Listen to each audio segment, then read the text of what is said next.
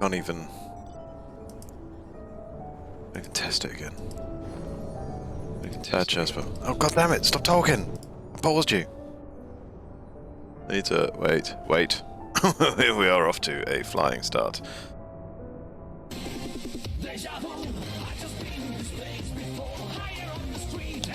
Better.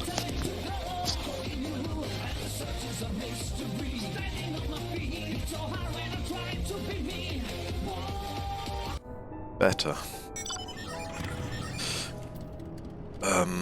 Oh. God, what am I doing? I'm still in Discord and everything. I'll see you later, Barry. You're here anyway. He's here anyway, it's fine. It's fine. That didn't double announce, did it? Does he... I'm going to add this to the list for later, because I'm assuming you're far too busy for bar nonsense.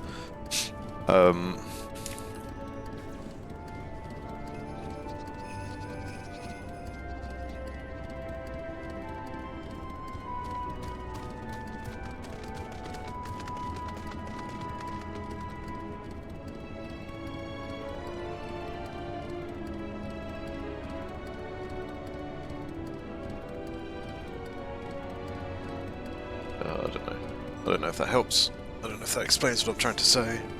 But we are back, baby. Oh, yes. What are you guys up to? Oh, where's La Peña? This fucking... Hold on. Just so many things that I'm just gonna realise I don't like. See, the problem is when you set some things to higher scale, they don't look as good. And of course that needs fixing. So we're doing it live. Doing it live, ladies and gents. Save. Good. Good. Very good. Okay. Okay. Oh, hey. Here we go again. Here we go. Again. Straight to the moon. We're already on the moon. Just the way I like it. So I was half thinking of just ignoring these for a second. Because...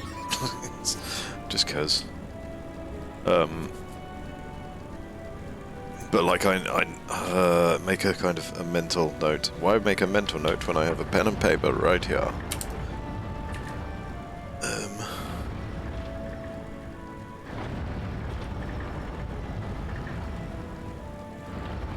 Quests. Where am I?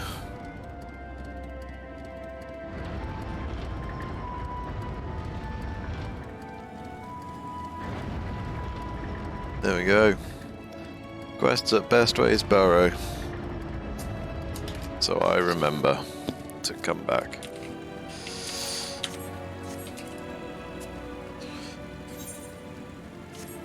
And then presume blah.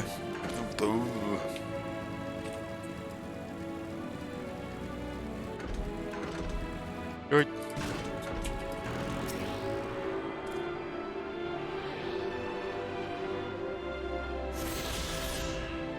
I need like what I could really do with either some sort of auto feeder to keep me fed with my egg.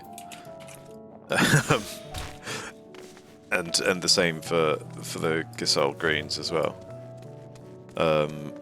Or like WoW had weak auras that you can basically set up to alert you about pretty much anything. So anything that you could get as a buff, or shit, all sorts of technical stuff that I didn't know about. But like you could have it pop up on the screen to basically say, this buff has dropped off, or this buff is active. Do your proc thing. But yeah. Okay. To be honest, I was what's the word I'm looking for? I was not at my peak when I was playing this morning. What, 8 hours ago. I may not strictly remember everything the moon rabbits are telling us about, or have been telling us about. So, yeah, fuck it. Let's crack on, shall we? Oh, what to do, what to do. I promised Livingway I would help, but... No, I promised I'd help, so that's what I'll do. The archives are on the second floor of the main plaza, the eastern wing. Follow me. I suspect the Loperates are up to something, but if there is aught to be learned of the final days, I think it best we play along, for now at least.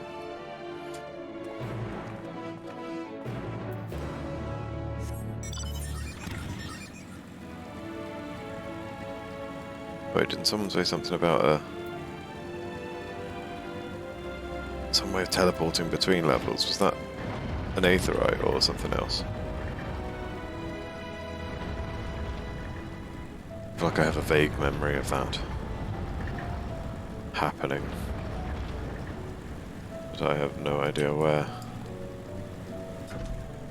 Was it one of these things? That's where he tried to... Another one? Oh, how my... Oh, how my... Oh, my, how do I get to you?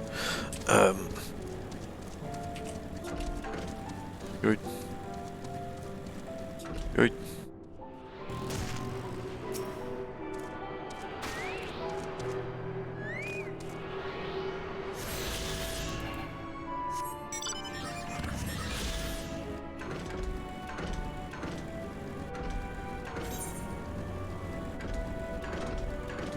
Oh wait, there's a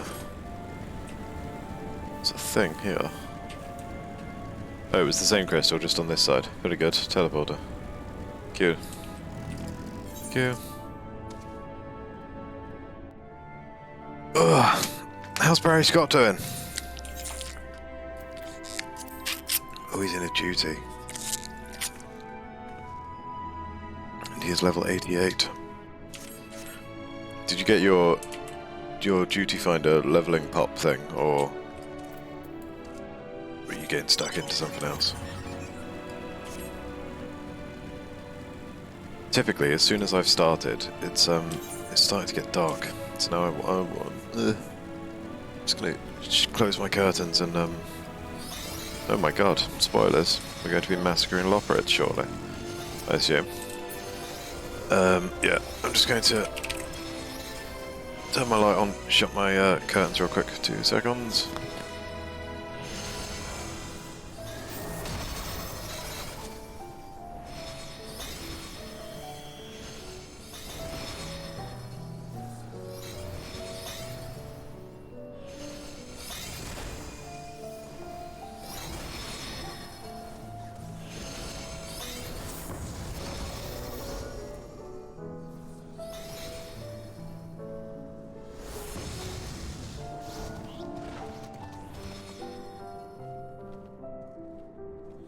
Absolute scenes going on here. Hot is up. Rowing way.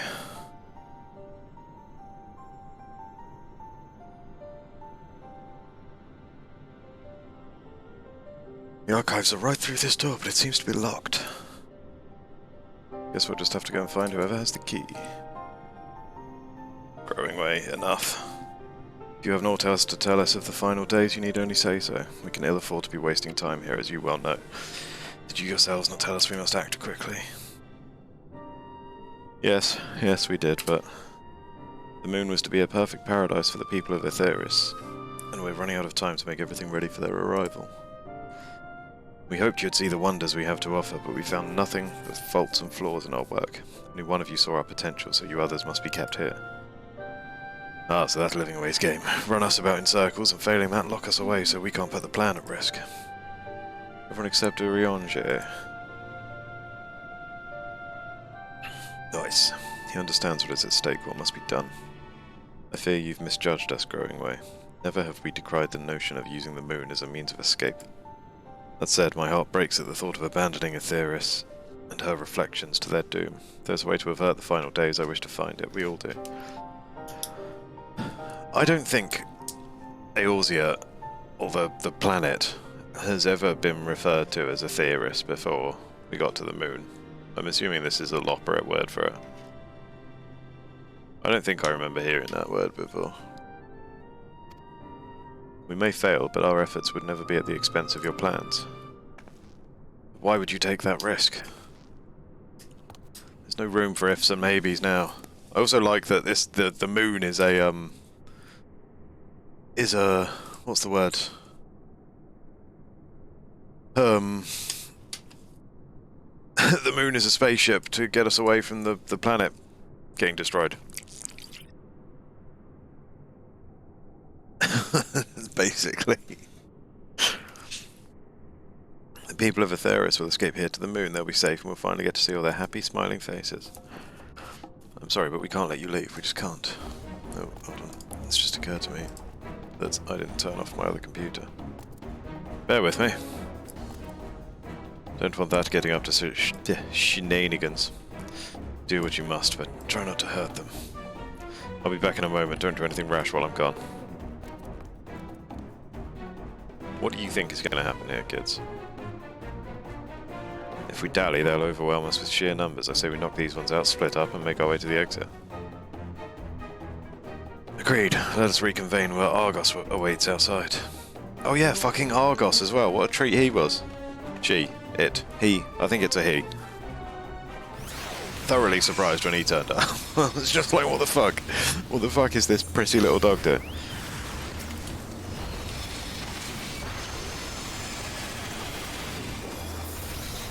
Oh my god, guys, come on. Now you just make me feel bad.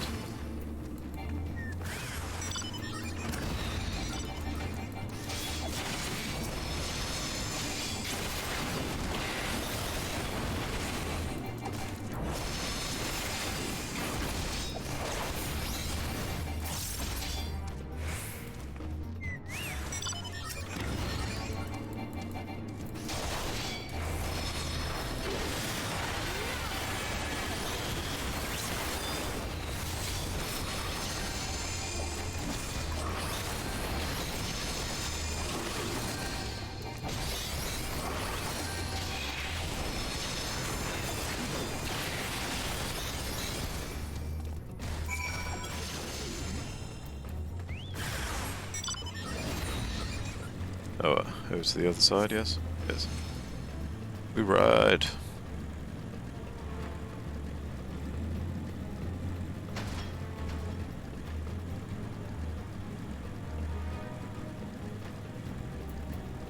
How's Queer doing anyway? Getting there. Oh, he's getting there. 1.1 million to max rank. Chocobo. I read that right? Yeah. Not bad. Not bad.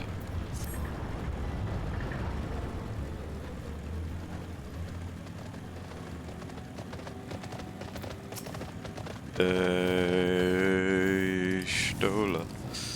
What you doing, Stola? Good, you're here. We must hurry to the Watcher's Palace and find Orionje. Yes, indeed.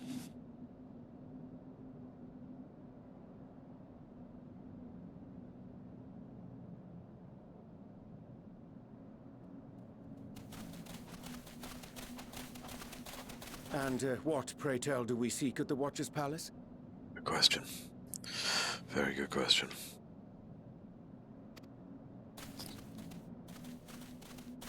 Oh, come off it, friend. You know full well why we're here. The time has come for you to return to Aetheris and help your brethren prepare for their journey here and beyond. Forgive me, Living Way. But yeah, I did have in good conscience proceed with this. a wondering last night that perhaps this is all the shit that the forum are involved in. The death and the doom. Oh no, because they're ignoring the final days. Well, yeah, that's my theory at the moment. Your unflagging commitment to your duty is endearing, to say the least.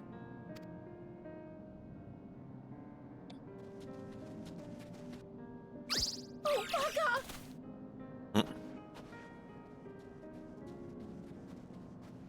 Hold.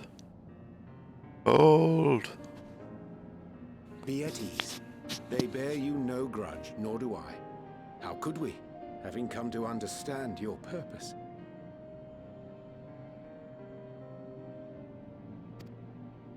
For millennia, you and yours worked tirelessly towards the singular purpose of this heavenly vessel's construction. An arduous feat by any measure. It is clear you have spared no effort. Why, your very names are a testament to your dedication. Our names? I'm not sure I understand what you're getting at. Names are an expression of the self, a declaration of one's hopes and aspirations.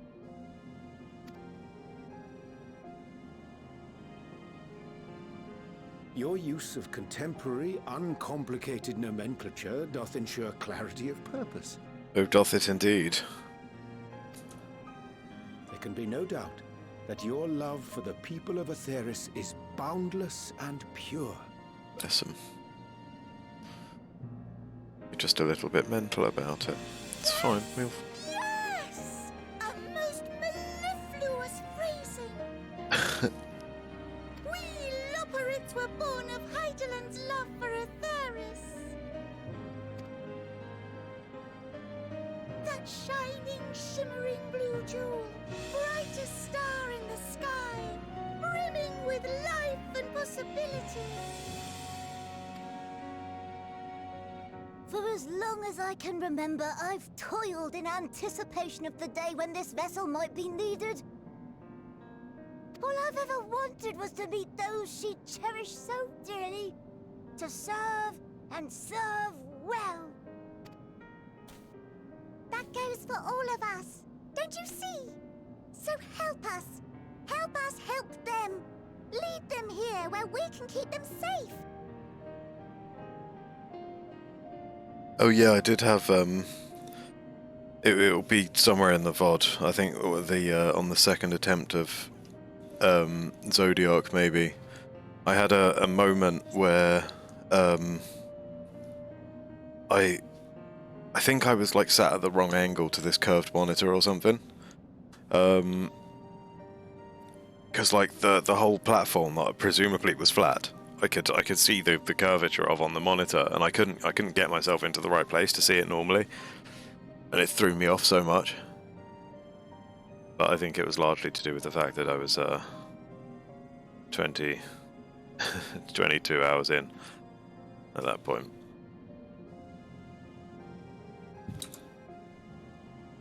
If there's anything wrong with what we've built, we'll fix it. We'll make it right.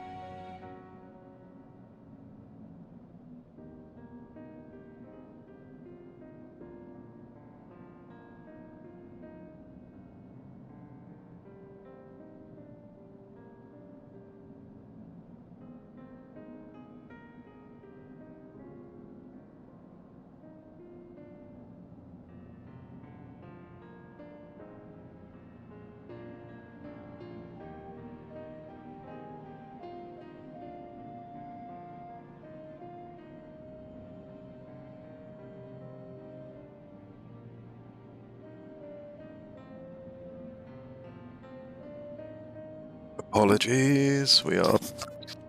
Whip. Okay. Bum, bum, bum, bum. If there's anything wrong with what we've built, we'll fix it. We'll make it right. We'll make it right.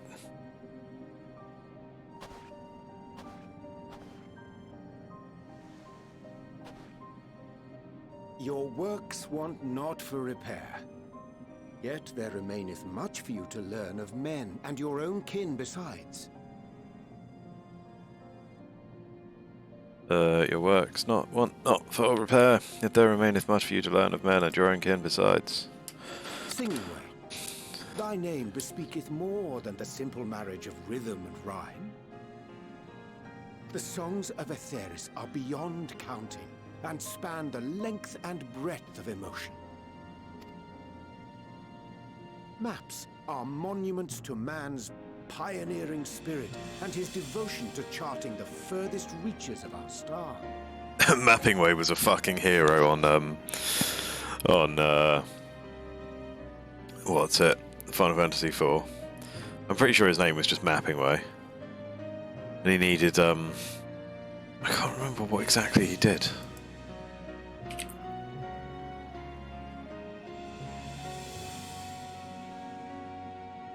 Oh no, Naming Way was just a series of... Oh, Naming Way was just one of them, and he kept on changing his name, I think.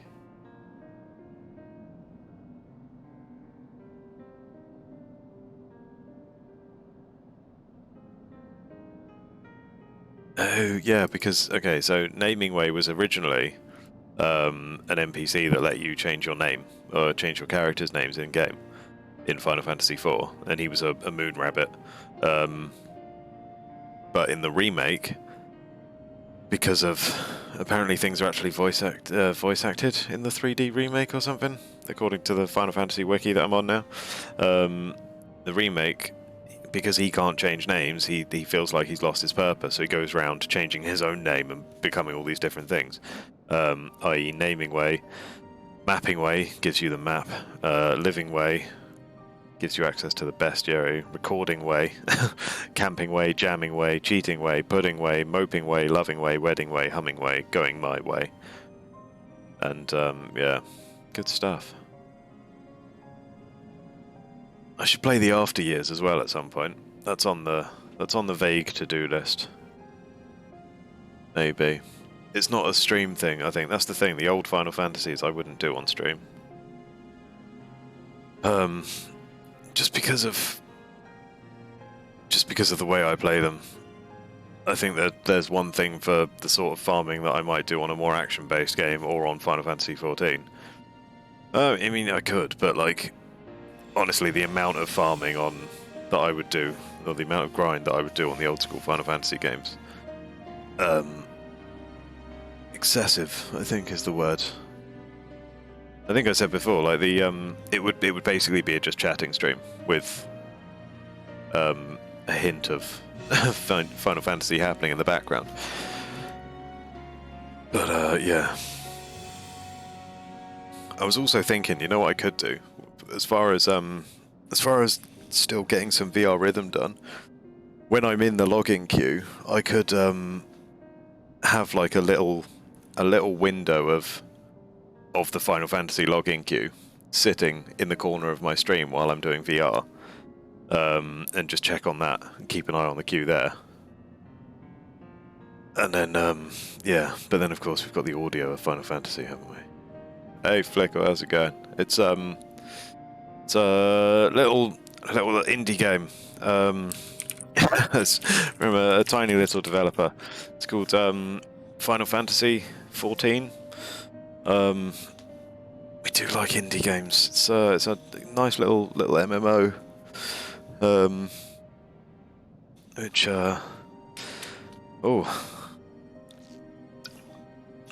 they've yeah been exploring the moon this time. We're on the fucking moon. Ah yes, Tinder sim. Ah, the good old days. That's it. Anyway, yeah, I was just looking up characters. It's mainly moon rabbits. Maps are monuments to man's pioneering spirit is devotion to charting the furthest reaches of our star. Many have devoted their lifetimes to exploratory pursuits, to venture unto the highest mountains and the deepest oceans in search of unknown frontiers. And thou, my friend, I do not think we have met. I don't know if you were aware, or if you may have popped in at some point yesterday. It was a blurry kind of day, but it dropped at 9 o'clock on Friday morning, and I eventually stopped playing it at about 9:30 this morning. Solid 24-hour stream there. It was a weird kind of time for the last like 6 hours of it. I think honestly, I expected to have an easier time of it. I was fully expecting to make it to like probably 36 hours before I really started to struggle, but yeah, it was rough. The last 2 or 3 hours, I actually fell asleep a couple of times. Not for an extended period of time, but I was looking through the VOD earlier. There was like 10 to 20 seconds where I was clicking through a cutscene conversation like this, and it would just sit here quietly on this screen for, as I say, a solid 20 seconds while I've drifted off. But yeah.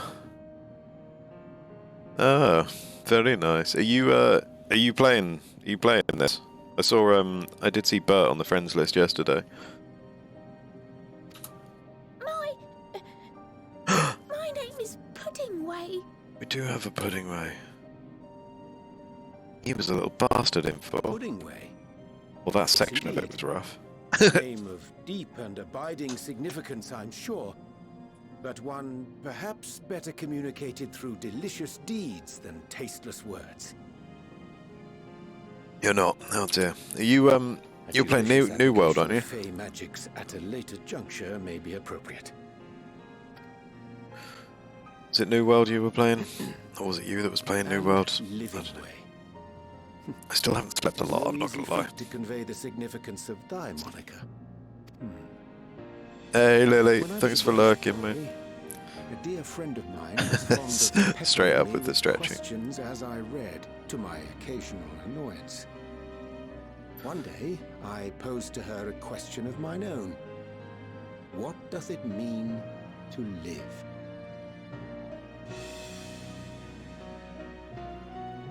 Just a quick stretch. Ugh. Oh no, I tapped out. Hold on, there we go. After much contemplation, she proffered this answer. What do you, just out of curiosity, when you redeem the stretch, what sort of stretching are you expecting? Like a full body, like 30 seconds a stretch kind of thing, or just, because I do like, I don't know, like arms either across or like, upwards. And, or just like literally just reach straight up and stretch out. And then often, will sort of bend at the waist and stretch my legs out a bit as well. The anticipation of a half-read story's conclusion. The hope today's mistake may serve as tomorrow's lesson. The wish that a new acquaintance may one day call thee friend. She believed it. Oh, and a hydrate as well. And more.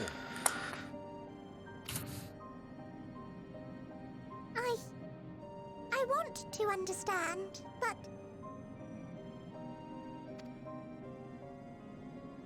I, too, still labor to find mine own answer. 'Twould be my pleasure to assist you and yours in embarking on a journey of self-discovery and enlightenment. I won't be going for as long this time as I did as I did yesterday. That was a one-off. Well, yeah, no, it was probably a one-off. I think I'm more likely to be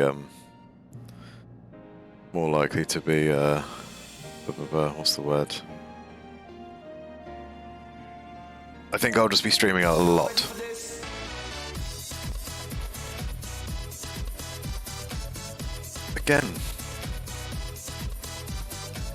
Again, he actually talked in chat before the sound alert. But no, not same stream. I had a nap and watched Flubber earlier on. I say watched it. I watched the first 20 minutes of it, then I was out for the count. Then I woke up, started it again, and I kept on like restarting it or jumping back like 10-15 minutes at a time. Over the course of 4 hours, or 4 or 5 hours, no, I think it was 4 hours, I saw the credits twice. Having played almost entirely from the beginning each time. But I didn't see the rest of the film much, so it will need watching again. But yeah, I haven't slept a lot. But what I did sleep is night and day between between pre-sleep after 24 hours and even just like the 2 hours I got or whatever it was. I should check actually how long it was. Yeah, 2 hours and 7 minutes apparently. From 20 past 10 to 20 past 12-ish. So, yeah. But yeah, no, Flubber's a classic. I can't believe I kept falling asleep through it though. But well, I can because I was in bed, head down, off back of 24 hours of being awake. So I absolutely can believe that I fell asleep quite swiftly. I may just watch it again tonight. Maybe. I don't know. I'll see. I'll see what's going on. I've got a tub of ice cream with my name on it in the freezer. I've got 2, but just the one for tonight will be fine. And I need something to watch with it. So it might well be Flubber again. Fuck it. Why not watch it 3 times in a day? You won't get the fuck away from my tub. Depending on ice cream and times. Oh, Barry's got... Oh, hackers, of course. I mean, yeah, it depends on times. I didn't want to... and it depends on both of us, right? Playing this time sync. But also, I mean, I won't want to go all night. Not again. So, yeah, I'm sure we can arrange something. It's on YouTube, isn't it? I think. Hackers. Yeah, hour and 45 minutes. Okay. He's got 9 mil to go and he's done. You're just done. You're just calling it a day there, are you? Jobs are good and we outie.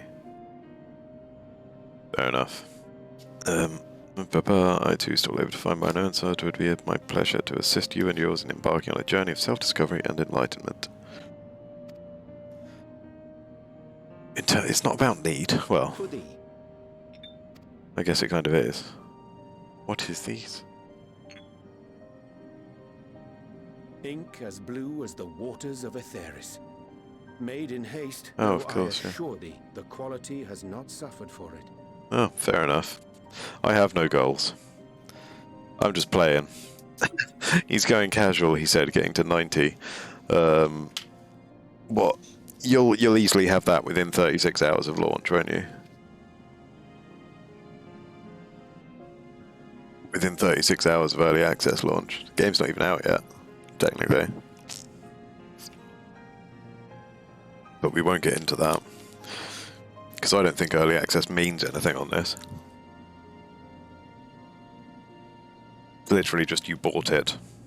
For some reason well, I don't know, you can still buy it now and get onto early access.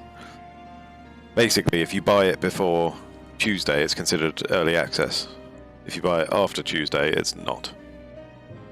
But there's no difference. It's not early access at all. You can still... I don't know. I don't know how to describe it, but I don't agree with their definition. Because in my opinion, that is not early access. They've just released the game on Friday. That's it. Nothing early about this access. Given that everyone can get on just by buying it, that's just a release. That's what I don't understand. It's just a release. Why are they calling it early access? I don't get it. I don't get it. The people need not be persuaded by honeyed words. Nay, I have faith they shall do what is right in due course. Urianger has faith. I beg your patience, friends.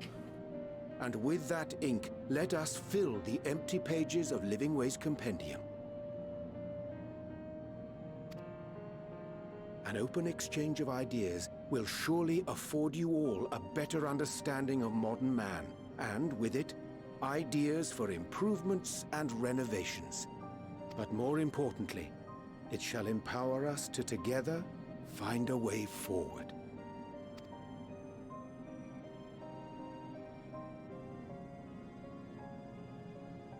I hope you're right. Thank you for this lovely gift.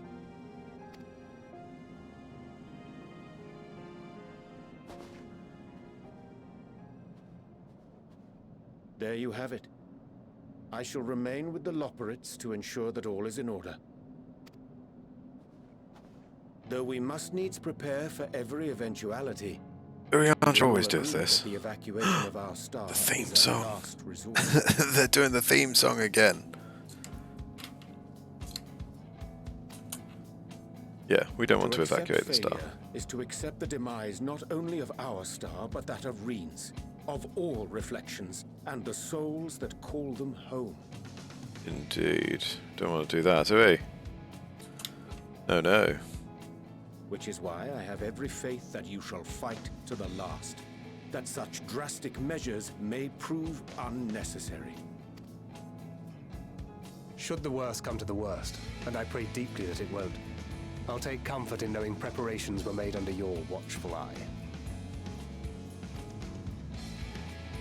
Aye, thou mayest be assured that if calamity cometh, not a soul will be left behind, if being the operative term.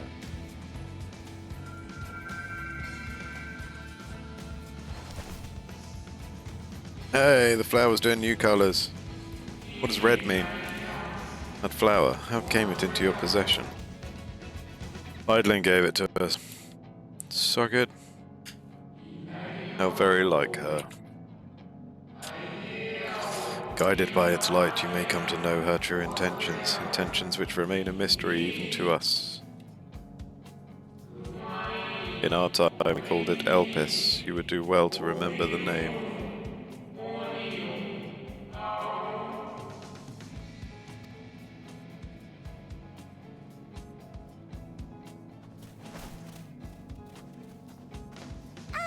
I hate to interrupt, but I feel like I need to make amends for all the secrecy. Yeah, you probably should, you little bastard. I bring love. Brings love. Kill it. Think nothing of it. We haven't been the most gracious of guests. Do convey our apologies to Growingway and the others. I mean, we beat the shit out of Growingway on the way out, didn't we? But of Poor course. thing. And when next we welcome more guests from Aetheris, we'll have learned to be much more hospitable hosts. Oh, and circling back to the matter of inappropriate secrecy, we ought to discuss our benefactors. Agreed. The Charlayan Forum, yes? Called it. What? How did you know? Because I'm really fucking smart. The more I heard, the more obvious it became. The Forum's aims align closely with those of your anonymous patrons. Oh, A telling coincidence would be an understatement. I think I even said it during the stream last night. Again, this was in the last few hours. I said I think I've just had a moment of clarity and everything sort of like clicked into place all at once. Like, of course, that's who they're working with, and why they're not concerned about the final days, because they're working on a plan. They're just not dealing with it in the same way, but they can't discuss it because the moon's a spaceship, basically. Though But had we yeah. not taken it upon ourselves to peruse certain restricted tones in Labyrinthos, we might still be unaware of their plans. But let us continue this discussion upon our return. I dare say we have kept Alphino and the others waiting long enough.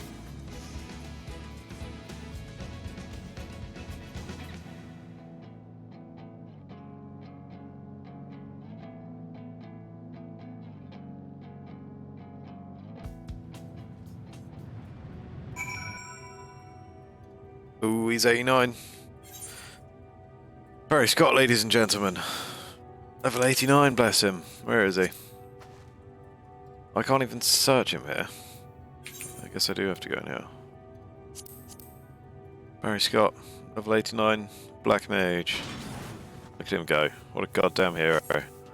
What a goddamn hero he is. It was a relief to see Livingway was pleased with my gift of ink. To serve well, though their knowledge may be lacking, their boundless love is a blessing without peer. It will be no easy task to prepare them for what must needs be done.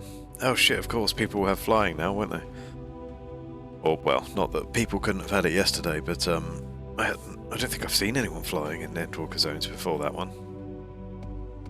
Gladly do I embrace this duty, even if it doth necessitate that we part ways for a time.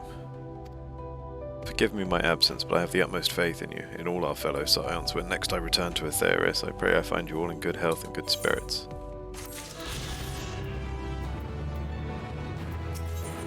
Ishtola! Excursion on the moon concluded. Ishtola is keen to return to Aetheris.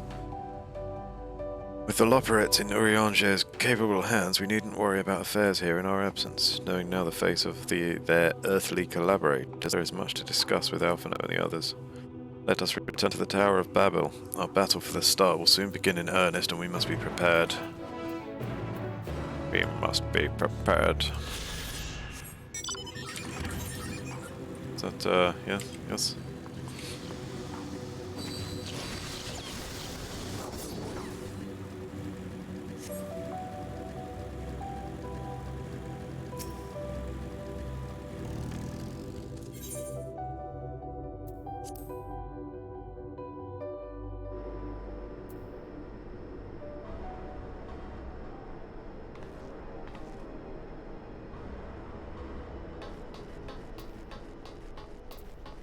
Great. Gods, I can scarcely believe we went to the moon and back. And no one commented on it at all. But we'll have time to reflect on that later. Right now we need to head back to Camp Broken Glass and deliver a thoroughly detailed report to Lucia. I'd like very much to know how everyone is getting on here as well. They'd only just begun to treat the tempered prisoners when we left. I share your curiosity, but warning our allies of the final days is of greater importance. I speak not only of the contingent, of course. The heads of state of every nation must know what we have learned. We know not when or where or in what matter the final days will begin to manifest, and so we must see that everyone is prepared. Agreed, though we may wish to stress the importance of discretion, lest the public be sent into a panic.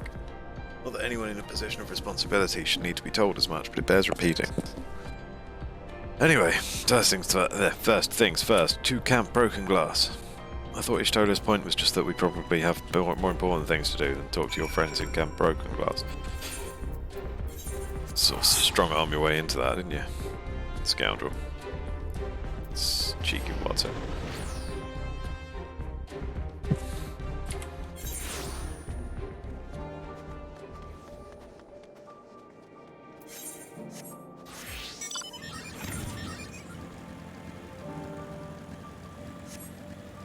Lucia! To win.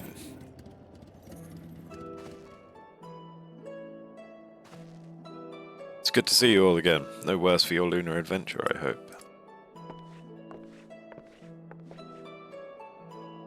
We've done what we can for now, and believe me, we intend to tell you all about it. Before we do, might you tell us what's become of Garlemald in our absence? We succeeded in subduing the Tempered inside the Tower of Babel. We took many alive, but combined with those who were already in our custody, the number requiring care has grown exponentially. The inclement conditions here have made it difficult, if not impossible, to treat them all here, so we've petitioned the aid of the allied nations. Some are, understandably, hesitant to proffer assistance, particularly those that were but recently subject to imperial occupation.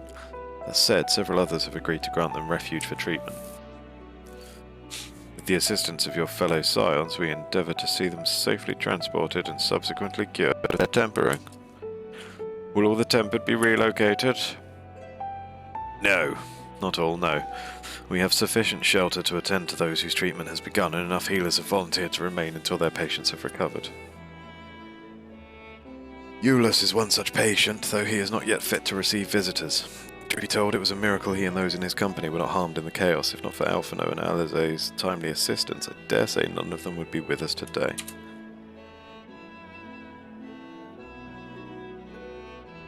In light of recent developments, the Alliance leaders come to any decisions regarding Garlemald. Given the tremendous ramifications of what has happened here, it will take time to determine what must be done. In the meantime, they intend to work with the Eastern Alliance to keep a close watch over the provinces. We have other news to share. Shortly after Anima was defeated, we received reports that each and every tower has vanished. Oh, well then. Problem solved. Alright, let's pack it all in, shall we? The towers have all vanished, we've taken care of what we came to do. Sort of. For a mercy, the process was apparently not quite as violent as that you experienced in Thavner. Those who were trapped within them have been rescued and are receiving treatment. To hasten this endeavour, the Beast Tribes have received instruction in the magics they need to cure tempering. Master Matoya is no doubt thrilled the Mother Porksy affords her so many visitors. Yes, we are grateful for her ongoing efforts, as well as those of our comrades near and far. As for the contingent, several of our members have been granted leave to return to their homelands after the transfer of Tempered has been completed. Lucia and I will remain, along with a small force, to continue offering aid to those here in Garlemald.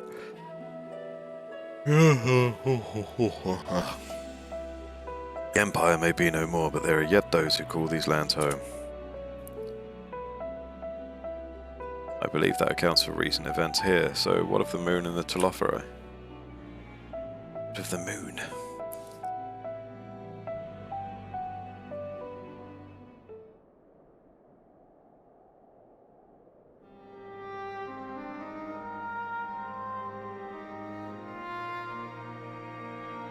The final days.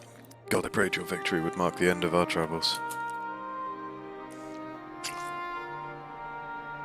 Still much we do not know, but the Alliance leaders must be told. Would you be willing to contact them in our stead? Yes, of course. I will send word forthwith. We'll also release your fellow scions from their present duties, that they may return to Charlayan. Your energies are better spent finding a means to avert the coming apocalypse.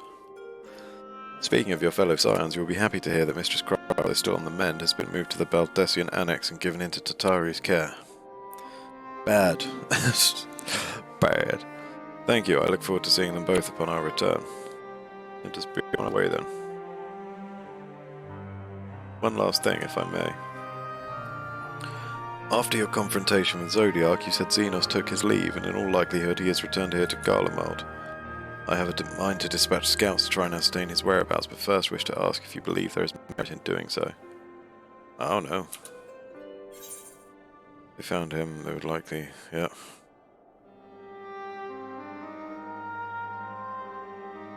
Yeah.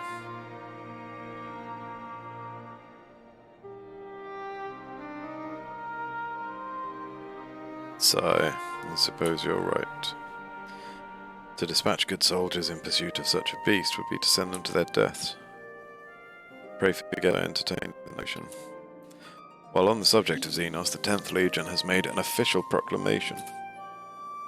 They denounce the Crown Prince and condemn his role in the Empire's downfall. Its very title has become a source of shame among his former subjects, and its continued use serves only to hinder relations with foreign nations. For this reason, he has been declared as Xenos Viator Galvus, outcast and enemy of Garlemald. Away. Van Daniel is no more, and now his own people turn against him. It seems he's naught but his bloodlust to keep him company. See, he's fine with that, I expect. He didn't like Van Daniel, or anyone else. The only thing he's ever interested in is a brawl with me. Better that than an army to see it sated. At any rate, I will not keep you longer. I pray you safe passage back to Charlayan.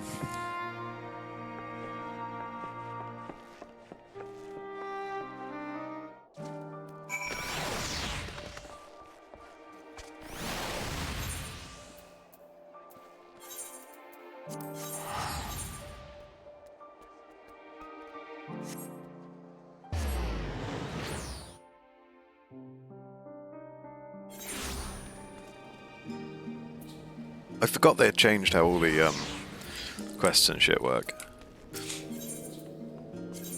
Like all of an expansion's quests now scale to your level, up from the expansion's minimum level. But then all the enemies in those zones are still going to be stupid strong. Like if I was to go to wherever the hell I was, Garlemald, loads of the enemies in here are like the mid-80s.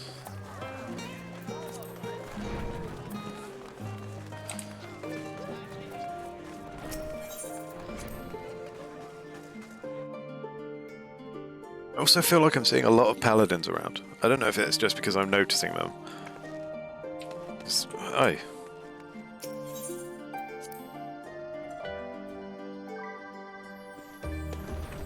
Ah, Cryle. Welcome back, Shara. We were so terribly worried about you. Though it is plain I've caused my own fair share of worry, and for that I apologise. Idling called to me that when you entered the Tower of Babel. Her pleas were faint but desperate, and I knew at once she required a vessel to carry out her will. What came after feels like a dream barely remembered, my body flowing through the life stream toward Garlemald. When I regained consciousness, I was all aches and frostbite, exhausted of aether. So exhausted, in fact, I could only laugh, for it was in that moment I understood Raha's weariness from the Tower of Zod. Would that I could laugh at a time like this.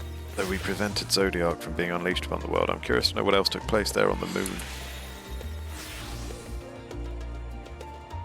Perhaps we should wait for the others to join us before you give your account. Let's reconvene in the main hall once they've arrived.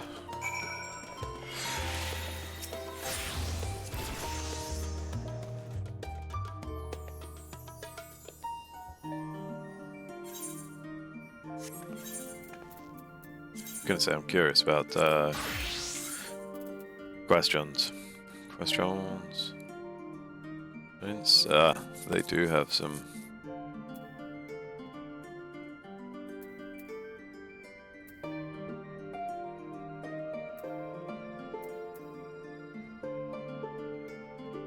By enemies, bouncing about. That's just default. That's the only flank and rear there.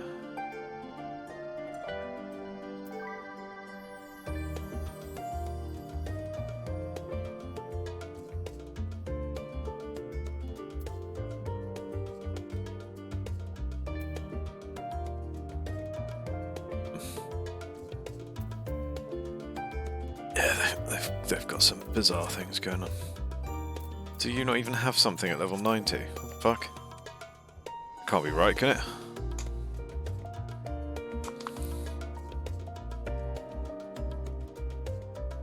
But yeah, they're as suitably edgy as you might think.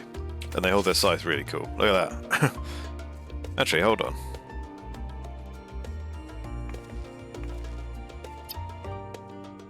That is pretty cool. But it's very similar. Very similar. Oh wait. My blue mage, my poor blue mage has had the wrong thing on. Ah, the Reaper just has its hand a bit lower. It occurs to me that the Reaper could absolutely take the place of the blue mage on this hotbar.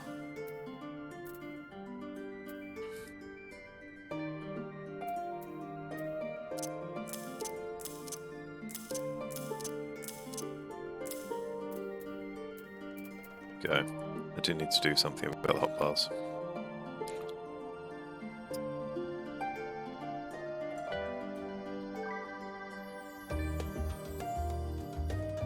Yeah, I mean, if it wasn't for being a tank, I absolutely would.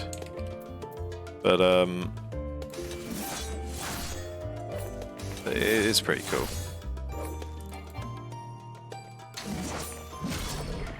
Ooh.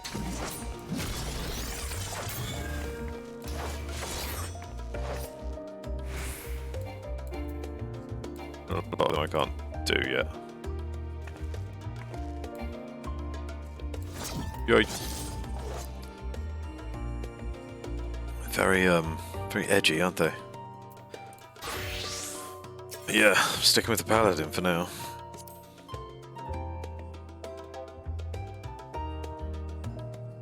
As main number 1.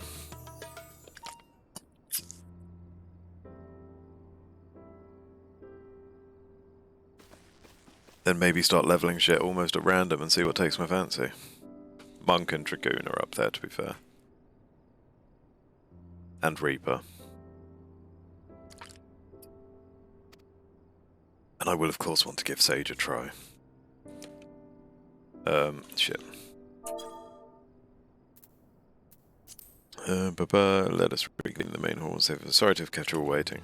Not at all, we understand you've been quite busy.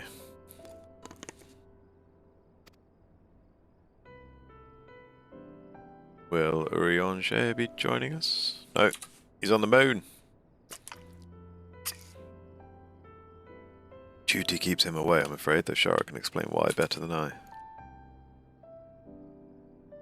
He's on the moon!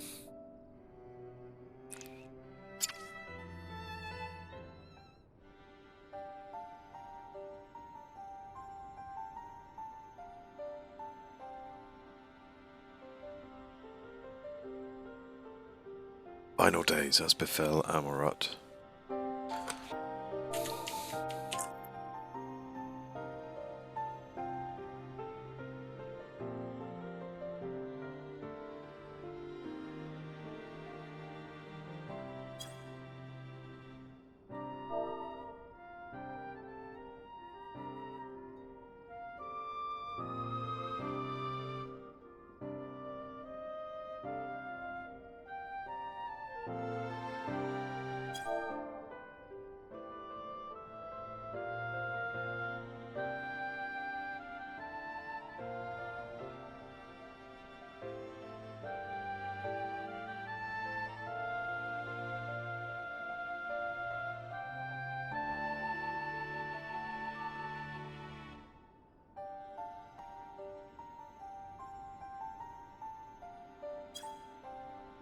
Days as befell Amorot.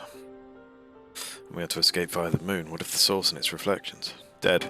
Dead as fuck. I have no intention of standing by while the world falls to ruin. So how do we stop this?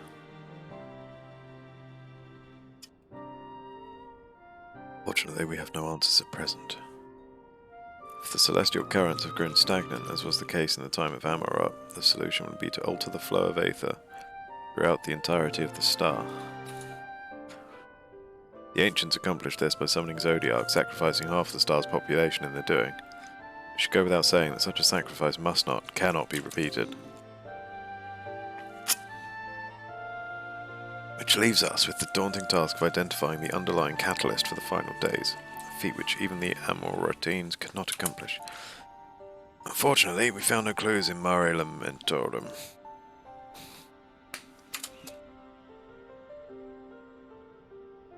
Still, so much we do not know about the catastrophe itself, let alone what may have caused it.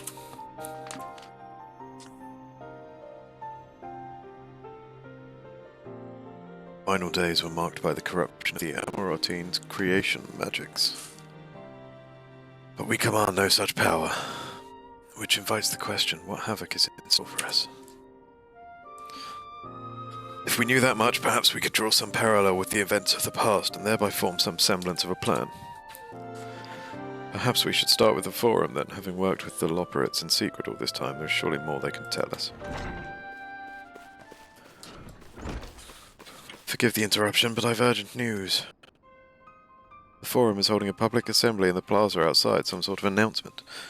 What is Father up to now? There's only one way to find out. It's a public announcement, let's just go and listen. Let's just skip the bullshit and go and listen. Oh my god, what is going on? What is going on?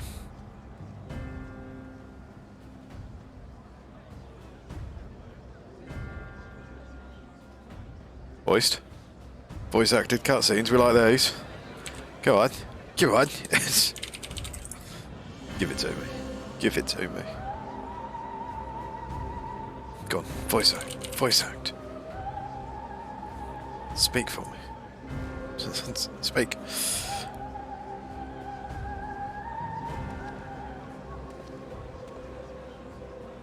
Order! Order, I say!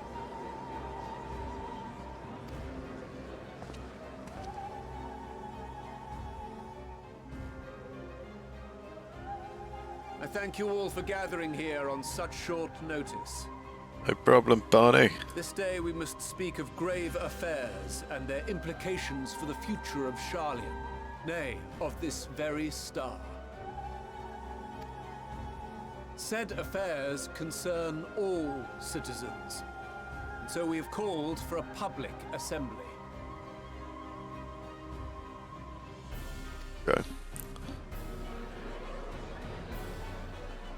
It's the end of the world as we You know may it. have heard rumors of the Talopheroi and the havoc these madmen wreak abroad. Under normal circumstances, we would pay little heed to petty disturbances outside our borders. The final days, however, are another matter altogether. For we dare not ignore these prophetic words of Eld. The Endbearers will come, ushering chaos and calamity. The final days descend and devour the very star.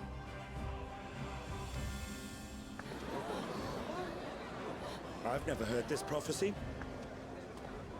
Is it true? Will all that really happen? No, they're just telling you for fun. Calm yourselves. The time has come to speak of the Forum's most sacred duties. But first...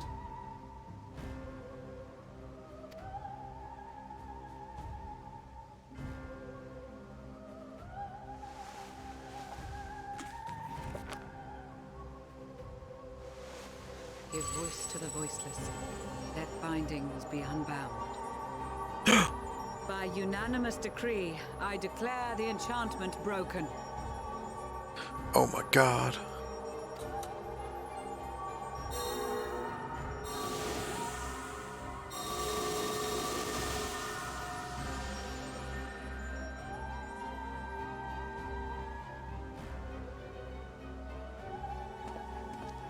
Master Leveilleur, if you would. Very well.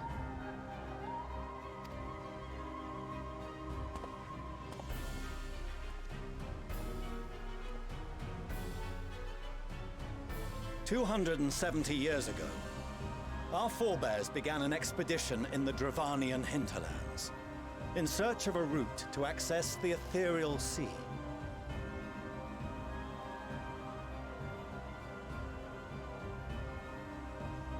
Appreciate that now isn't really the time, but I think I can do with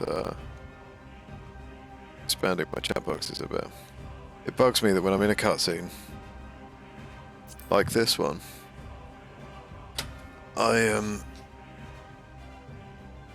they're a little bit too shy of they're good. They're all hidden. A bit more. There, I think. But then you're clipping into the... No, okay. Let's,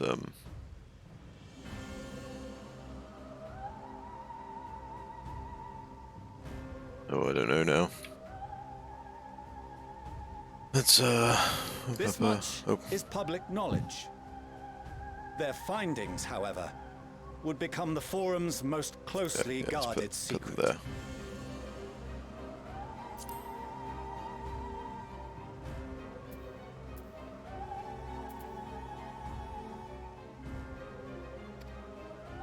What those researchers discovered in the hinterlands was not a passage unto the ethereal sea, but the very heart of our star. And Oh Hyde my word. herself. Mother of God.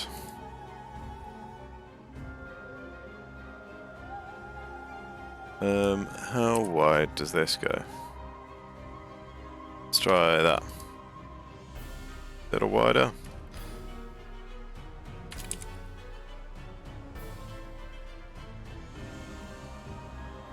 Yeah, that's cool. That's a good fit. Oh wait, no, there's that. No, it should be alright, I think. I can adjust. Sorry, chat's gone because I'm fucking about, basically. Let's bump it up a bit though. Yeah, I like that. Okay. 270 years ago, our forebears began an expedition in the Dravanian hinterlands in search of a route to access the ethereal sea. This much is public knowledge. Their findings, however, would become the Forum's most closely guarded secret. What those researchers discovered in the hinterlands was not a passage onto the ethereal sea, but the very heart of our star and Heidelin herself. She spoke to them of a calamity that would extinguish all life, and of a means by which we might be spared. The moon. The moon. A gargantuan vessel built to serve as sanctuary for her children and deliver them from this doom.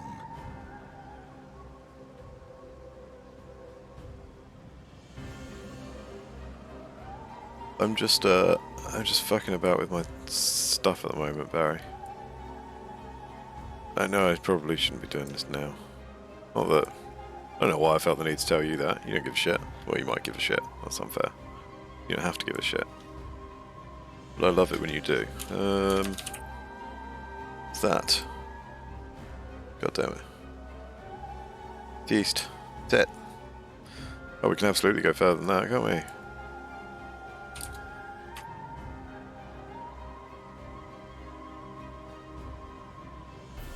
East. Little more.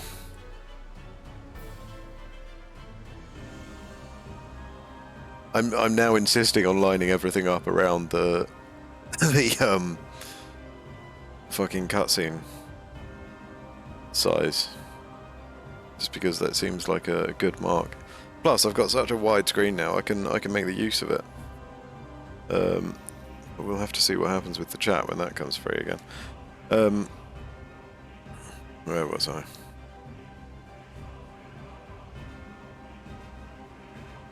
The moon is in truth a gargantuan vessel built to serve as sanctuary for our children and deliver them from this doom. Much like Njunkref's hope in ages past.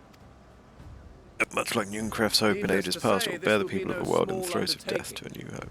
To facilitate the great work, the Forum has maintained close contact with the servants of Heidelin, who presently reside on the moon.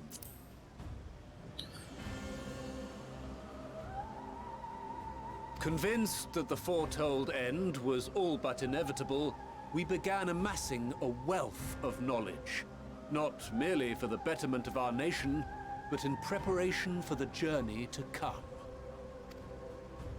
You reveal this to us now? By the gods, how long do we have? Minutes. Minutes at most. Buckle your fucking seatbelt, kid. While we cannot say with certainty, we believe the hour to be nigh. We received a transmission from the moon suggesting as much not long ago. Dear, oh dear. Which is why we must in earnest begin preparations for the great exodus. For his impressive contributions and the leadership he demonstrated during our withdrawal from Dravania, we have elected Master Leveilleur to oversee this initiative. Master Leveilleur? It's Leveilleur, not Leveilleur.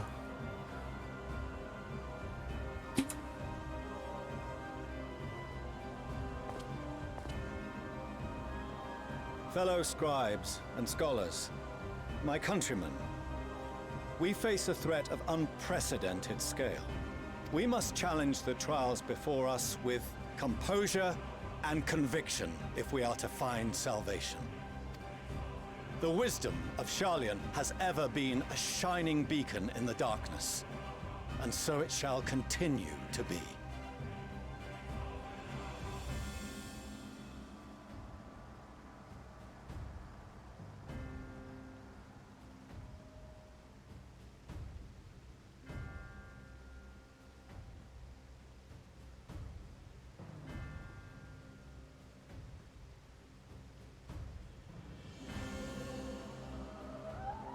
Okay, wisdom of Sharlian has ever been a shining beacon in the darkness. So it shall It is our continue to solemn be. charge to see our heritage preserved for future generations.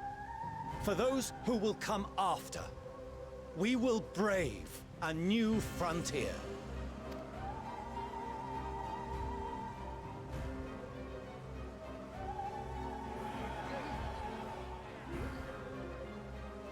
Administrative edicts will be relayed to all major institutions ere long. In the meantime, carry on with your duties.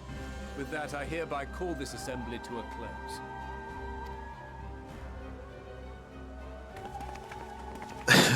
You basically just say, go on about your days now. Have a good one. We'll be in touch. The apocalypse is nigh. Talk to you later. Toodles.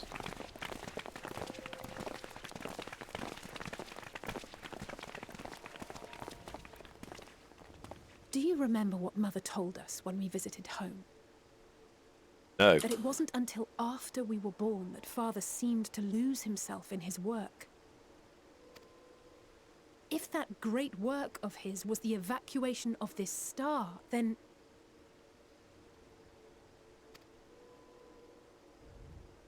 Yes. It wasn't for his benefit.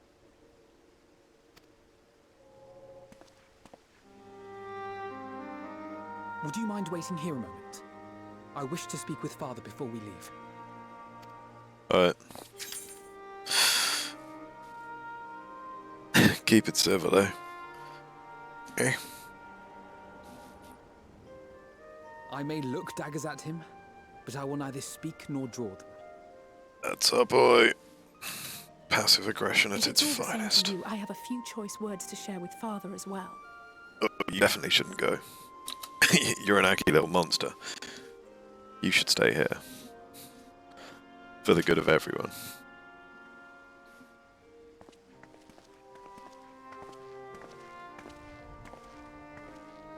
So, come to call us cowards and bid us join your fruitless battle against the inevitable.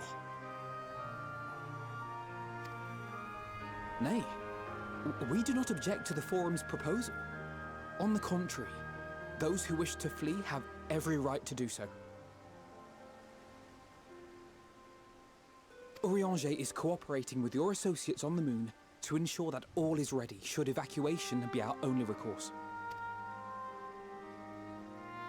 Then whatever your business, I suggest you be brief. Though we cannot boast the boundless wisdom of Charlian, we have first-hand knowledge of foreign cultures and have conversed with no small number of peoples. These experiences have taught us fundamental truths that cannot be recorded in any tome, nor charted on any map.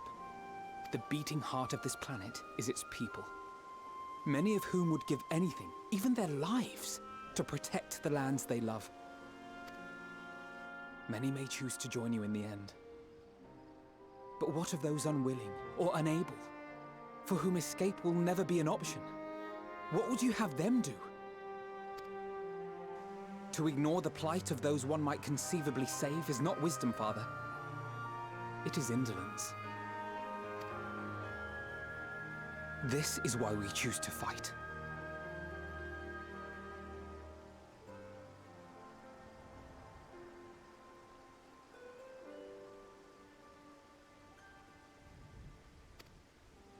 We'll not ask for your understanding, Father. Only that you don't turn a blind eye to the good we have done. That we can still do. We're not children in need of protection. Hold fast to your principles and let the world burn if it please. But we believe there is still another way. And if there is, we will find it. You see if we don't.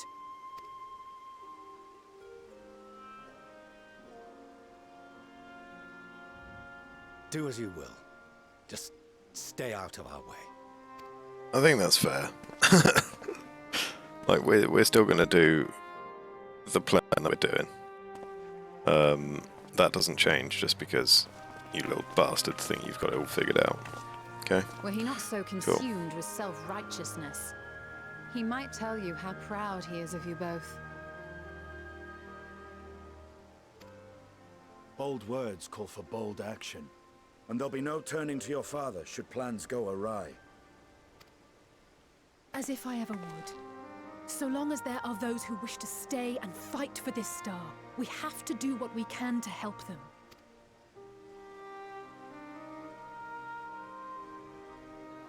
And if we're to do that, we'll need to be well rested. Wouldn't you agree? And having triumphed over what we once thought to be the source of all evil, I can think of no one in greater need of at least a dozen winks.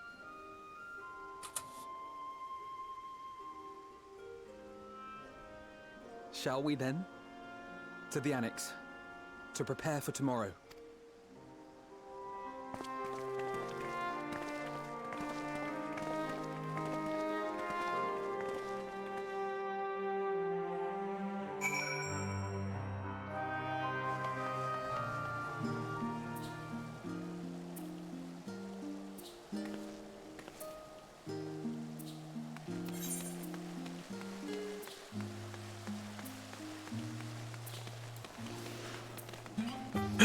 Of course. New hunting. Yosh. Fantastic.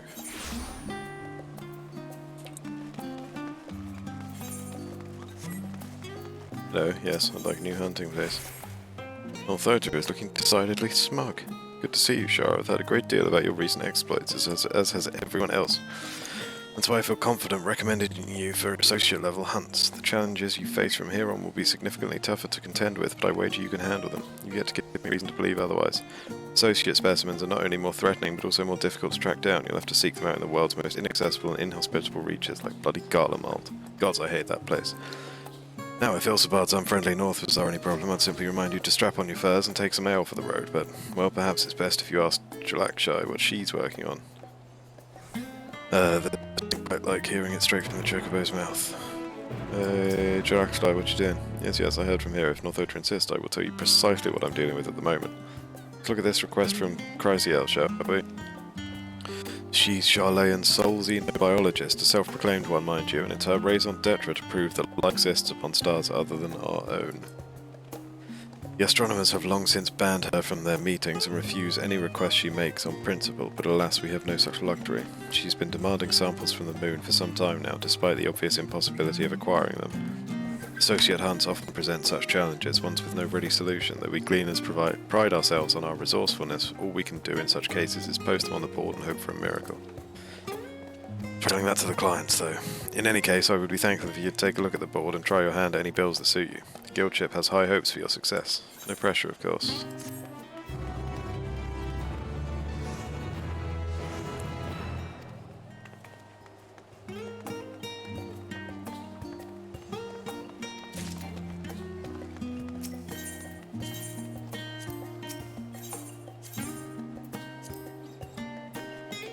We forgot to pick them up earlier, and I also need to do that daily now, don't I? I should add that here onto my daily thing.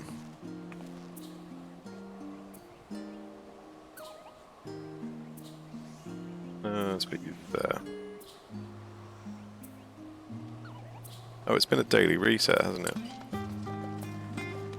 Can't be asked. Sticking to the plan. Wait, what time is it? Oh, okay. Yes, Barry, hunts. They also give a fuckload of XP as well, so do keep an eye out for them. Cryo tells me the Forum made a rather momentous announcement, so there's to be a great exodus, is there? I'm reminded of my narrow escape from the Isle of Val, the realization that running, the mixture of relief and regret after. Why me, I asked myself, why me? Why us? Why now? Why wonder? There's no use fretting over the cosmic morality or lack thereof. We're here and we'll get through this together. Who knows, maybe my luck will rub off and grant everyone a narrow escape. No harm in praying for as much. Oh, but enough of my rambling, I'm sure you're exhausted. Your chamber waits. Yosh. Give me hat. Thank you. I have acquired hat.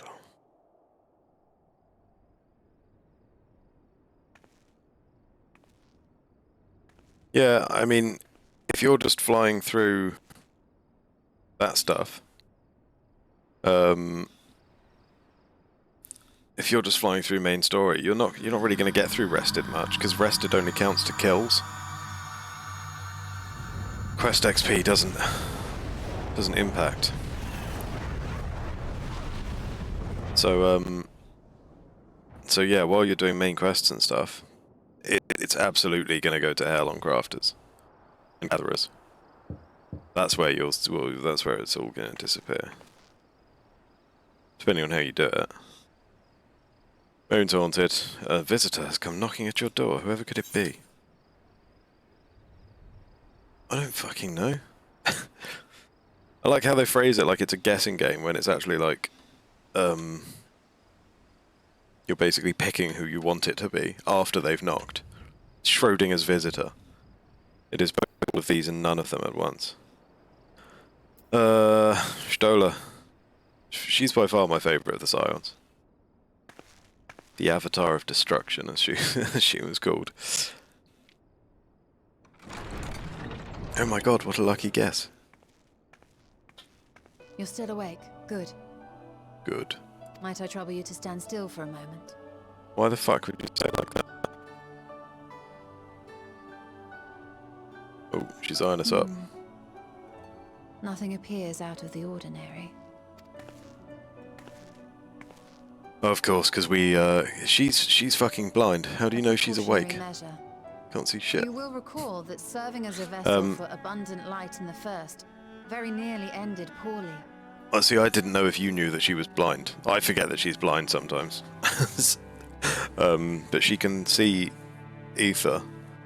And of course, when Xenos was in our body, it looked weird to her, which is presumably why she was curious there. I told you, did I? Okay, good. Well, that makes...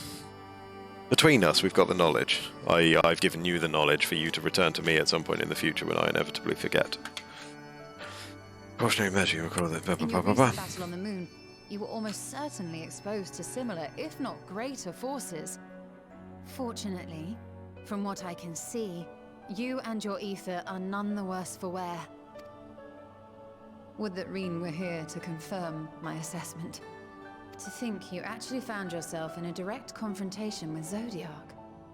Yeah, we battered the hell out of him. Gallivanting about in your body was not misfortune enough.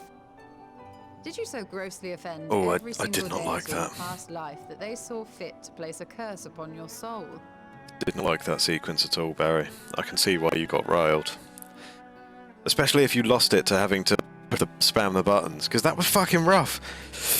And I know the trick of spamming every fucking button on the keyboard to make it go. But I think I had A, S, D, space, both mouse buttons, all clicking constantly. And it wasn't nearly as generous as previous ones have been, I swear. Unless they've done something about that specifically, and clicking one button would have been just as effective. But, yeah.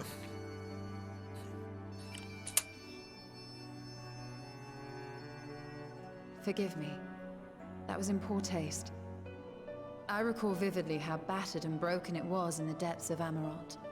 Would that you could have seen it with your own eyes. Mayhap then you would understand why the greater part of me is glad you did not.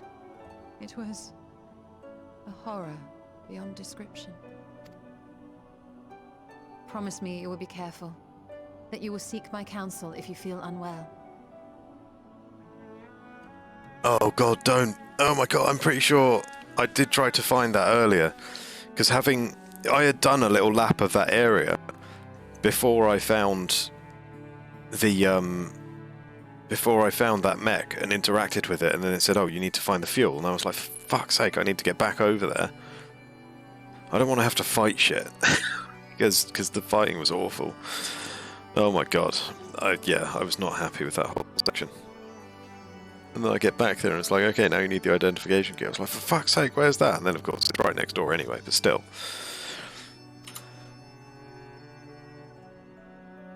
That puts my heart at ease, if only a touch. I suspect it will grow colder as the night wears on, so do be sure to stay warm. Sleep well. May the shadows keep you.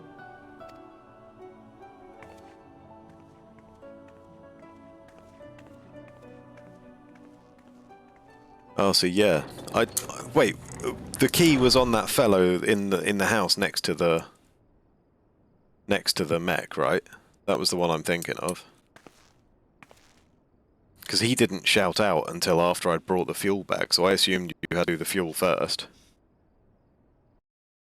But yeah, as I say, I had done a lap of the whole area a short while earlier in the Alamegan quarter. I'd seen the fuel thing, interacted with it. Of course, it doesn't let you do anything because you don't know what you need to do with the fuel. I'm just like, well, this is going to come up at some point, isn't it? But I just kept on going.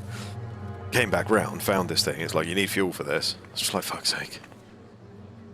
Thank the gods that tower is gone. The sight of it was enough to make me sick. Oh, if he hadn't shouted, I wouldn't have had a clue. If he hadn't shouted, I would not have stood a chance for that one. Well, I would have gotten to it eventually, but like... And the countdown timer had me very anxious as well. Because I genuinely thought they were going to make me... I think it was off the back of being very angry at Automata for pulling that shit with that one section. Because of course now that we're not playing Automata, I don't want to speak so brazenly about it, but you know the section I'm talking about, I presume.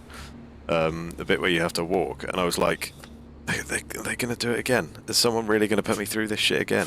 Damn it, Square Enix. But yeah. Thank the Ilsebar contingent, more like. Word is, they fought their way into Garlemald and toppled the bloody thing themselves. Not just the one, neither. All the towers have up and vanished. Indeed. I heard the same. Commander Aldin and his troops helped keep casualties to a minimum, too.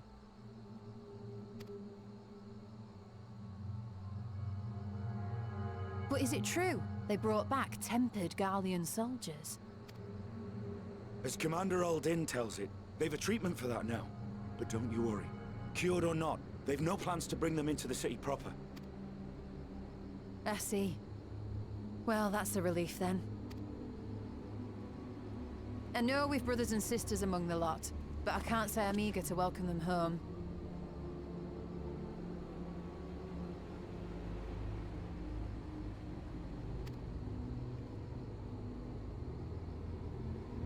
Wanted to think about it for a while yet.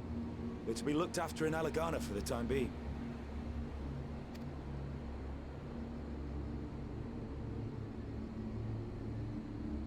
Euless? No. Yeah? Maybe. No. I don't think so. Someone else? Ascian? I don't know. Meanwhile, in Ishgard, it feels like there's a lot going on in this game.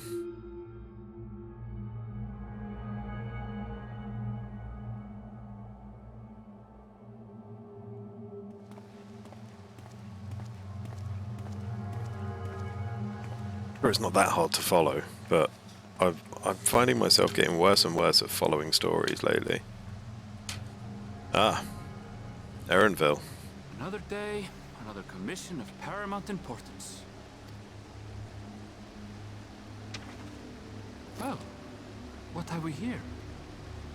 Oh no. He's just walked out of the inn. I assume he's just drunk, right? Right. Hey. Right. Are you all right? Sure, he's fine, right?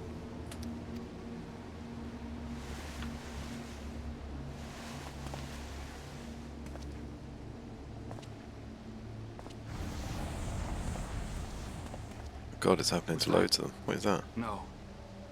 The shadows play tricks. Is it? Nothing more. It's one of those things where I feel like I'm missing nothing. The towers are gone, and the Garlean threat is abated.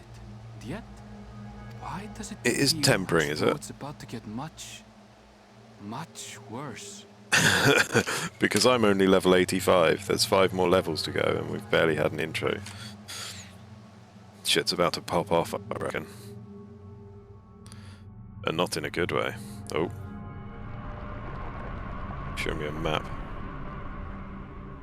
Is anything happening on the map? Oh dear. That's not good. There's Thavnir. I like Thavnir.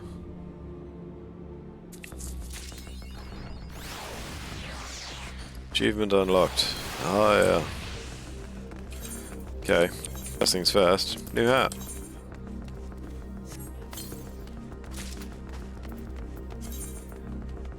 Yeah. Hello. Oh, if it was just the goggles rather than the fucking face wrap as well, I would like that. Shame. Shame. Yeah, I also wanted to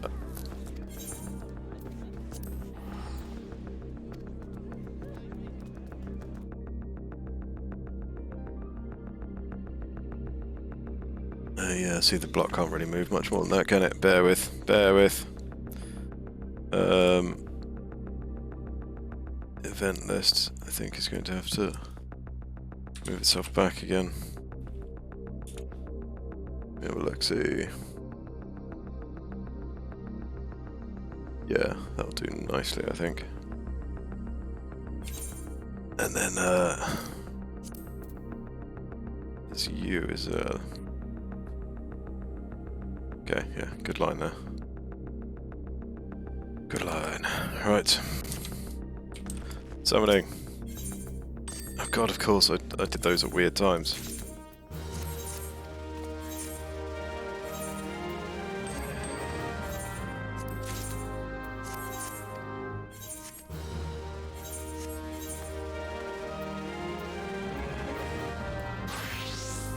I'm half tempted to see if any of them are better for the Reaper, because, like, I mean, healing stuff. A lot of this, and, like, casting. But, like, just because it's got the substats and the vitality, it's worth having. I should also... oh, God. I'm going to have to play this at some point, aren't I? What's their battle stance look like?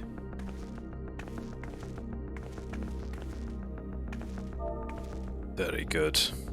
And victory pose.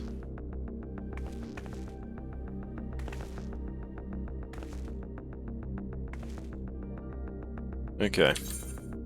I also need to move you over here. Is it here? Hold on. Check Paladin. Where is it? I mean, I can probably put it like there, right?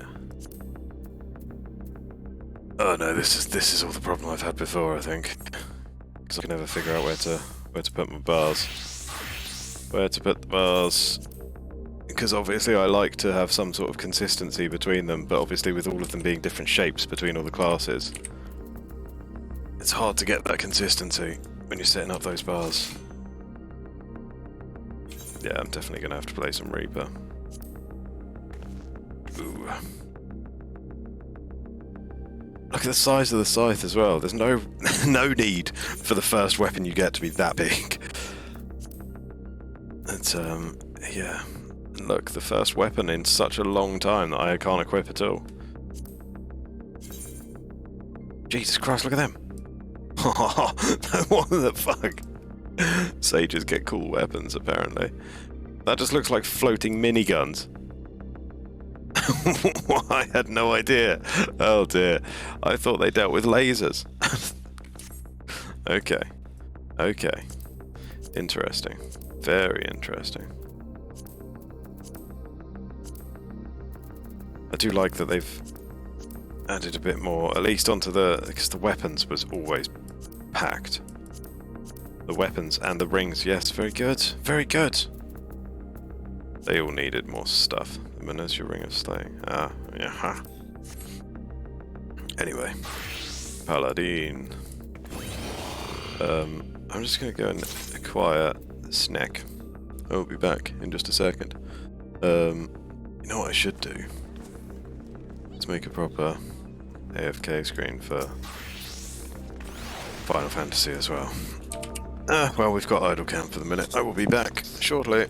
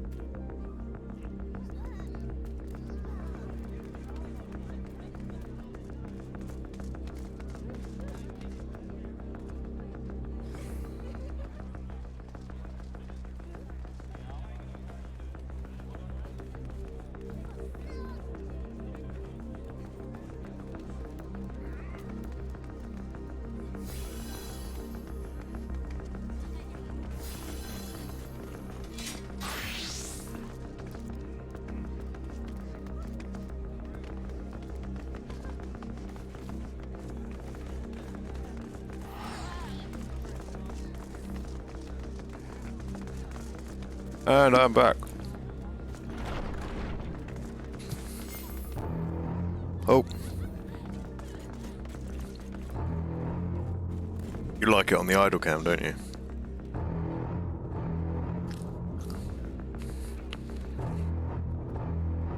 Oh, fucking hell.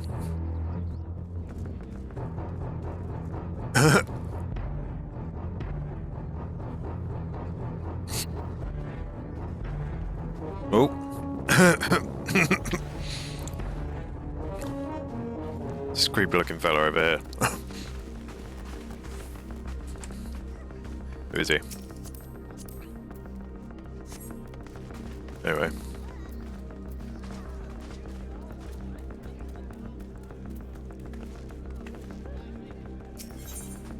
Tataru. God, we've got options. Tataru is furrowing her brow in consternation. Bad. Oh, Shara, I was just about to call for you.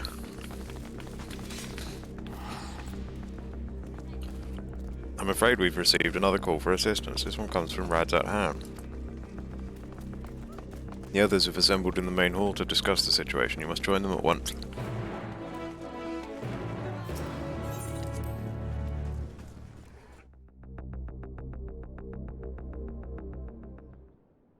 Rad's at hand, Barry. Ooh. Voice it. Voice it.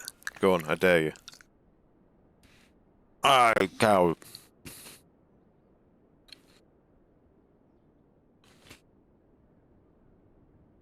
Ah, there you are.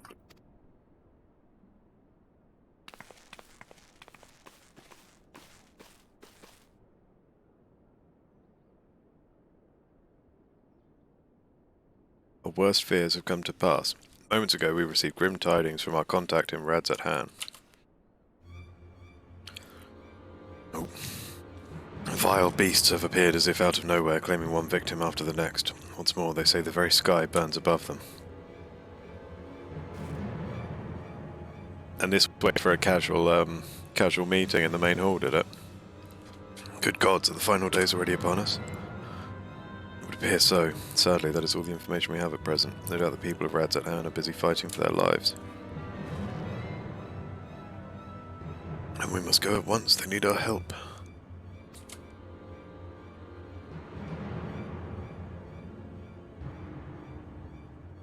Agreed, Kryl. You'd better remain here with Tataru and gather what knowledge you can. You are in no condition for a long journey, I imagine.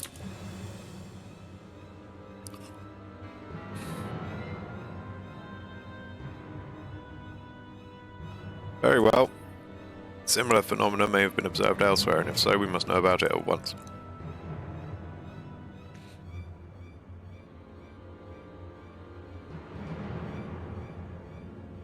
Be safe out there, yes? Just make first for Yedlimad. We must prepare ourselves for what may lie ahead.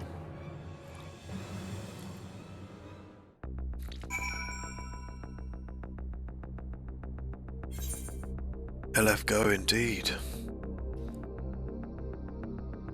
Yes, I did just say LF go.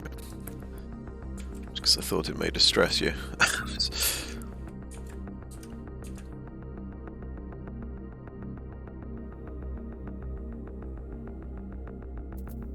Journey to Thavnir. Okay.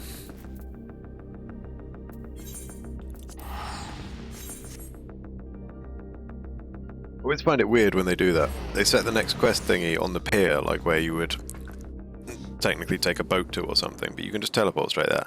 Oh. And lo, vile beasts did rise.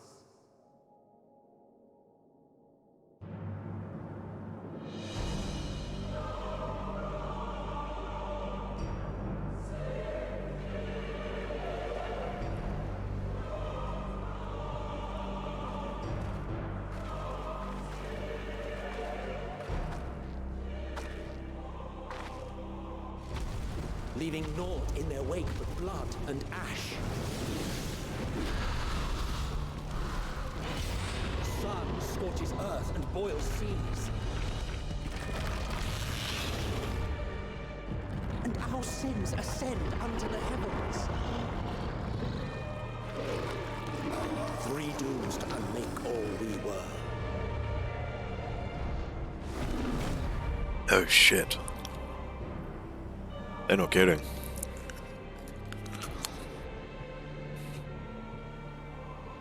The sky burns. The final days are truly upon us. My friends, I trust you have heard the news. We have. What can you tell us of the situation, Your Excellency?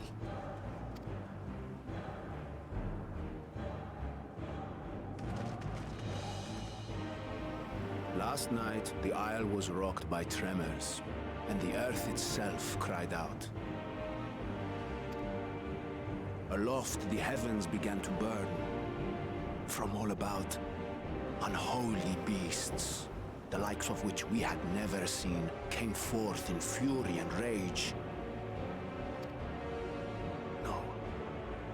To say they came forth would be inexact. Okay.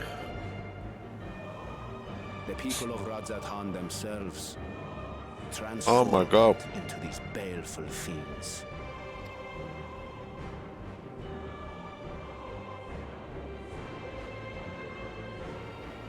Though the phenomenon was observed throughout our lands, the first creature, the largest and most dreadful of the lot, wrought havoc upon us here in our fair city.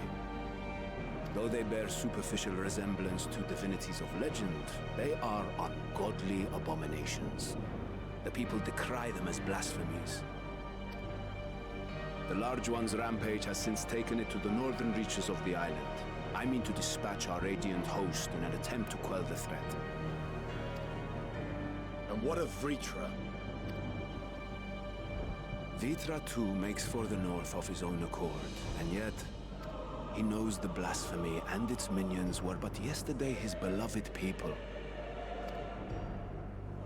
I pray his boundless compassion and mercy does not deter him from taking unenviable but necessary action.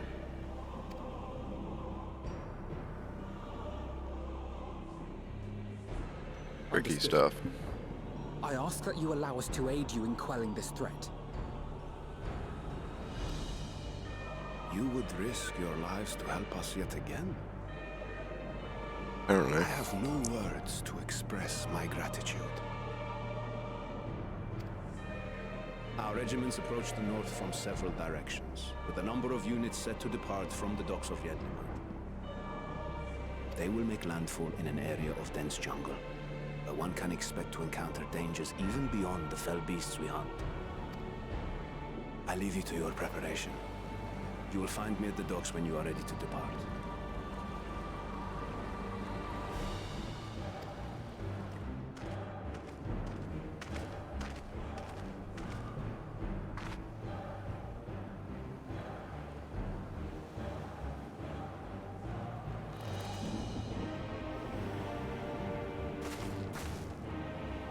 We're as prepared as we'll ever be. Let's go.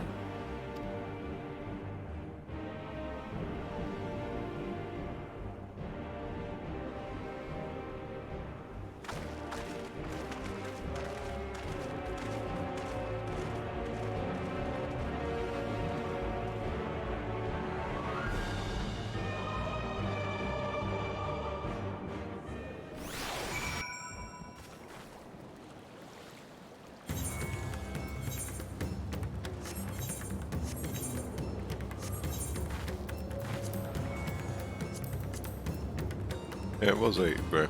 Okay. So I've got 85 stuff to look forward to. Okay. Dungeon soon, TM?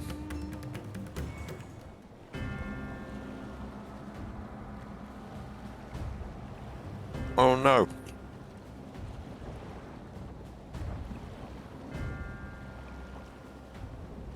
Everyone has assembled, yes? I thank you for lending us your aid in our battle against the blasphemy. Let us review our plan of attack. I would have you board this boat and circle around to the north side of the island. There you will find a dense jungle we call Vanaspati. It is a sacred wood home to many temples and a number of villages. Ritra and the Radiant Host have gone there ahead of us. I ask that you join them and do all in your power to destroy this blasphemy.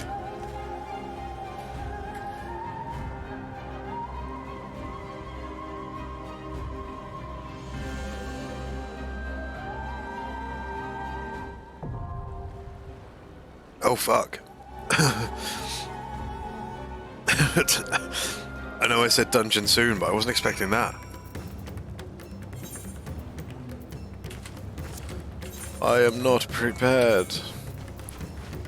Banner's party. The skies over Thavnir are aflame and panic spreads through the populace like wildfire. One by one, civilians are twisted into grotesque fiends, hell-bent on slaughtering everything in sight. The deadliest of these creatures leads its newly spawned kin through the jungle towards a number of smaller settlements, and as such, I-1 is dispatched his Radiant Host to forestall the carnage, though Ritra too lends his strength to the cause. Even that may prove insufficient, it must do the silence enter the fray. Which I'm level 510, I'm gonna slap the hell out of this. That's what you got for leveling, Roulette. Let's go! Oh, let's go indeed, come on. So, you're in the area we can't get to. You're not. Friendly name.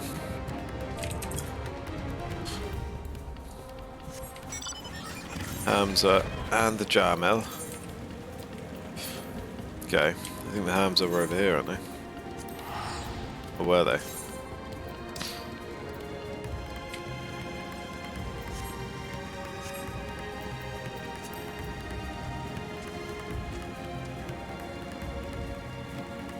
Can't remember where they were. Were they down on the beach?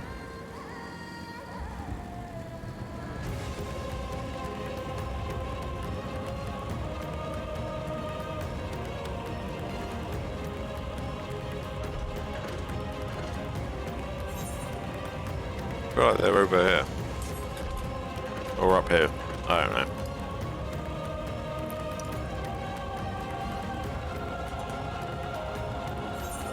No, they're certainly not here. I think it's just crabs up on the other side of them. Here be crabs.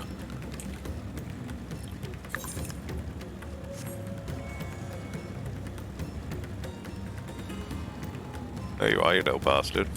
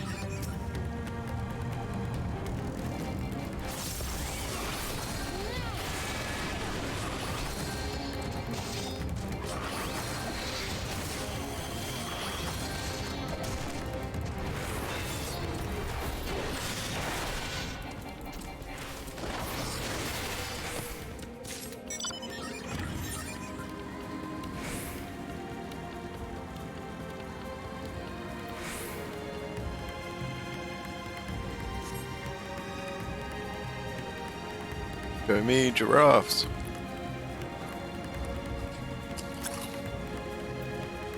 I occasionally think I should get a fat black chocobo. Or should have gotten one. It's like 20 quid.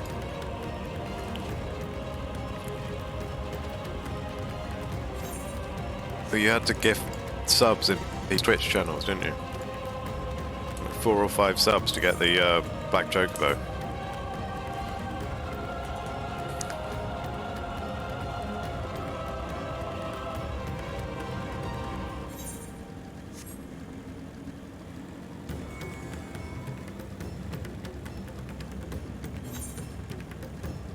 Galmel are up here somewhere, I think.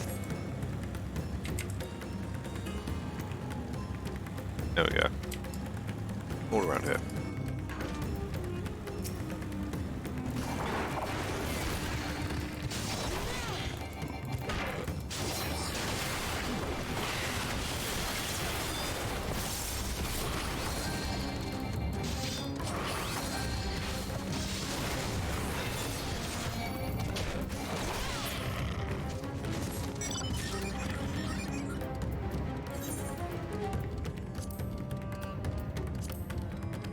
Okay, so that's yours.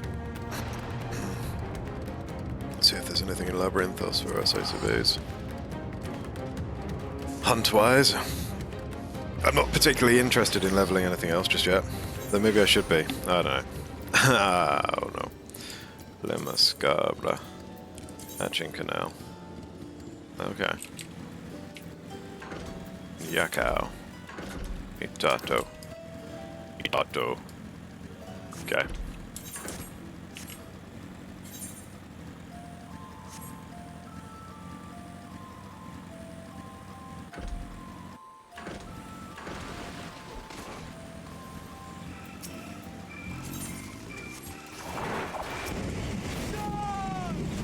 Two of them, you say? Hey, Zion.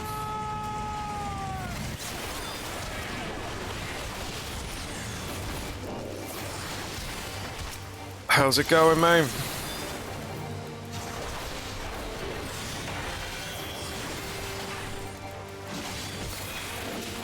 I'm afraid I did eventually have to sleep. I know, I've let the team down. I mean, to be fair, as I said earlier, I've slept for about 2 hours. The rest of it's just been kind of, I guess, dozing. I've been in bed for maybe 4 hours. Slept for the 2.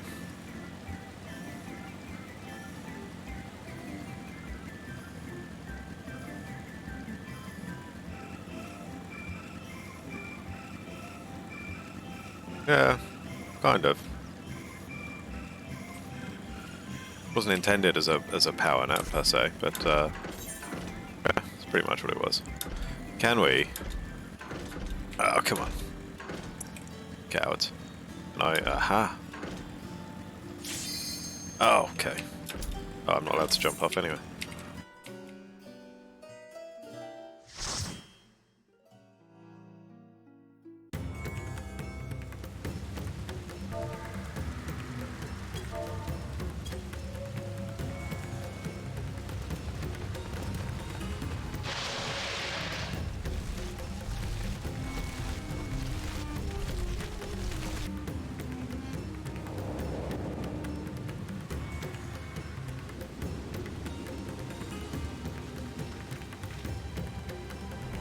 A Reaper. 2 Reapers. Is that 2 Reapers? God, it is as well. That sort of shows you how slow I've been.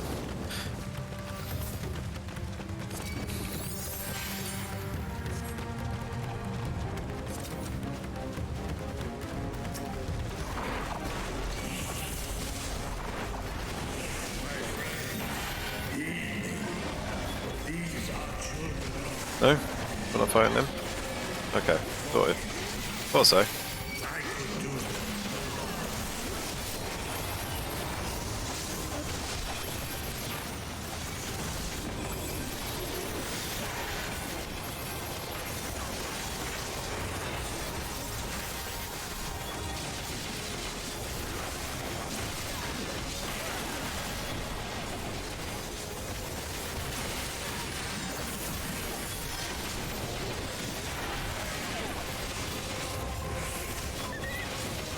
I'm enjoying it.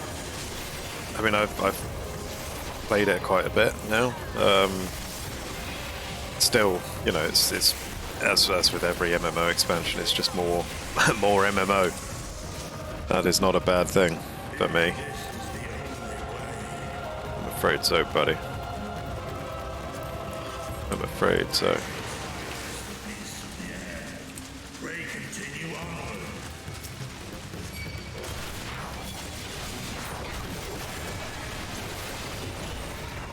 How much onward is there to continue? Trees are after us. Oh, I don't know if I should be... Yeah, fuck it. Let's go.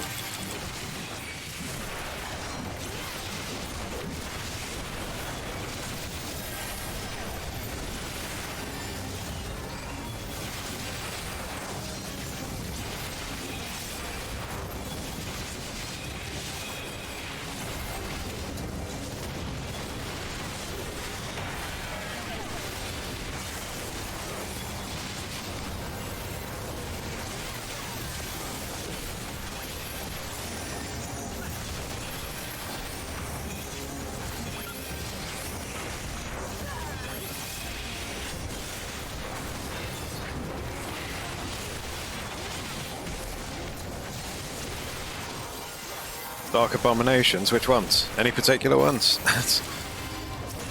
There's a whole lot of dark abominations going on here.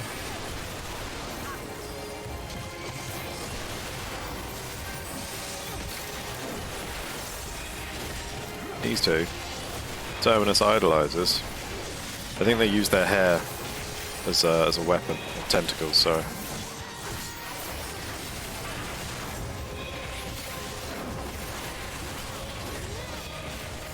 Okay. I may have gone overboard on that one. But that's what cooldowns are for, right?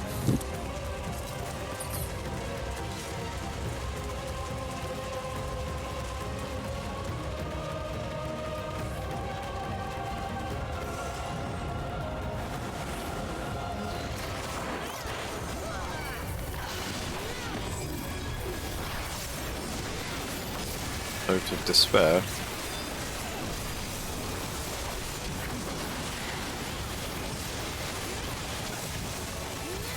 There we hop off. It's just going to throw up on the floor and leave mouths all over the shop. I'm assuming we don't want to stand near those. Oh god, or maybe we do.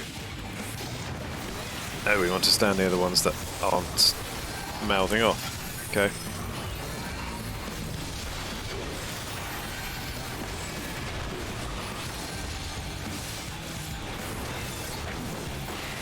Why am I not surprised that you've seen enough hentai?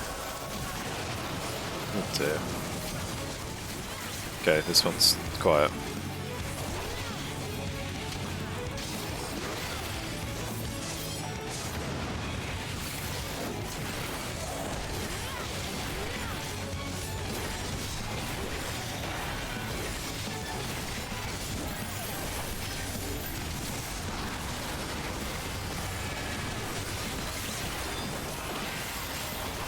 Hope. Okay.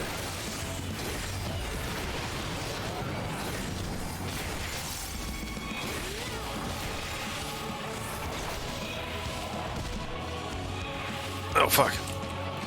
Turn the misdirection off as I'm running with it. Rude. Very rude.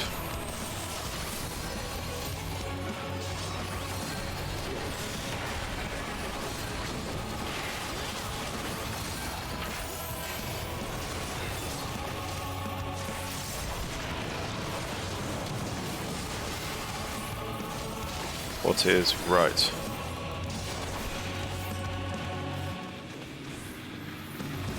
I'm assuming it means he's sweeping his right.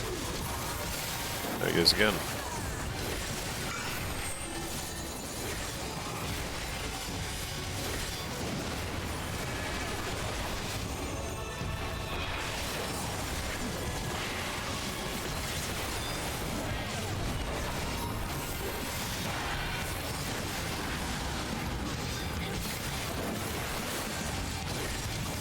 Lost hope. Okay. Health off. Shouldn't need to worry about that. There we go. Oh, yeah.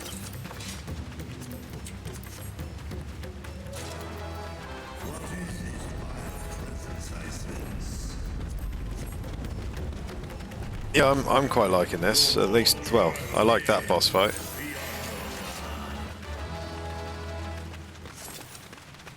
The Horde draweth near. Oh, Jesus. Snuck up on me there, didn't you? Didn't you? Cheeky little wadsets.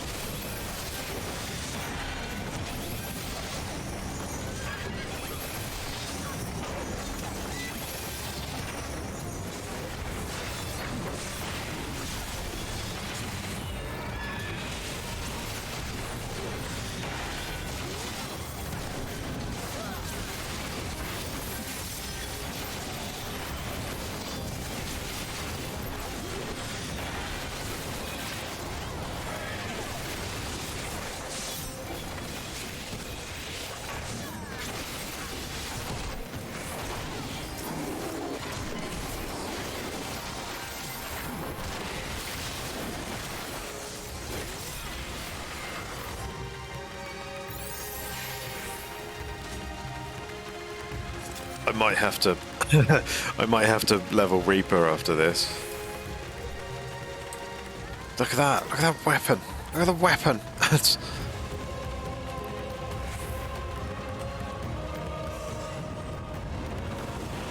Okay.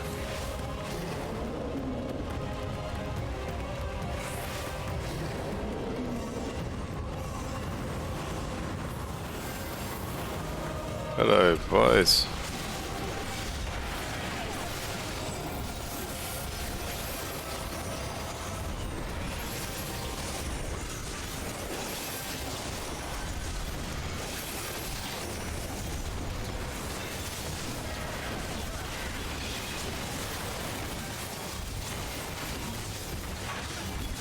Yeah, Reapers are deeps. Oh, it must be them doing this shit. So I saw one of those in a town somewhere, didn't I? And couldn't figure out what it was. I've got two of them in here with me now. It must be them, up to some shenanigans. Thought it was Hank. No, no, no. It's these fellas here. It's my party list always that small. Oh, I don't know if I needed that big though. Oh no, I've put that in absolutely the wrongest of places. The wrongest of places. It'll do there for now. Ooh, treasure. Fending stuff, yes please. Screw it, I've got cooldowns, let's go.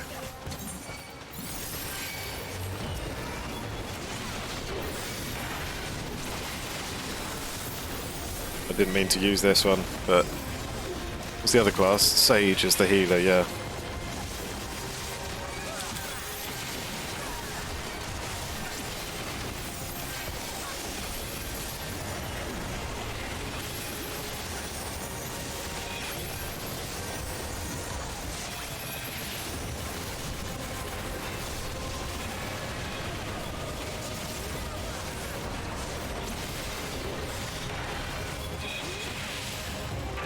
Yeah, Sage is the one with like the lasers, the 4 laser swords.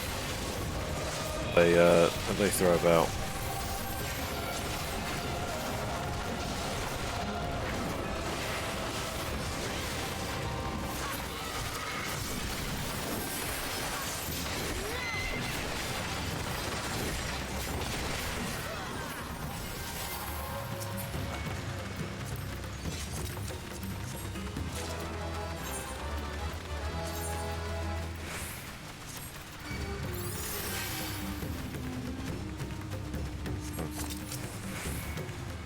Terminus Wrecker.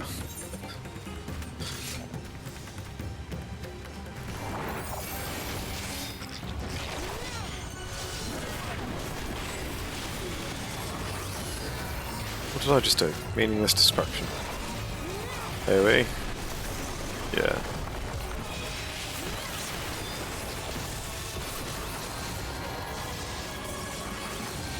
Unholy water?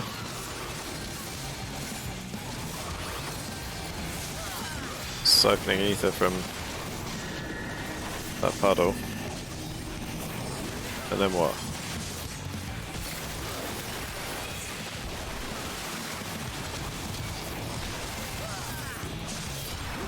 And then what? What's all this shit for?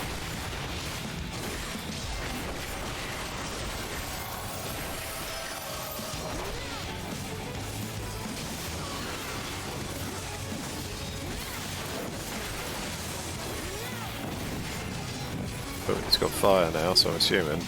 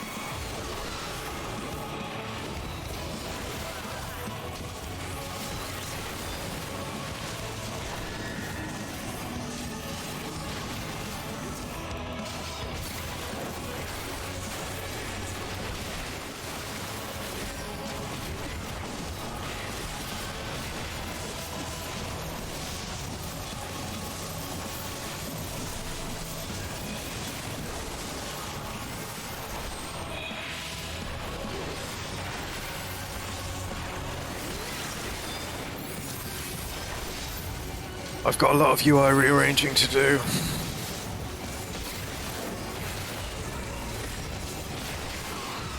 I think it's workable. Well, it's absolutely workable, but yeah. Come on, come on, come on, come on. Good. Fine.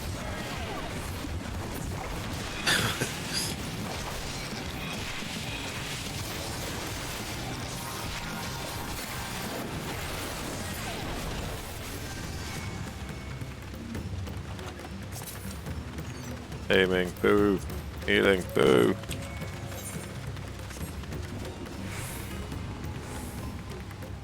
Yeah, I might need to, at some point, think about basically overhauling my entire UI. Because it was all designed very much with the 40-inch TV in mind. Which is why it's all very focused around the bottom.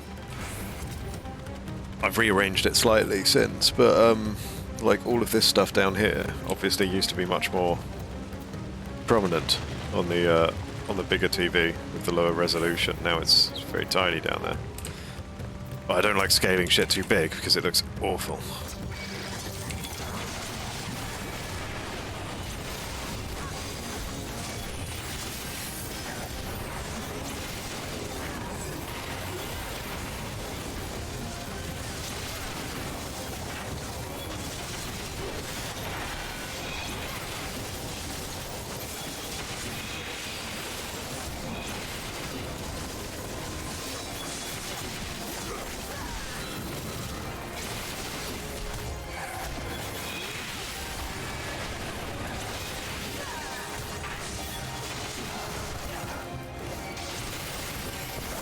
I should have just gone for this.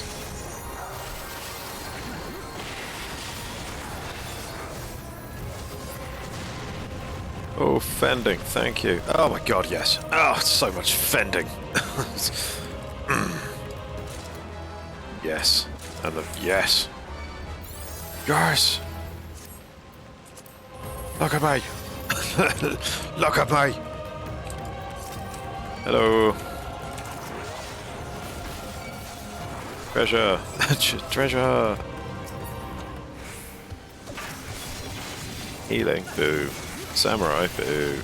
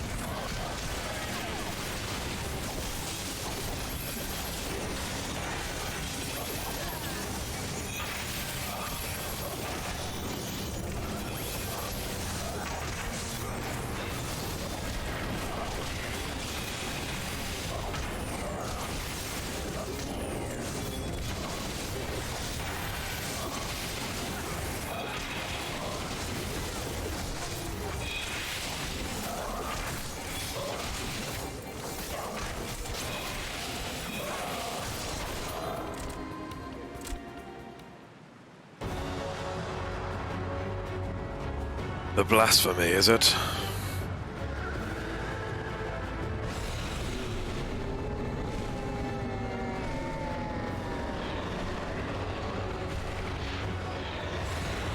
What many faces you have. Oh, well, thank you.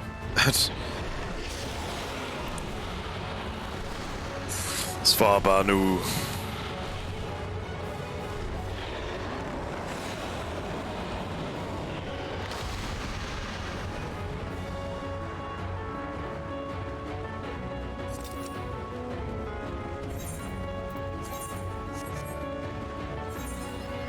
This is the stuff that the other fella's got. We ready? Yeah, I think we're ready.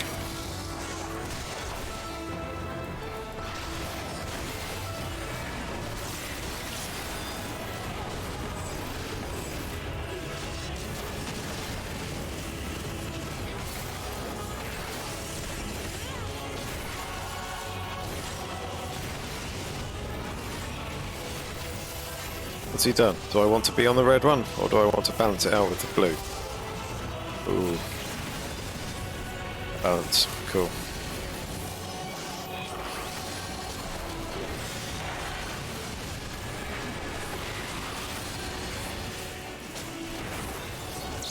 Crumbling sky. Oh.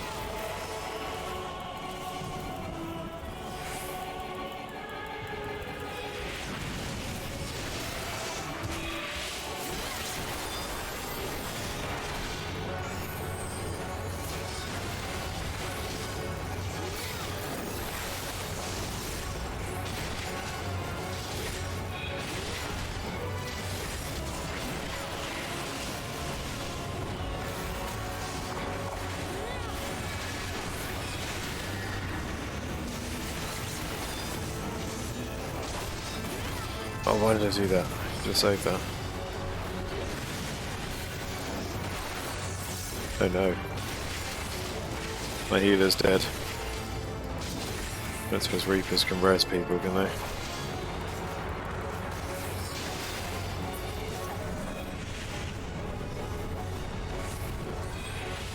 Oh, optimistic. Hello?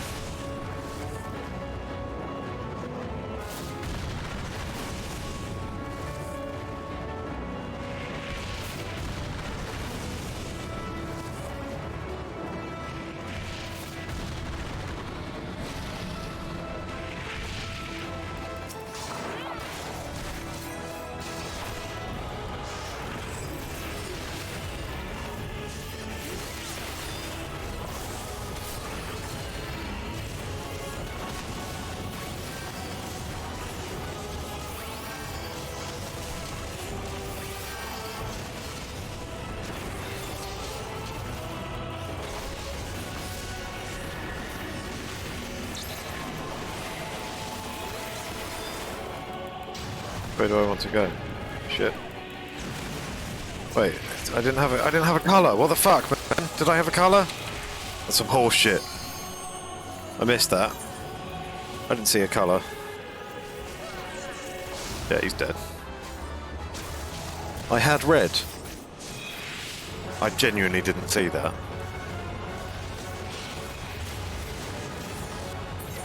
Okay, alright. Like, around the same place it was before, okay. I missed that. I'll be sure to judge myself harshly on the VOD.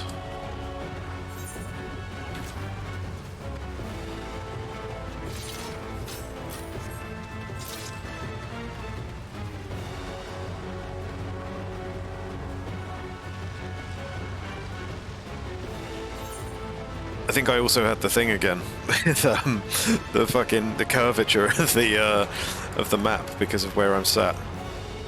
So I don't know if I'm sitting too high for the monitor or something.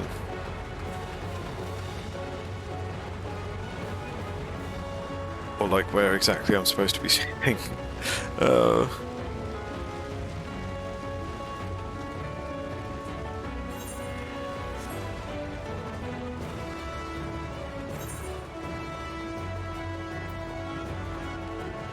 Still not a bad haul here so far.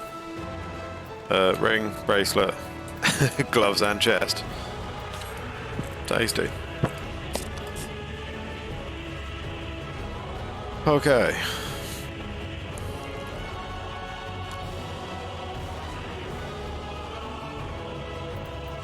Where's my macro?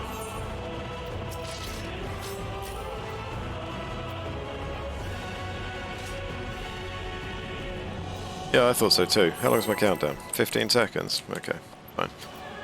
Oh, I guess he doesn't to wait. Okay, fine. Fair enough. Fair enough.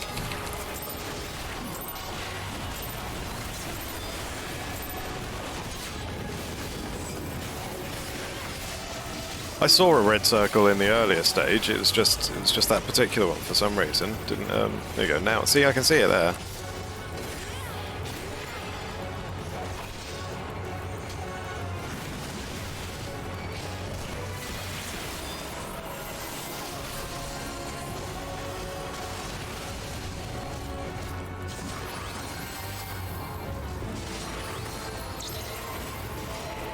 Blue, okay.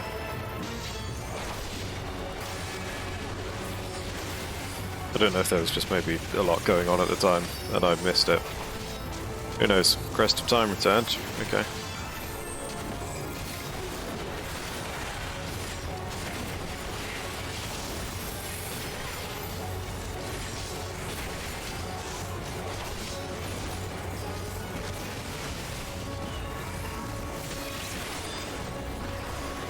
That's way too low. Lower one. Okay.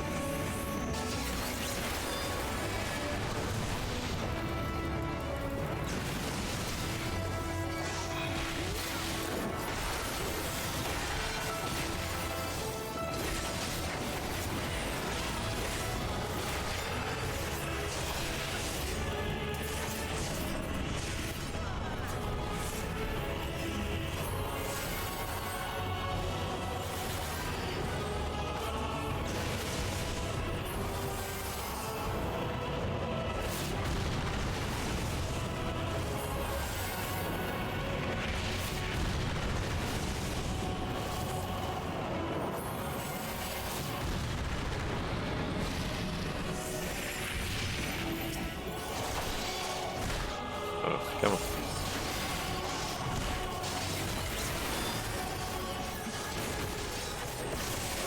Flames of Decay. Stopped.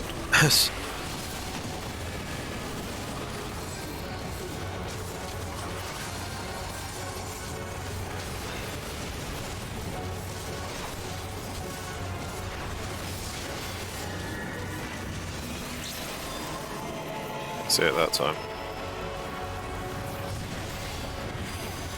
You know what I should probably do is just arm's length there.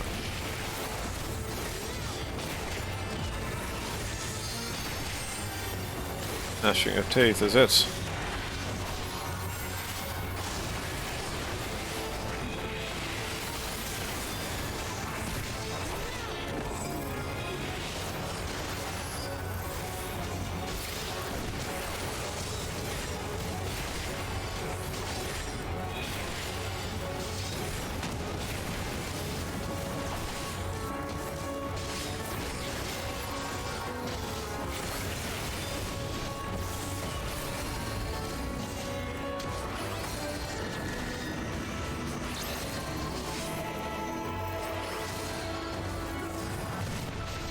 No.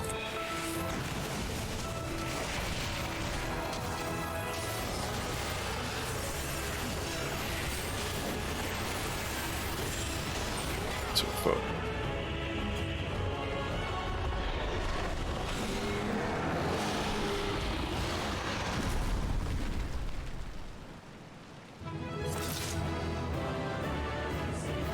Small sword, hello. Okay.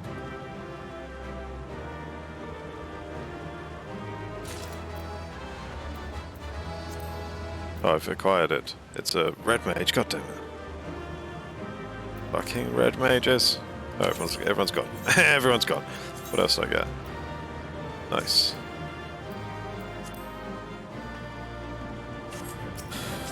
Cool. Cool. I like that one. That was alright. Except the realization that my my curved monitor is, I don't know. It's fine most of the time, but every now and again it panics me because I can see it, the curve. I can see the curve. Like I'm looking at the ground and it's like, as I feared, very curved. What is it? I don't know if I should be further back to alleviate that or if I should be closer. the beast was there. I don't think it's and back. now it is no more. Yes? Indeed. Yes. We saw it plain. But you didn't, did you?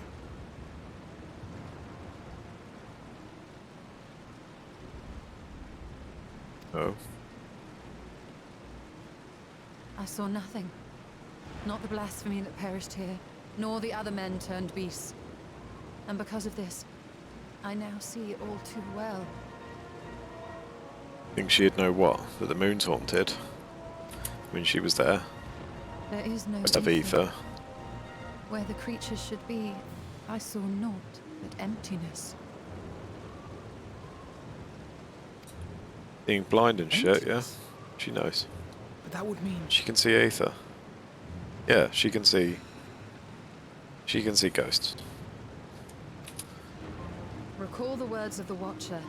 'Twas a stagnancy of ether, a cessation of flow leading to decay and absence that led the ancients to conclude their star was dying.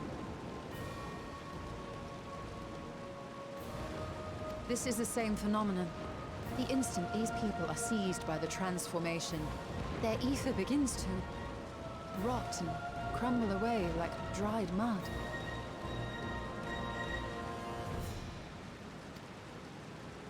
Until, from their corporeal forms to their very souls, naught remains. But the beast spoke with its dying breath. Surely at least a sliver of the man it was endured. Mayhaps so. But even if the process was incomplete, it was little more than a faint residue. Gods be good. You're saying they cannot be saved?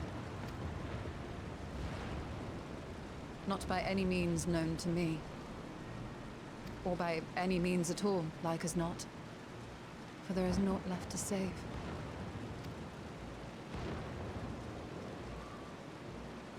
They return not even to the ethereal sea.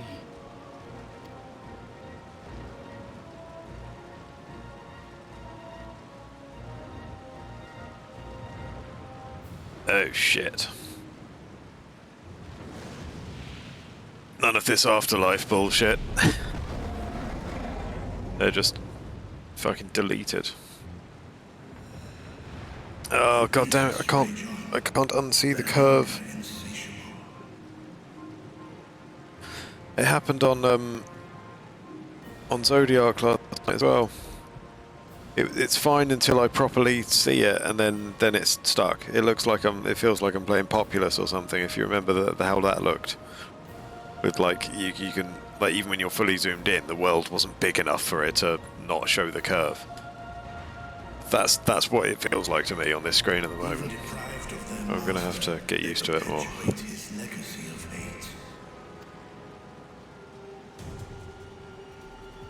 Once proud sons and daughters of Thavnir, all of them, and now I spill their blood.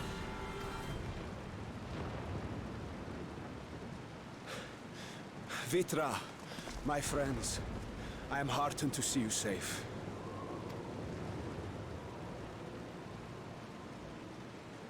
You put your secret at risk. Those closest to me already know the truth. A truth I must now share with one and all. Your truth to share, though, is it? It's dragons. Breacher. Calamity has come to Radzatan.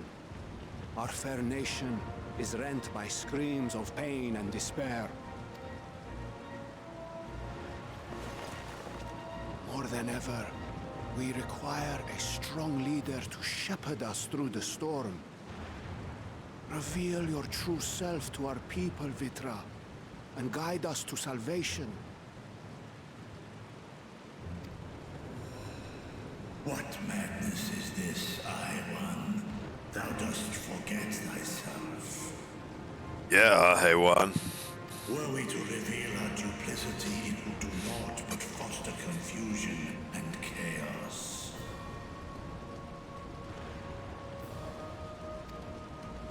Nay, I shall remain the Satrap's loyal ally, and do battle with the beasts. Easing hearts and leading the people to safety is thy task, and thine alone.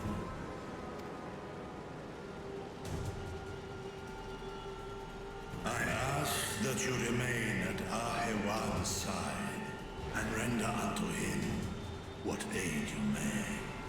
I know not what lies ahead, but without you, Radzatan will not survive.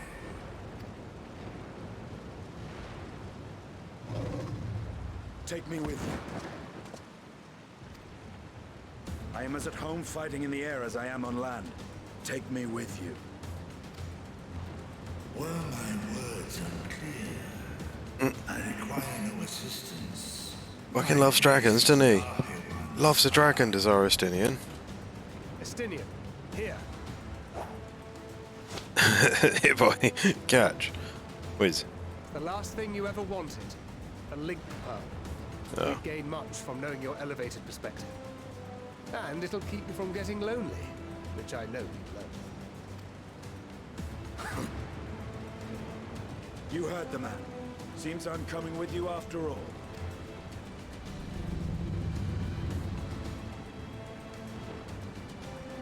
Then I pray thy grip is iron. Be it on thy head if thou dost chance to fall. Fair enough. Now, shall we?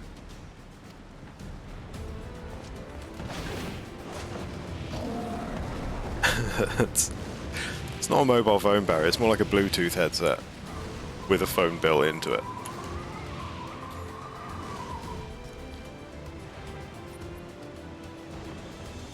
Or like, no, it's not really a phone. I think it's more like a walkie-talkie, but like a wide-range magic walkie-talkie.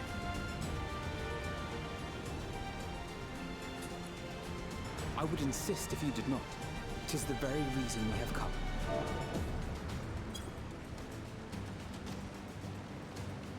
Then once more I find myself without words to thank you properly. Let us return to the capital and plan our next course of action.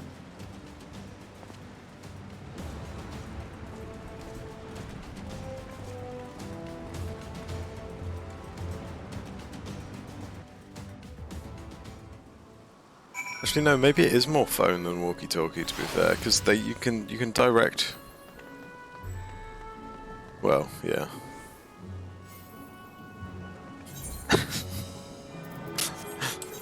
These fucking dragoons on Facebook all day, bastard things. Ooh. Our radiant host has eliminated the immediate threat to the city, though it pains me to know those beasts were once my own people. There is no telling when or where the next transformation might occur, but we remain vigilant and steel ourselves for whatever is yet to come. Gold, I think. Yeah, none of this is going to be worth anything, I don't think.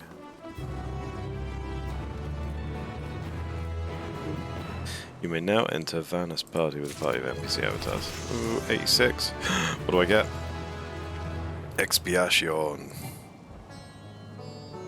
Ah, so yeah, that was just a straight upgrade. Nice. Ah, man. Wan's burden is heavy indeed, yet he need not bear it alone. Forgive me, my friends, but I must return to Megarduta for the time being. There I can better manage this crisis and dispatch my troops as the situation demands. In that case, we should carry out an investigation of our own here in the city.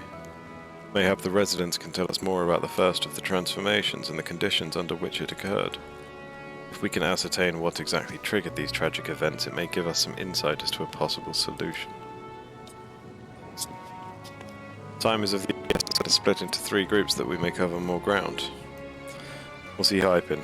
Has he done it? Has Barry Scott done it, ladies and gentlemen?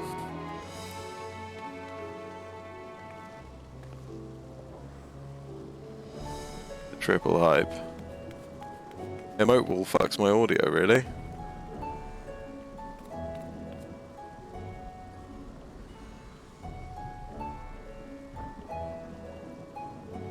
Oh, he's been eaten. Okay. My emote wall fucks my audio. Interesting. Very interesting. Anyway. Let's pretend you didn't say anything.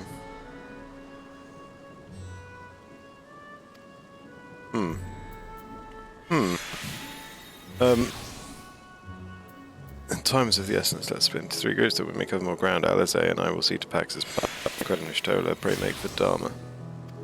I leave Arthur to Graha and you, Shara, and the information you can gather on the first blasphemy or the manifestation of the final days here in the city would be most helpful. When we have completed our respective inquiries, let us reconvene in front of Megaduta that we might share what we've learned with the satrap.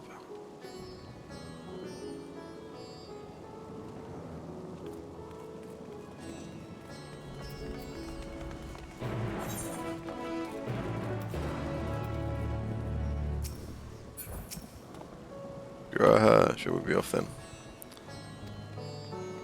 Arthur is home to the High Crucible of Alchemia, whose alchemists forged many of our warding scales. That seems as good a place as any to begin our investigation, don't you think? I spoke briefly with Nuhadin, the chief alchemist there, on our last visit. He should be happy to answer our queries.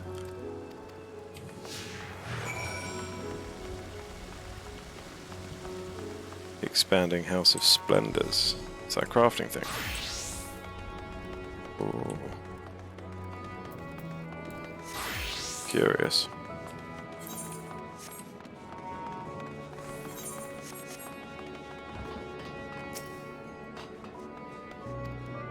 Oh, you bastards.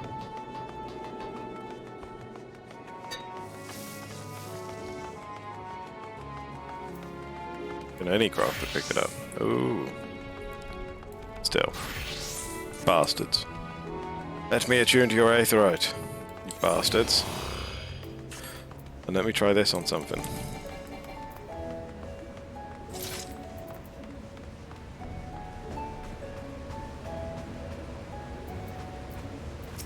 Nuadine. Ah, I remember those red eyes. You were with those scions who commissioned the scales from us, yes? I welcome you back to the High Crucible. What brings you here in these troubling times? We're assisting the satrap in investigating the crisis that plagues the city. Did you happen to catch sight of any of the creatures? Okay, let's have a look at this, shall we? Explain what exactly triggered these tragic events. It may give us some insight as to a possible solution. Time is of the essence. Split into 3 groups that we may cover more. Explain what exactly triggered these tragic events. It may give us some insight as to a possible solution. Time is of the essence. Split into 3 groups that we may cover more. And is that consistent then, is it?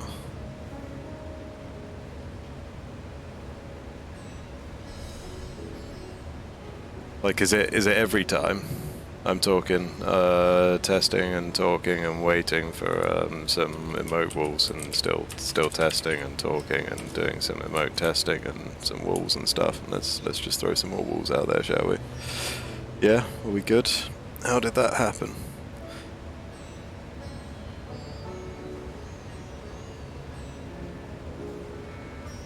That was good then. Very good. It could be unrelated, could be coincidence, or could be a combination of things, yeah. God only knows. So much for this magical NVIDIA broadcast. I don't know what it is about my setup that's causing it problems, because you've got it as well, haven't you, and it's been fine.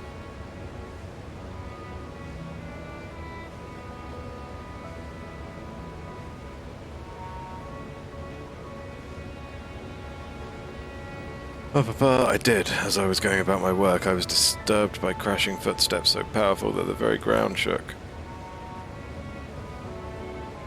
I don't know if it's broadcast though or OBS.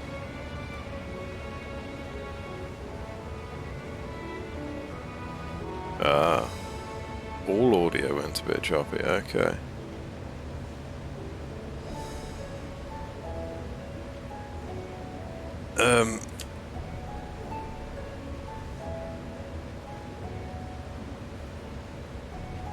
Let me just have a look at the fucking. Oh, the bitrate plummets when I do that as well. Or wait, was the bitrate plummeted prior to doing that? Testing.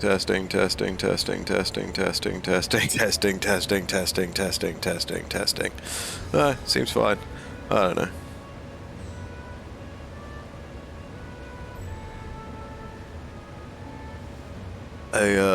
A variety of things, maybe. Yeah. Well, the emote wall, I assume, would be just the overlay thing, because that's all on Stream Elements. I don't know. It's a lot smoother now without the chop. Hmm.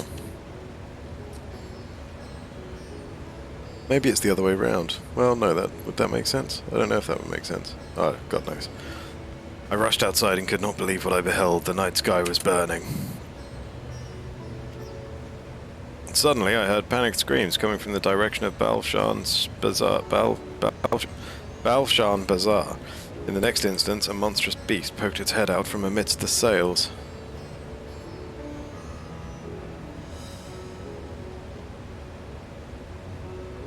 A handful of the Radiant rushed to the scene, only to be sent sprawling as the fiend and its minions propelled themselves skyward.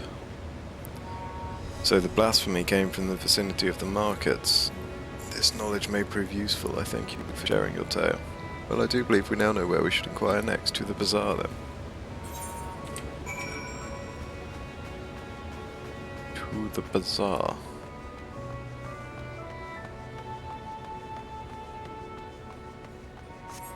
Oh, I think I need a summoning bell as well, do I? Yes. Yes, indeed.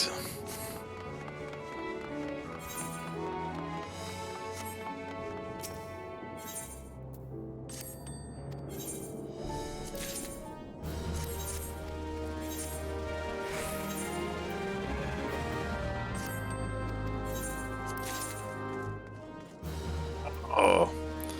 I thought the Bomboko was going to be the pet. I don't even know if the pet is from that particular one, but let's see if we can set it off, shall we? Yeah, it's not bad.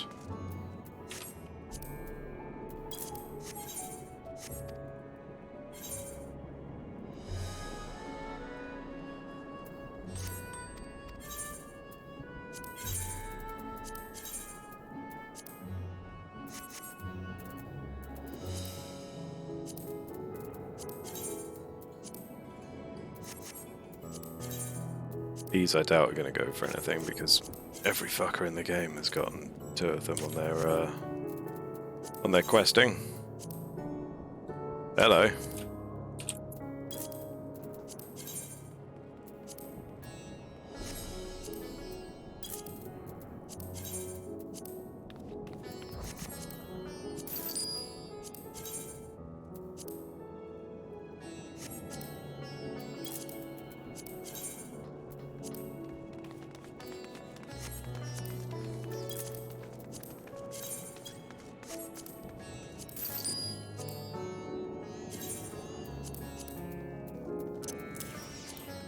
Just remembered all the high quality stuff doesn't mean anything now, does it? Completely forgot about that. That was all changed, wasn't it? Oh yeah.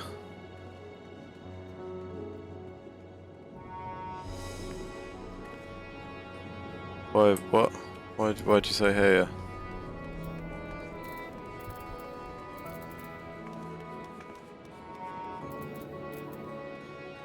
Said hello.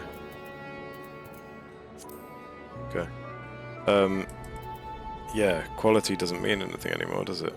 Yeah, everything functions as a normal quality item. Well, now it's a rarity, surely. Basra. Rahatir. Discuss the textiles. So this is Thavnarian weave. I must say it bears a resemblance to the traditional fabrics of Corvos. Small wonder really, given that it's just across the water. Not that I'm much of an expert in Corvosi culture, of course. I've not had the occasion to visit my ancestral home since going to Charlayan, and like as not, I will never reside there again. That said, in recent days, I felt more acutely aware of my heritage and grateful for it. It is thanks to my forebears that I inherited the royal eye, and with it, the wisdom of ancient Alag. And so, well, I simply hope that my countrymen are safe. And one day when this calamity is but a memory, I would like to see Corvos again, if only once. Forgive me, but my shop's closed until further notice. Needless to say, we've more pressing concerns these days. We have not come in search of wares, but information concerning the enormous fiend that tore through the bazaar. Did you perchance witness anything? Afraid not, my friend. I was here the whole time, so I only saw his little minions. Made a mess of the place, they did. While that was all going on, the great big one tore through the west side of the bazaar. You'd have better luck asking there. Thanking yay.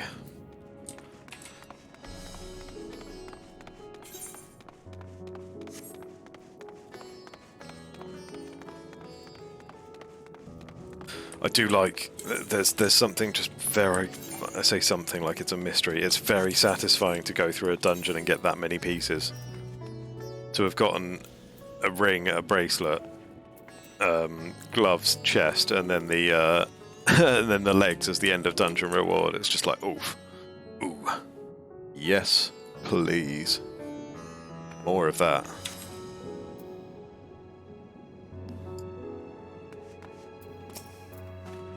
Zeta Nur. Something the matter, traveller? If you are lost, perhaps I could be of assistance. Your offer is most appreciated. We are not lost. We are in need of information. Might you know anything about the gargantuan beast that rampaged through the bazaar? Aye, I saw it all, though I wish I had not. Going about my work when all of a sudden a piercing scream cut through the air. I turned around, there was the fiend, his massive body bursting through that entryway with the force of a tidal wave. It was gone as quickly as it came.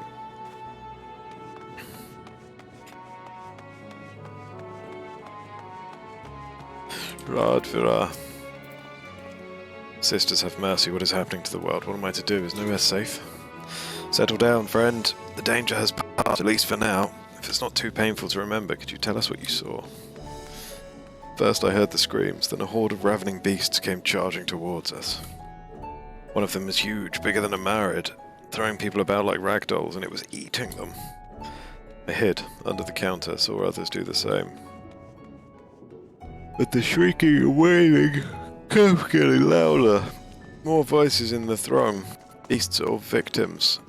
I couldn't tell. I knew not what was happening. I still don't. That is enough, my good man. You were brave to share with us your tale. Many of your fellow merchants are safe. The High Crucible, too, has survived mostly unscathed. Pray stay close to your friends and loved ones and rest your body and mind while you are able. I suspect that is the most we can expect the people here to tell us. I think it best we find a place outside the bazaar where we might rest and review our findings. Must we? Can you at least get the fucking aetheryte working, please? So that I can go to the gold saucer. No. I can't remember if I, oh, they have a hunt board. Oh, they have a hunt board. Yeah, I couldn't remember if I came up here and, tuned to this one. I did not. I did not. I think it's just the plaza I'm missing. All of the Radiant Host. Okay. And Karma. Okay. Okay. All of the Radiant Host, Karma, and the plaza. Fine. Make me out to be a fool, will you? See how it is. I see how it is. Usual shit. Usual shit. Fine, fair enough.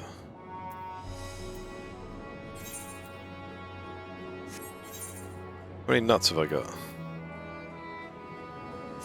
Oh no, they've discontinued all my yellow scripts. What a terrible shame.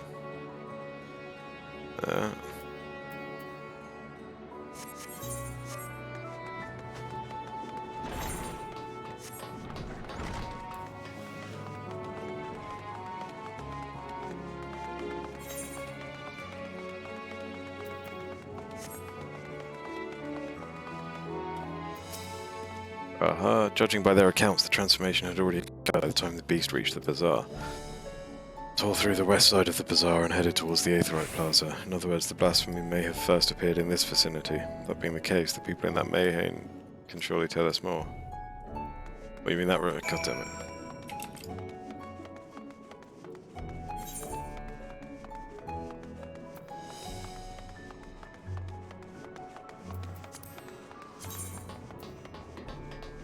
Oh, I can still repair all my shit. Good to know. Going after that enormous beast, are you? Aye, I saw it, including the very instant that poor bastard transformed. Damn the gods for putting me there. Started over there by the window. That doesn't narrow it down at all. This whole room is fucking windows. Few men, merchants probably, talking and drinking. Conversation must have taken a turn for the worse. Next thing I know, their leader, I suppose, he buried his head in his hands and black mist was swirling about him. Oh shit, where else have we seen black mist? Ishgard. And... is there another one? I feel like there was another one.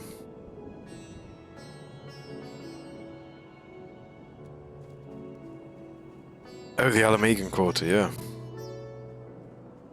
Then his whole body bursts apart, and there stands a hideous, slavering beast, massive and foul, all gaping maws and bulging eyes. His friends start shrieking, then the black mist comes again until the change takes them too. The stuff of nightmares, I tell you. Nightmarish indeed. Incidentally, do you perchance know who those merchants were? No, I'm a decorator by trade, not much cause to mingle with their sort. Saw me Lael, the barmaid, chatting with them, though she might know something. Aha!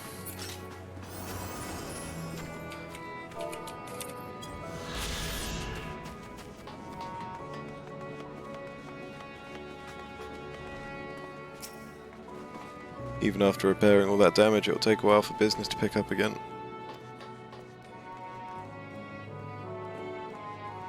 Nope. See ya. You mean the blasphemy? You mean the blasphemy? That's what the Radiant have been calling it anyway. I saw it too, we all did. I was standing here at the counter as Reed poured me a drink, and suddenly there came this dreadful sound like a pained, angry groan.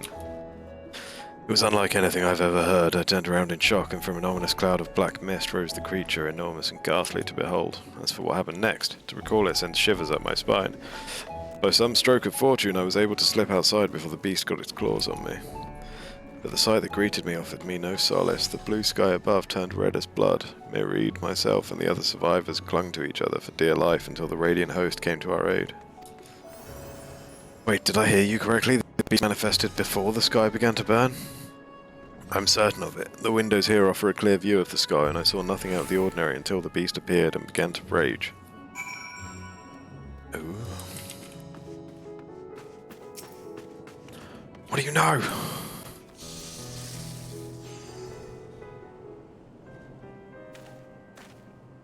Oh, hello there. Oh, excuse me.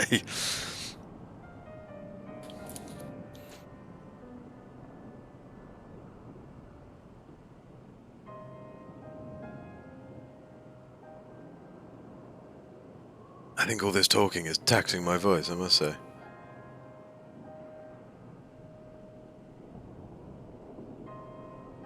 Dear, oh dear. Oh, hello there. Welcome to Reed's Mayhane. What can we get you? We've not come for libations, but rather for information. You are Milil, yes? We are investigating the so-called blasphemy on the Satrap's behalf. We hear it was one of your customers, a merchant, that first underwent the transformation. What can you tell us about him? He was something of a regular here, especially of late. Carl... Oh my god! Calzal was his name. Calzal, rather. Calzone!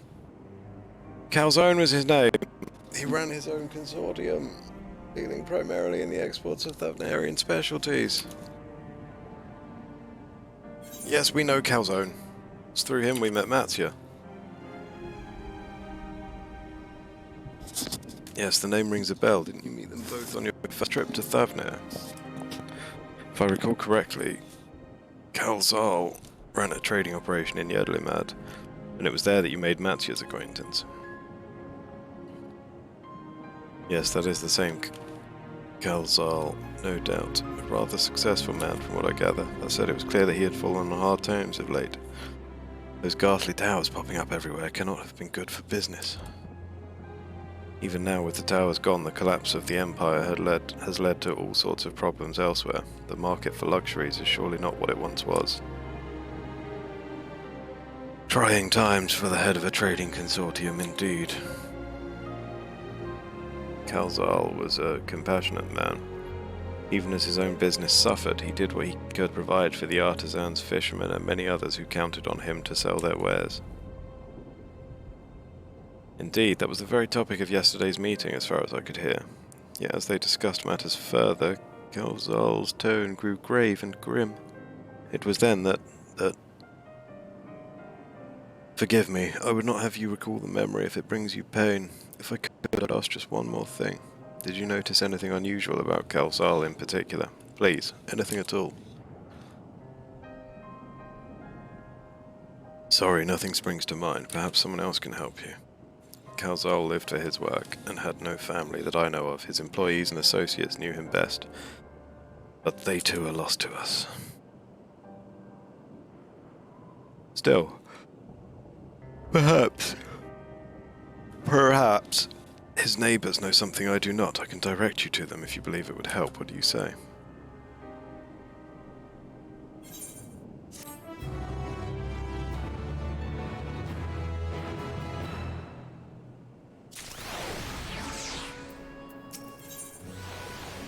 Lil has information that should serve you well.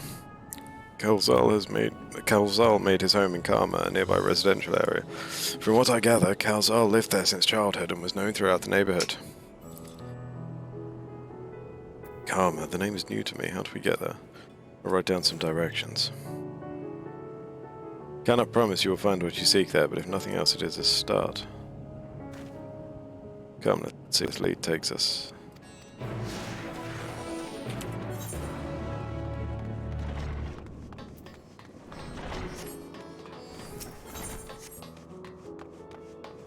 You're gonna make me walk it. In case of conversations. Is that it? Ask for directions. Okay. Let's see. After leaving the Mayhain, we're to retrace our steps and head back toward the Aetheryte Plaza.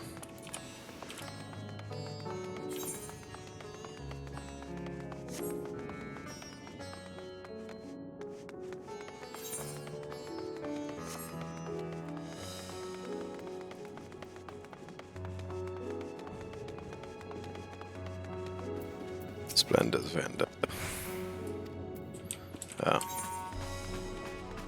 It's you.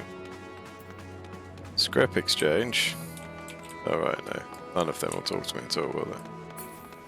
Not for the minute. Oh, what I wouldn't give.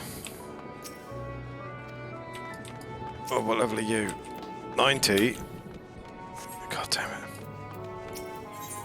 As for directions, from here we ascend the stairs.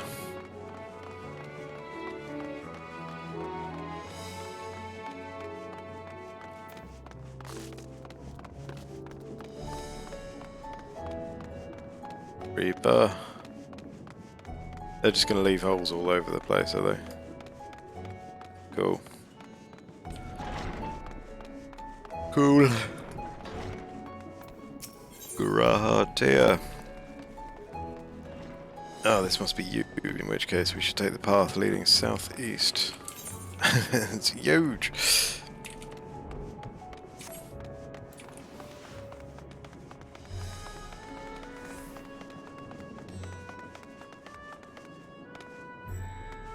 For directions, if we keep going this way, we should arrive in Karma before long.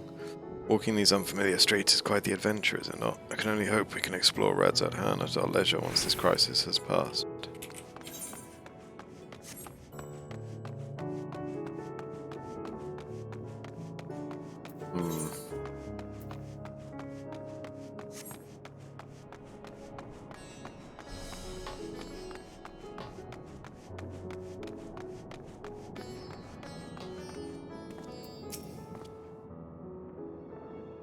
And this must be Karma. We've arrived at last. Let us begin questioning the residents without delay. No doubt someone here can tell us more about Kalzar.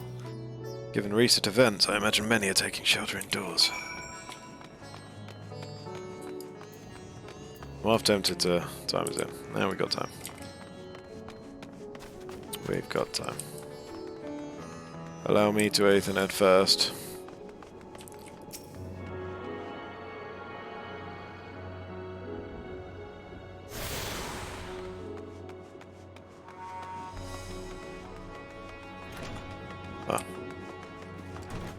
Ariga. Could you come back another time? I just woke up and I'm not exactly in the mood for idle chit-chat.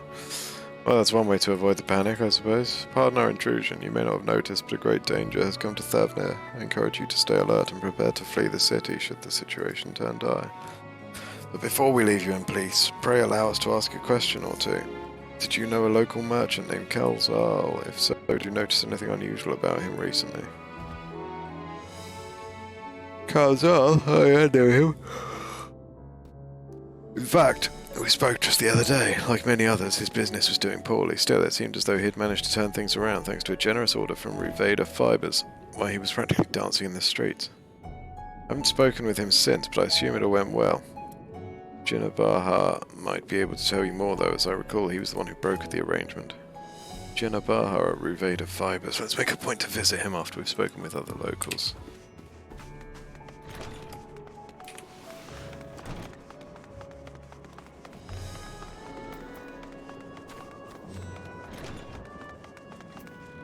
Marty! Calzar, you say? Yes, I've known him since he was a boy. Well, he's dead as fuck. If there was ever a man who was born to be a merchant, it was him. Always early to depart and late to return, he'd spend his days procuring the finest wares and seeking out willing customers. You could say it came to him as easily as breathing. Sadly, business was flagging of late. No surprise, really, what with how dangerous travel has become. He was cooped up in his house from dawn till dusk the other day, no doubt racking his brain for a way to turn his fortunes around. And at night I heard the door open. I looked out to see Calzar sitting on a bench, his head hung low, a man with the weight of the world on his shoulders. See, the situation must have been quite dire indeed. Did you notice anything else out of the ordinary? Nothing to speak of other than the troubles with his consortium. He was the same old Calzar, cordial and honest like always. These questions you're asking, has something happened to him? He wasn't caught up in that terrible incident at the bazaar, was he? He was the terrible incident at the bazaar. I don't travel much these days, but my daughter's told me not to venture outside. Stuck in here as I am, I've heard little about these bizarre goings-on. Rest assured, the city is safe for now. The situation may change without warning.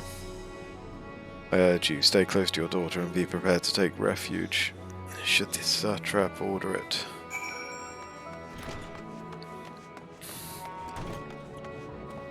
Oh, Jinabaha! Where are ye? Can I? Yump. No, apparently not. Ah, apparently I can.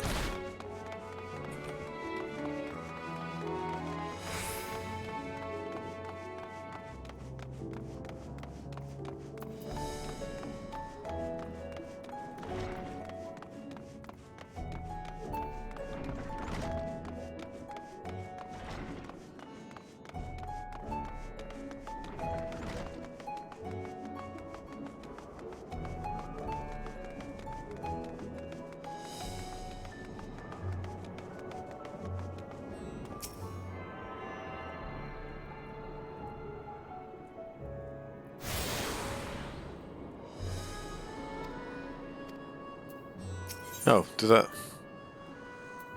You have attuned yourself to all the Aethernet shards in Radzad Ham. We just can't use the fucking plaza. Fantastic. No! Shit, where was he? Be back. Oh, god damn it. Oh, I forgot we have to fucking walk with him, don't we? Oh, I've lost him now. Shit, we're gonna have to run all the way back up there. Come on then, dipstick.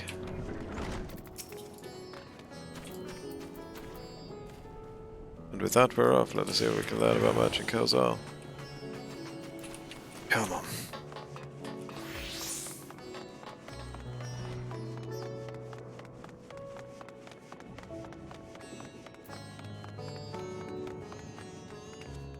Oop, oop.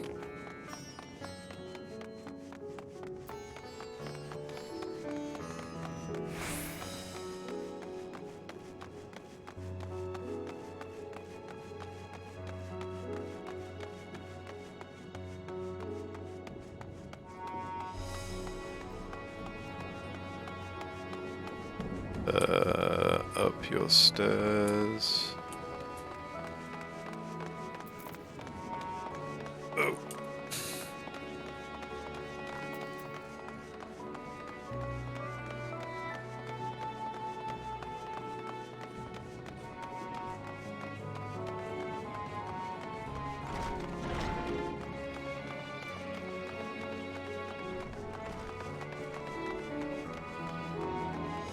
Oh.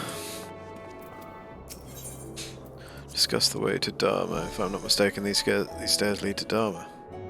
It is quite the sight, the red sky above. Oh, during the final days of yore, the heavens burned and the stars fell. Creation magics ran amok. That was my assumption, Amarat. Perhaps the ancients believed the same, that the terror of a single powerful individual was the cause of their calamity.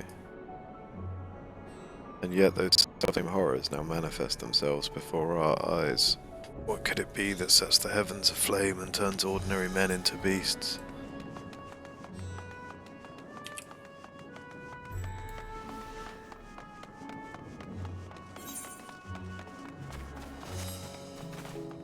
Beep beep, coming through.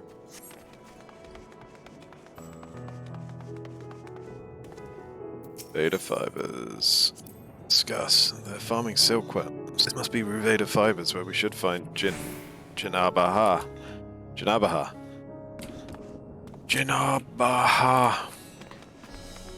Farming silkworms, are they?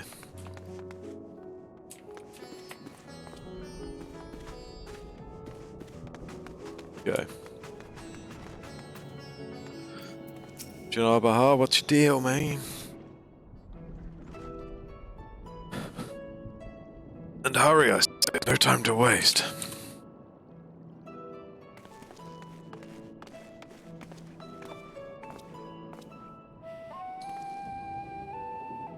Pardon me, but you are in charge of buying and selling here, yes? We have a few questions that we'd like to... Sorry, but I simply don't have time to chat. If you haven't noticed, we have our hands full at the moment. We must carry all our wares to safety before those accursed beasts return.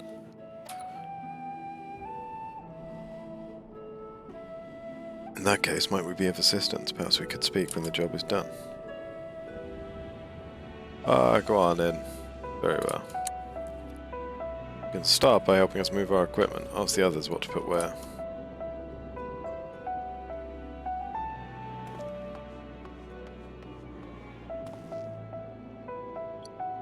Then you can carry our fabrics.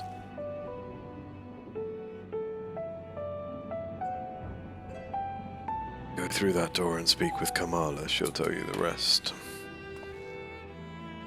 Remember, these textiles are our livelihood. Handle them with care.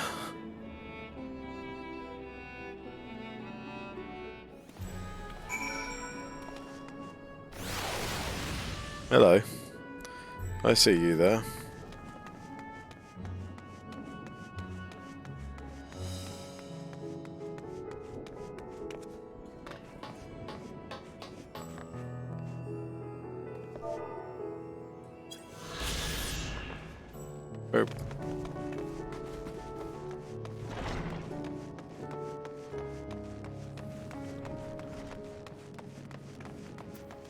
Hey, Kamala. This area is for employees only. Out! Out! Fucking simmer down. Yeah, that's right. What's that? You've come to help? Oh, praise be to Mindaruva. Kind stranger, I welcome your assistance. On your way here, you passed 3 storehouses, yes? I'd like you to carry that small crate of Nabrifal by the storehouse near the hatchery. The crate of clothing is for Manuha, and that massive crate there goes to Zamira by the middle storehouse. Watch your back with that one. These are all the crates we have ready. Once they've been delivered, consider your work here complete. Ugh.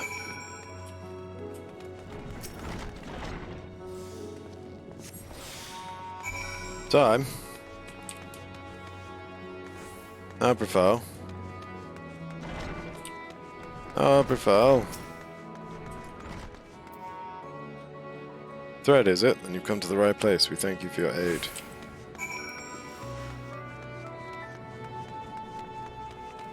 Oh, very great.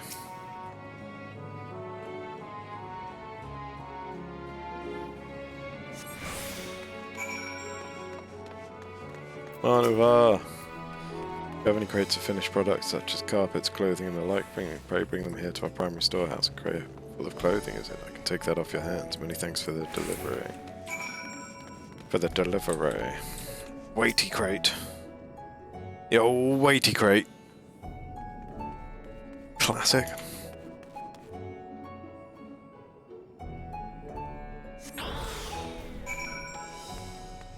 Bearing weighty crate.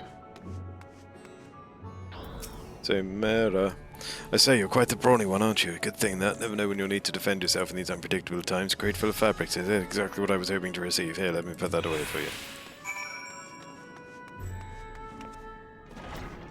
Kamala! Carried all the crates to the storehouse, you say, and so quickly too. Well, I've never seen anyone so strong. I and my associates will see to the rest, so please return to Jinnabaha and assure him our work is proceeding apace. To tell the truth, we're grateful for this distraction. Too many terrible happenings of late, but generous souls like yourself give hope that we may emerge from this trial even stronger. I pray we meet again in more peaceful times.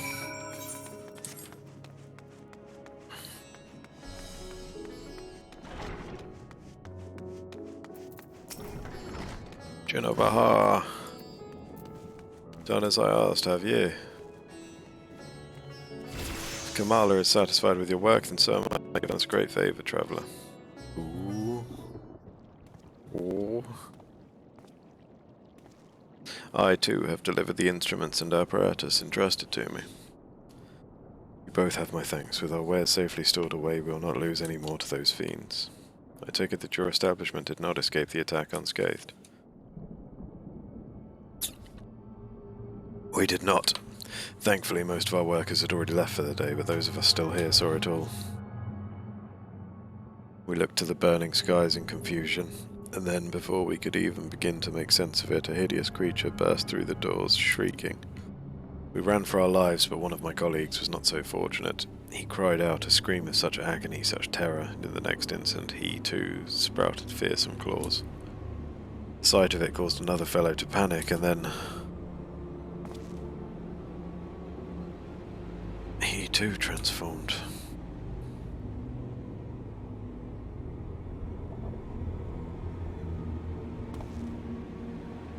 Sorry, there was something you wanted to ask?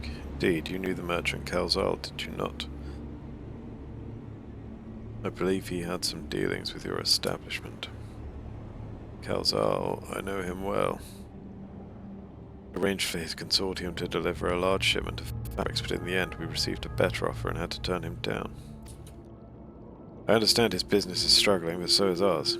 Other of our most reliable trading partners agreed to transport the goods for a much smaller commission.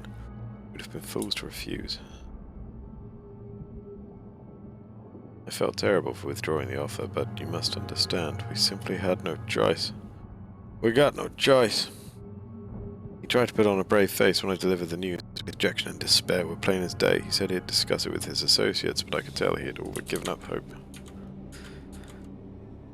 We had all but given up hope.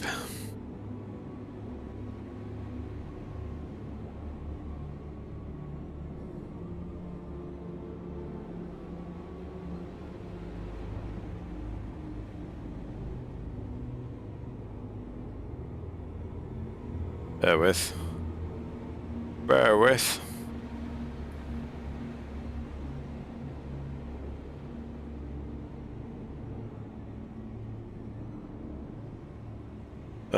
Dejection and despair. Love a bit of despair, don't I?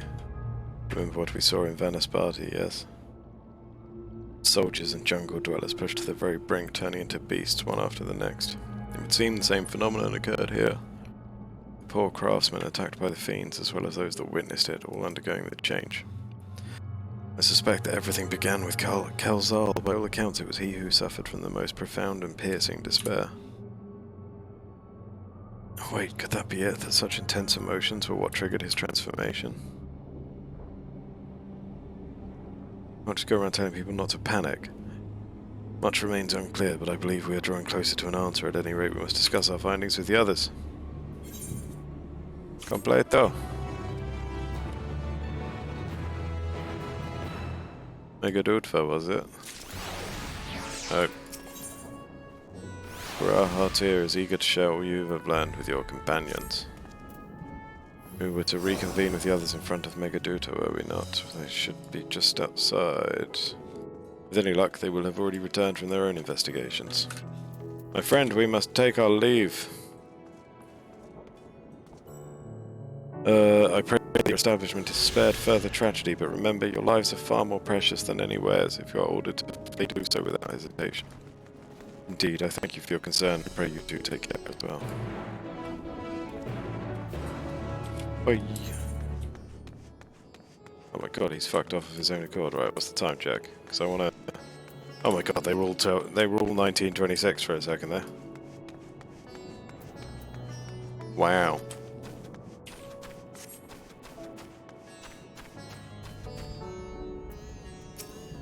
Dola. Stola.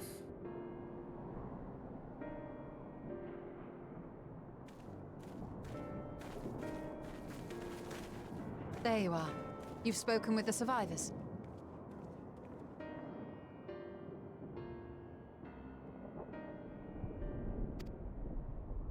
Love a voice Indeed. cutscene. We thought to share what we have gleaned, that we might together gain a greater understanding of present circumstances.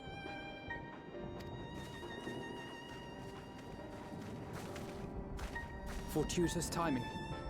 Alize and I completed our own investigations not long ago. Sleepy as fuck. Take What's a going on? moment to compare notes. Shall we begin with the two of you? It was something to do with those 2 hours sleep. Maybe I was not prepared. Oh, maybe I haven't had my coffee yet. That's it. I'll go get you after this cutscene.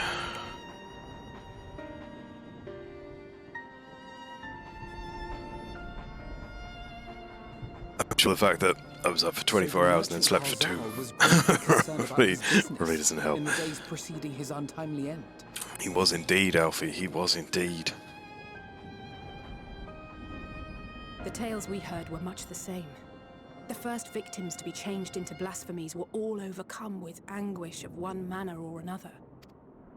Bastards. Then those who saw their loved ones stolen before their eyes succumbed to a similar panic, setting in motion a chain of transformations. Fear, unease, despair. These negative feelings serve as a catalyst. If so, then it is not unlike the calamity that befell the ancients. With their creation magics, they unwittingly gave form to untold horrors.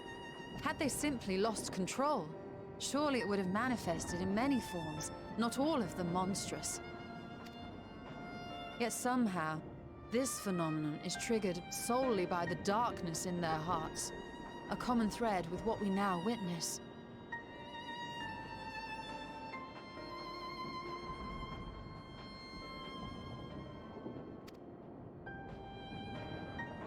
Common, but not identical. While the beasts the ancients faced were forged with magic alone, those of today are born of sentient beings. Why remains to be seen. But there is one fundamental difference between us and our predecessors. Our souls are sundered, whereas theirs were not. Perhaps that single variable makes all the difference. If I may, there was another detail that troubled me. We have it on good authority that Karl Zahl's transformation took place before the skies began to burn. What? If that's true, then the situation's more dire than we realized. It means even if there's no ominous sign presaging the final days, anyone, anywhere, has the potential to become a beast. I.e. someone in Ishgard or the Alamegan Quarter. Even in lands we thought safe, even as we speak. I.e. in Alamegan Quarter or Ishgard. Mayhap. Look! It's the Satrap! It's the Satrap. The Satrap! Thank the heavens. Praise the walls.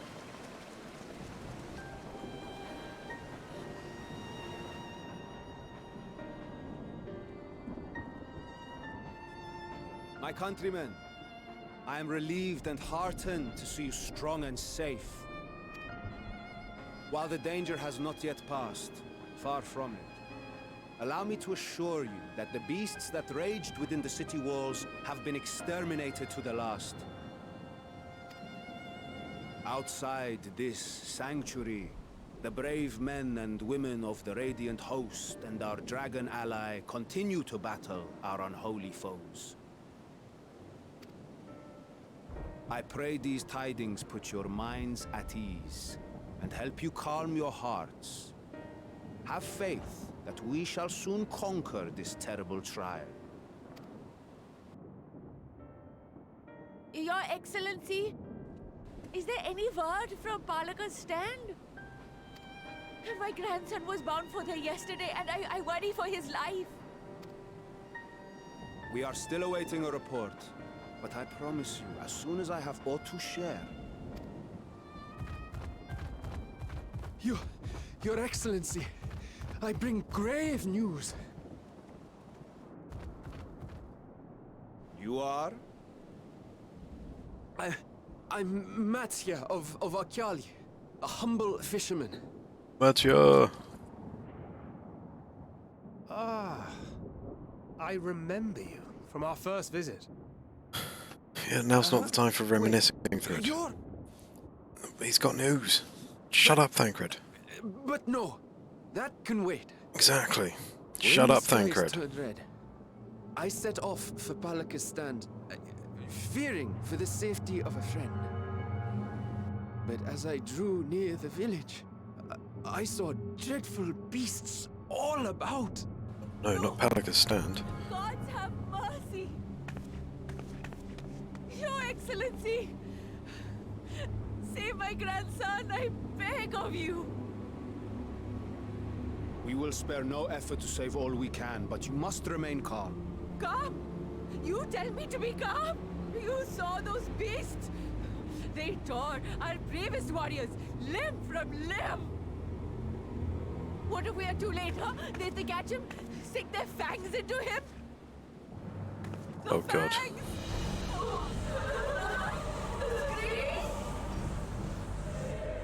Get away from her, now!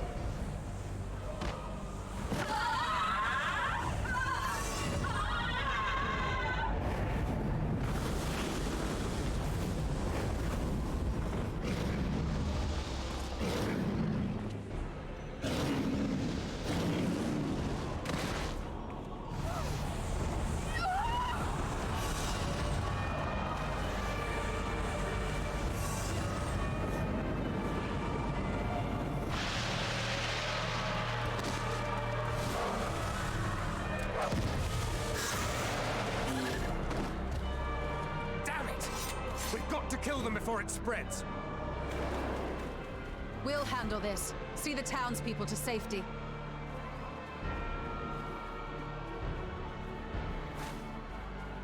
Run as fast as you can!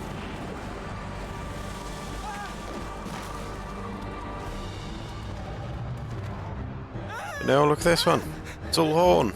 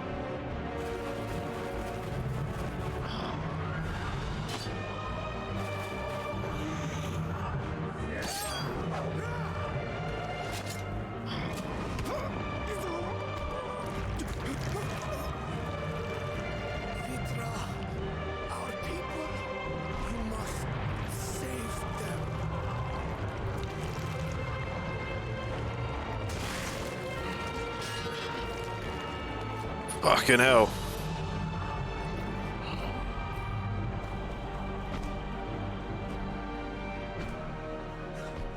My son.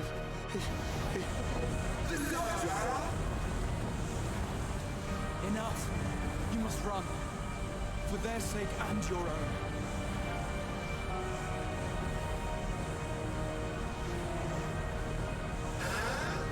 Yes, we will survive.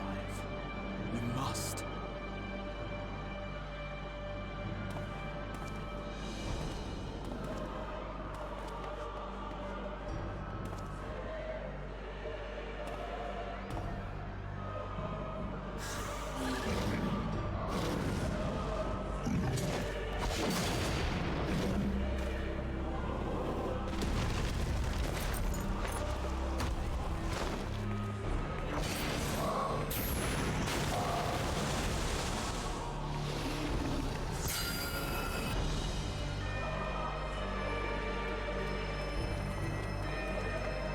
I swear Ishtola can do all the magic. that was an Astro thing.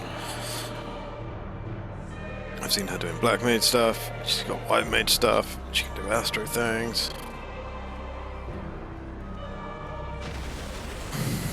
What's Graha up to? Oh, we were a bit late on that one. No, seriously, what's Graha up to?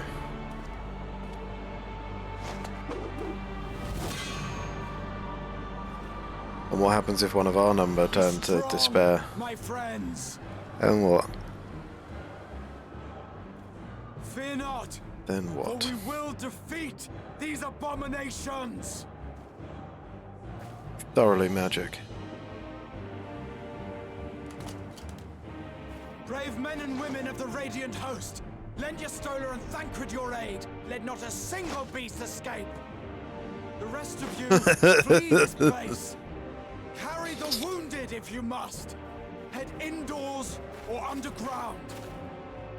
Get the fuck out of Dodge. Above all, stay calm. No beast will follow you. We will see to that.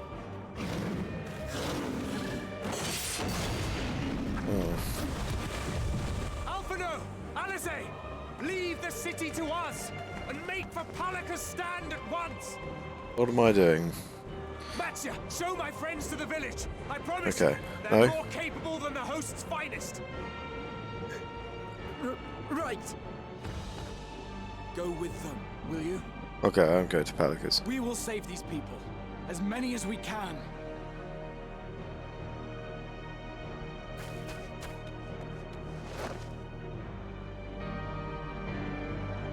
I think Pelikas had an Aetheryte, didn't it? What time is it?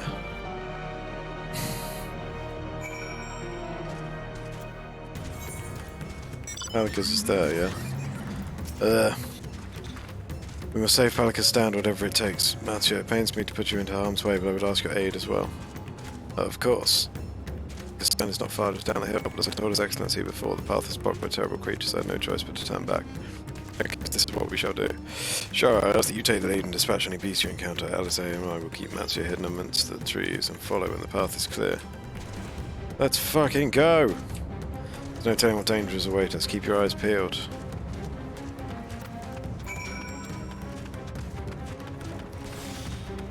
Don't forget to eat your egg.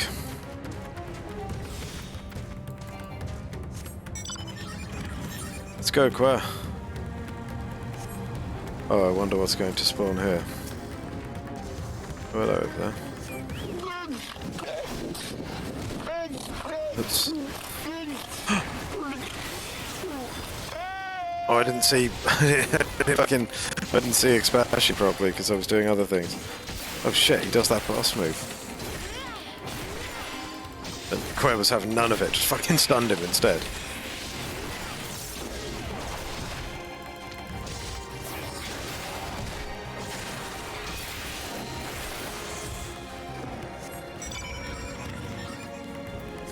So yeah.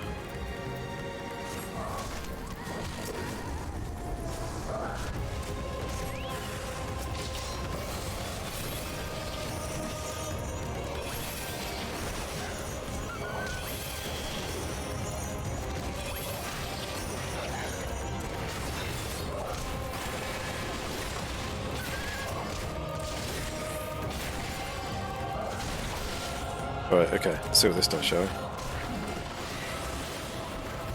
Oh, it's just a slightly fancier spirits within.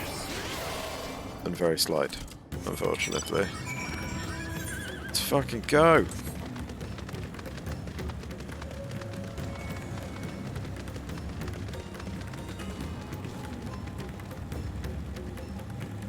Papa! No time to talk. Aetheryte. Yes. Yush! Okay. We are still in time for the early bird special. With the gold saucer.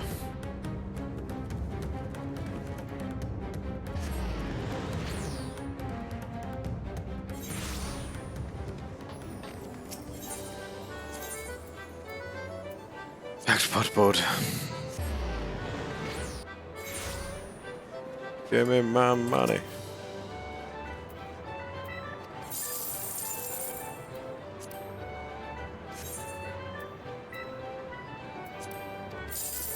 Yeah.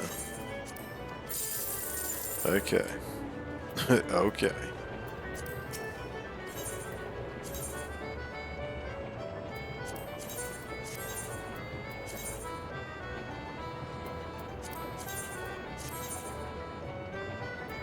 He's got his job gear. Oh, did you get to 90? I must have missed that. Did I miss that? Barry Scott, ladies and gentlemen. Oh no, still 89. Got it at 89. Nice. Nicey. Where you at? Where you at? Where's he at? Old Charlotte.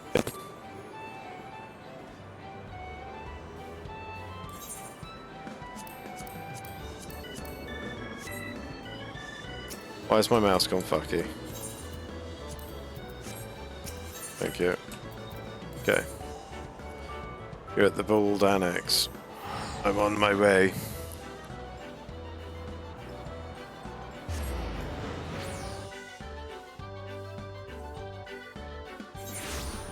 I don't know if we've actually seen each other in person since we started this, have we? Oh shit, what's it you in? Old Chalet, and there he is. There he is, Lord bless him.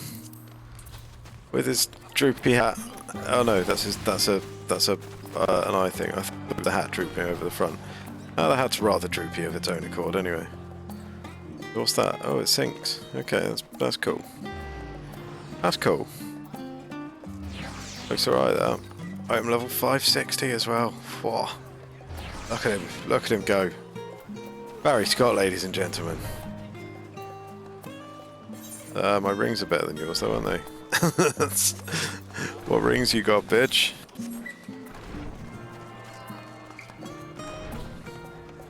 Yeah, that's nice.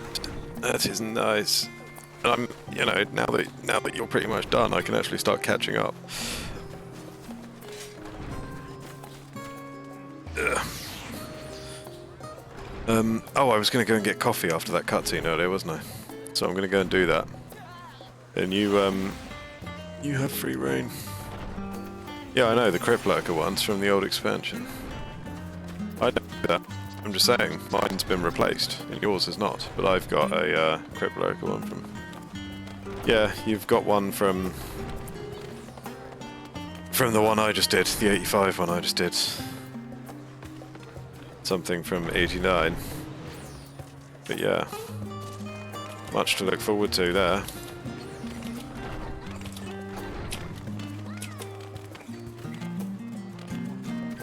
Okay, right. I'm gonna go and get coffee. Bet you on the iCam. You're kind of shenanigan. Oh Jesus, it goes all over the shelf, doesn't it? I will be back with coffee, and hopefully that should buy me another couple of hours until it would be more acceptable to do films. It's yeah. Coffee. Back soon.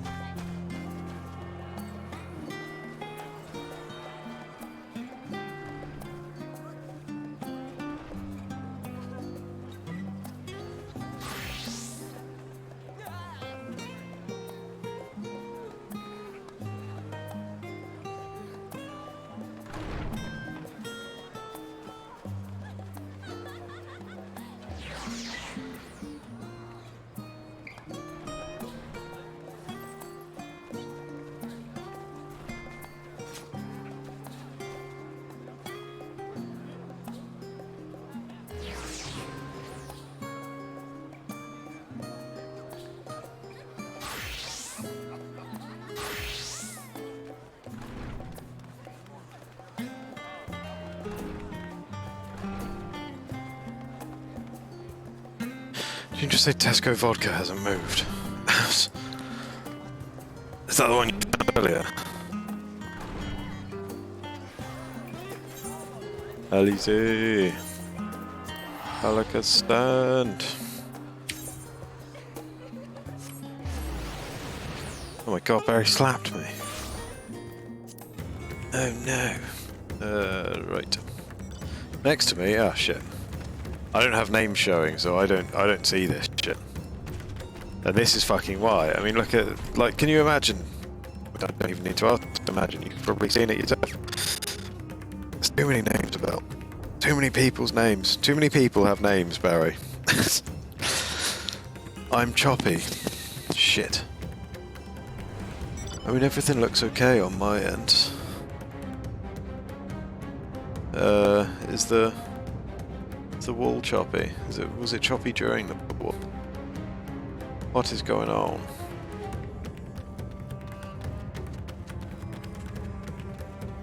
I don't really know what to do about it, to be honest.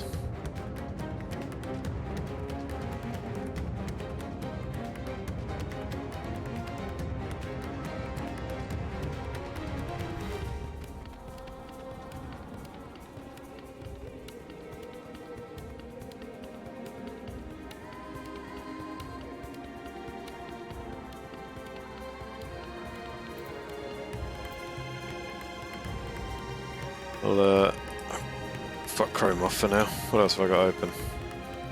Don't need OneNote. Do I need Discord? Not really.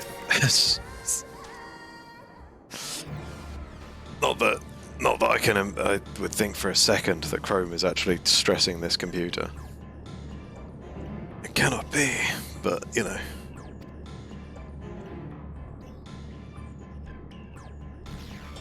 Is everyone despairing? You know that doesn't end well.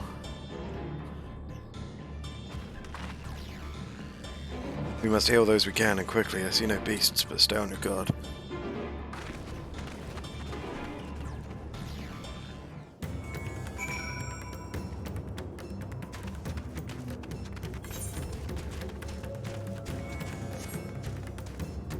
Oh, I thought that was an interact thing. Carbuncle was shining too much. Hello.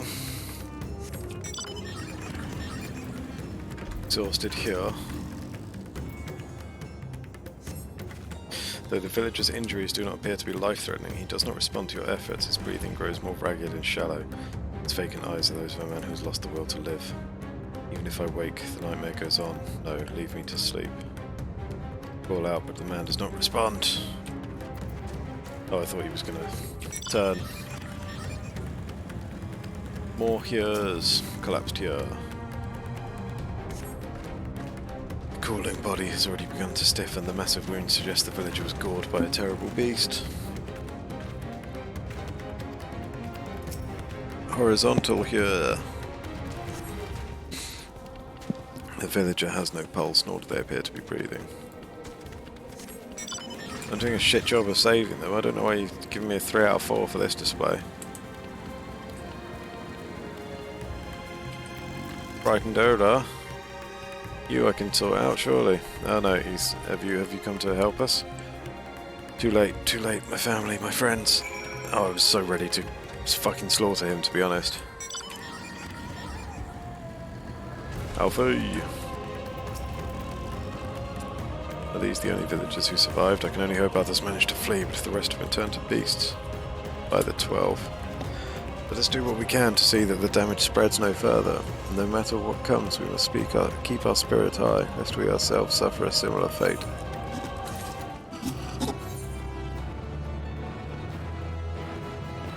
Now have access to the gate of the first site. What?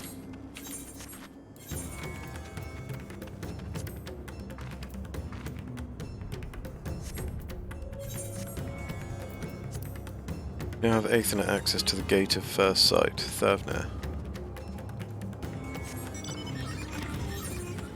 I assume that's from Radzat Han.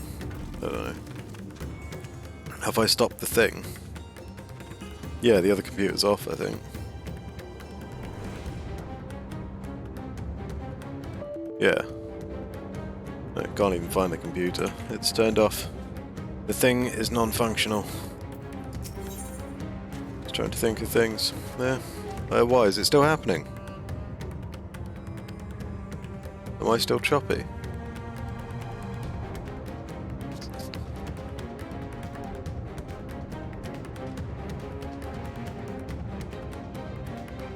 Oh, okay. Good. Alphino is determined to offer the villagers what succor he can. I can tend to the rest. Pray look after Mattia. No doubt what we have seen here weighs even heavier on his heart than ours.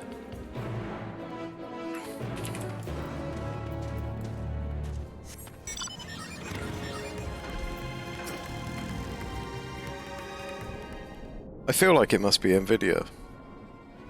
Like, I don't recall anything going wrong before I had that, as far as audio-wise. Oh, Shara, Shara. This is Yaravat the Elder here. He is hurt, but praise be to the sisters, he still lives. Young Mattia here has told me everything. I have not the words to express my gratitude for your aid. When the heavens began to burn, we were afraid, but did our best to carry on as we always have done. Until today, when those unholy beasts came pouring into our village, a flood of midnight and death. There are no words to describe what followed. Men and women I have known since they were babes, struck down by the creatures, only to rise again to join the murderous horde in the guise of those same hideous fiends. In the chaos, a handful of our villagers fled for their lives. I can only hope they have found their way to safety. Mattia, do you perchance remember Karasaf and Mevan? The young couple who always bought your freshest catches. How could I forget, Elder? When I first came to peddle my wares, desperate to eke out a living, they showed me such kindness. Others shunned me as an outsider, as is their way, but Karasaf and Mevan bought my fish and sung its praises. They turned my fortunes around. Alas, I fear they are in terrible danger. I saw them running towards Agama Temple, one of those beasts in close pursuit. They had their child, still but a tiny babe! To elude these fiends while caring for one so young is an impossible task, surely. I beg of you, go to their aid.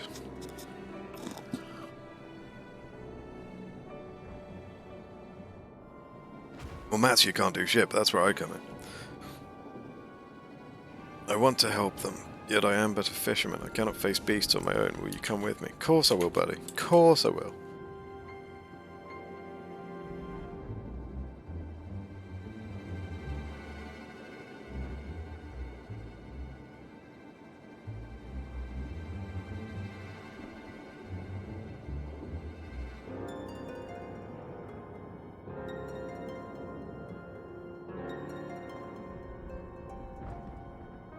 Oh, thank you. Agama Temple lies to the west of here. We must hurry.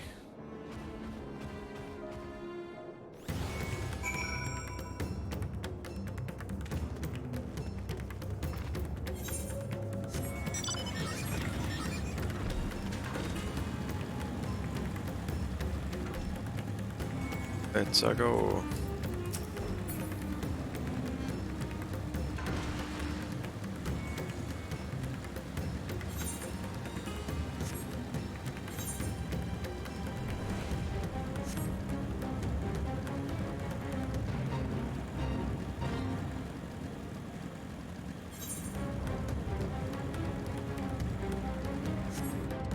Aether current.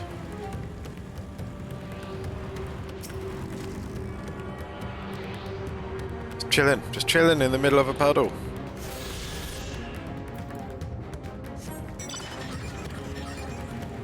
That's your Shroud of the Samga. The temple is just ahead. It was built by those who worship Saint Agama, but has sadly fallen into disrepair in recent years. If my friends made it this far, no doubt they are hiding somewhere amidst the ruins. No, please, stay back. That was Karasaf. Oh no, this is not good. I'll take a look. Please do. The cry came from the ruins. You must hurry.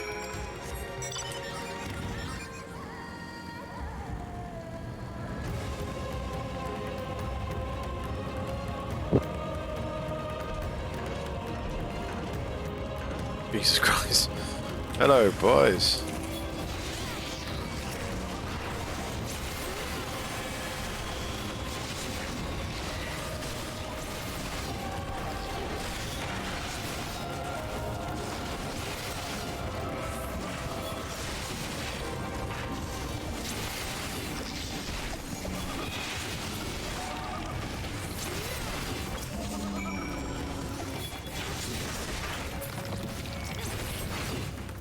Garasaf.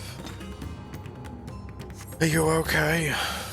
Oh, were those beasts the wife and child or something?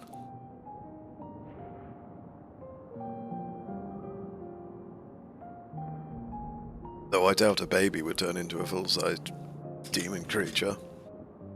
Oh, maybe it did. The man lies motionless on the ground, bearing a grievous wound.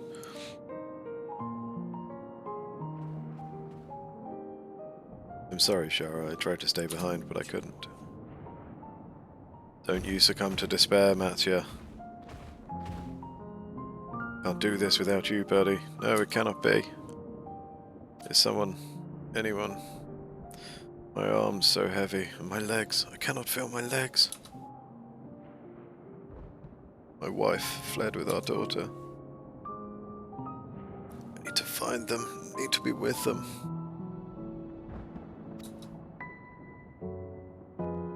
I need...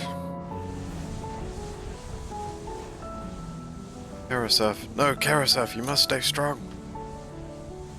More time. I thought I had... I don't want to die. Speak to him.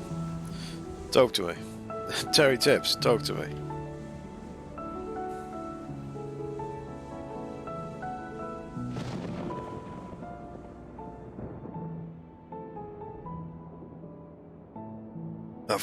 That flash of lightning and the slightly delayed crash of thunder was rather authentic.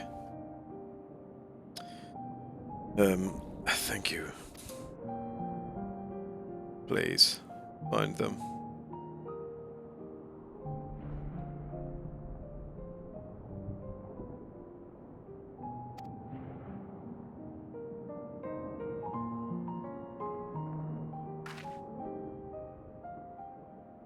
Evan still lives and she has their child.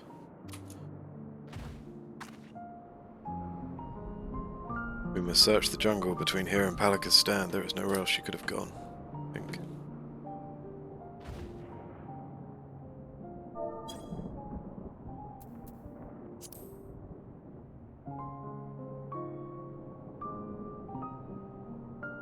Forgive me, Karasaf. Once we have saved your wife and child, we will return and lay you to rest. Oh.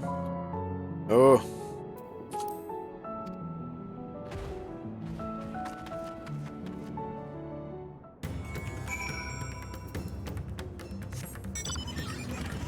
Fucking go!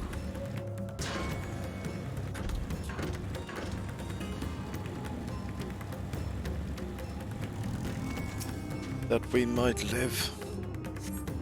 See no tracks or other signs of recent travel. Mevin and the child must be elsewhere. Let's fucking go. Let's go.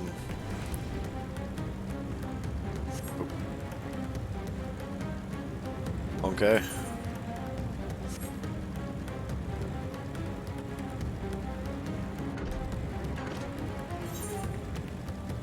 Aha. Destination. I wonder if anything's going to occur here. What could it be? Oh my god, a hostile presence.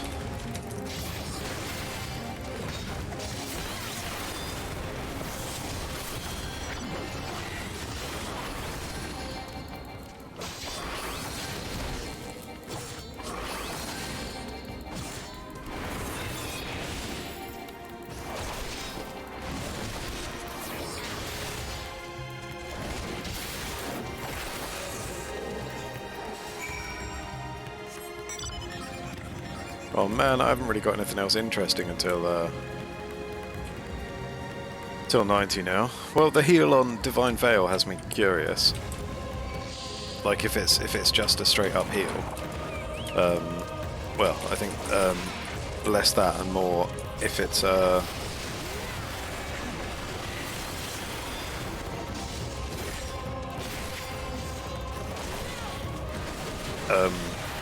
if it triggers Divine Veil by doing it, then that would be interesting. Because that changes Divine Veil quite considerably then. If Mevan and her daughter came through this area recently, you see no evidence of their passage.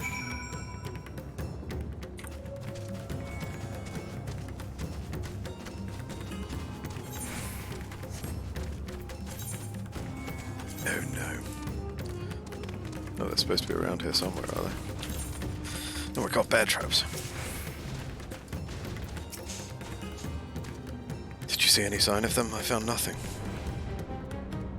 Perhaps the beasts have chased them farther from the village. O gods above, I beseech you, pray deliver Maven and her little one to safety. Mattia, hold it together, buddy. Hold it together, buddy. Meanwhile, in the skies above Thavner,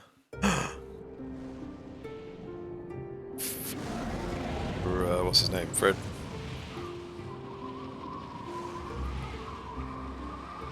Fritra? No more enemies to trouble us here. Fritra and Destinian. It's me. How fare you below? Terribly. Thanks for asking. Understood. I will inform Vritra. Chaos and panic sweep Razad Han, and many more have succumbed to the transformations. Amidst the fray, Vritra's not gonna like that. Ahawan fell, protecting a grief-stricken father.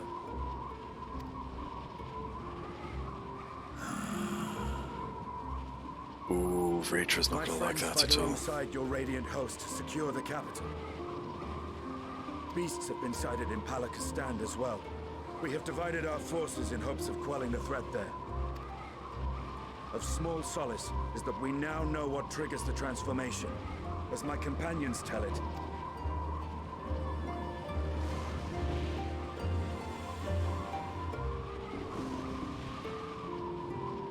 So it is the very fear and despair in their hearts which inflicts this abhorrent punishment upon them. A nightmare from which my children will never awake. O capricious and cruel fate, they are undeserving of such condemnation. Will you wallow in sorrow or rise to the occasion? It half feels like this is like the second half of the story where we start getting all of the negative colours off of that flower. After we've had such a positive vibe off that flower for so long. It's just going to be a shit show for the foreseeable. Razad Han is leaderless. Thoroughly 90, congratulations. Ahawan sought to reveal the truth to his people. Barry Scott, ladies and gentlemen. The Black Mage. The man, the myth, the midget. They dead to your dismay. Come on, aww. You bag of dicks. And one day, Shara, we will. I promise you. I don't know where to put it, Barry. One day. The sun will come out tomorrow. All that bollocks. All that bollocks.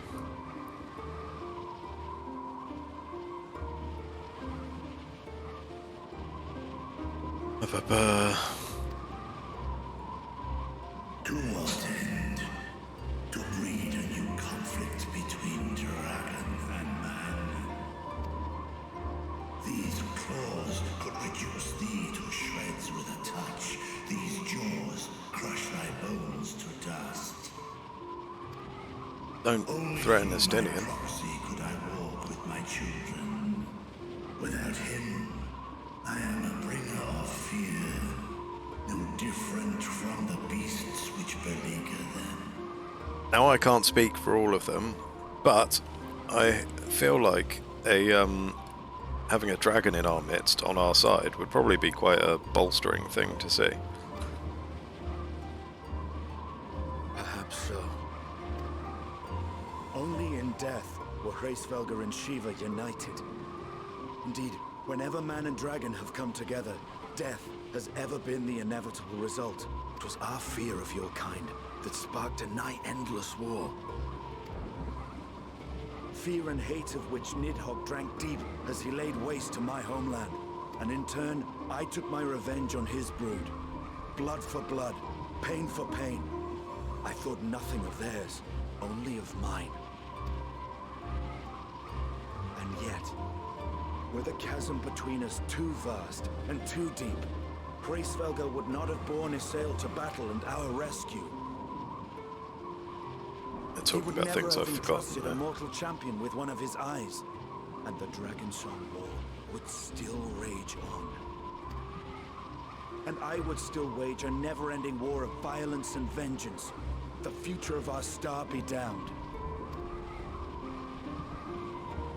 I cannot speak for Ahuan's greater goals, yet I know that he served you, served your people, long and true. In this time of unprecedented crisis, he turned to you. You could do worse than to place your trust in him. It will not be easy, but the future of Radzat-Han hangs in the balance.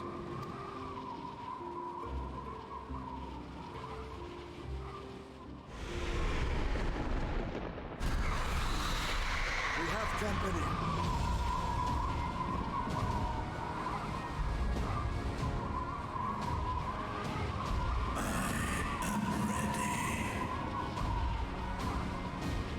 We're gonna get to see them actually doing some mad shit.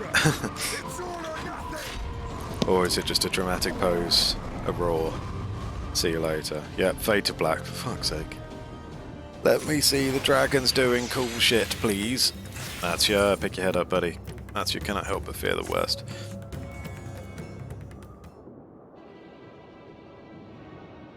If Mevan fled deeper into the jungle, she and her child are in grave danger.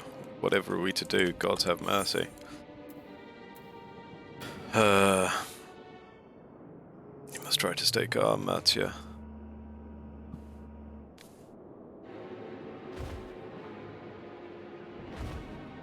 How can I at a time like this? They could be dead.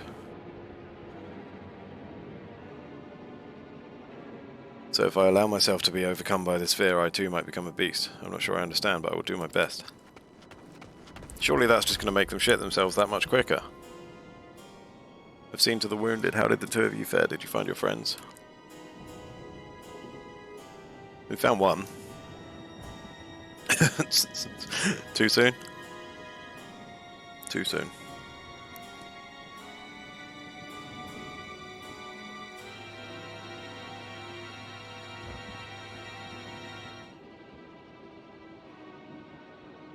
I see. In that case, let us help you find the mother and child.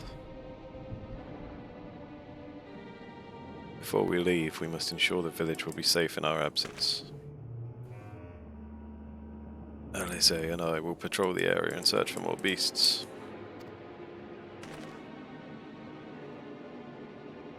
Would you and Matsya speak with Elder Yerovet? Pray explain to him the situation and join us as soon as you are able.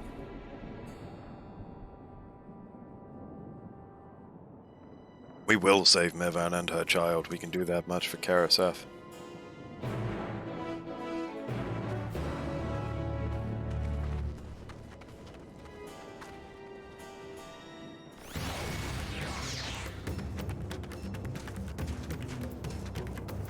New egg. I am heartened to see you both safe, but what of the family? We found Karasaf, but he... Say no more, I understand. We have lost another of our dear friends. Karasaf may be gone, but there is still hope for Mevan and their child. Please find them, I beg of you. And if in your search you come across anyone else who escaped the slaughter, pray tell them what has happened. I will do my best to keep the villagers safe, and their spirits high. Come, let us rejoin your friends at once.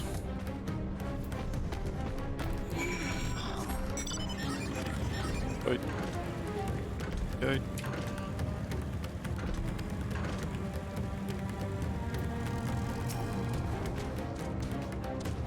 I'm pleased to report that the vicinity appears to be beast-free, no doubt thanks to your earlier efforts. And with that, let us resume our search for your friend and her child. Where should we begin, Matsya?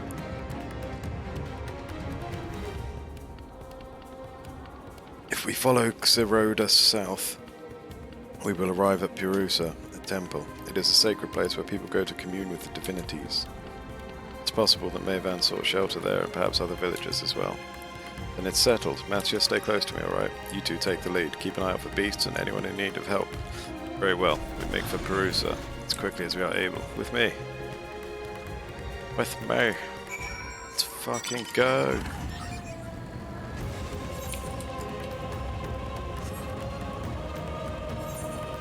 Was the road loop round? No, we were just right in the river.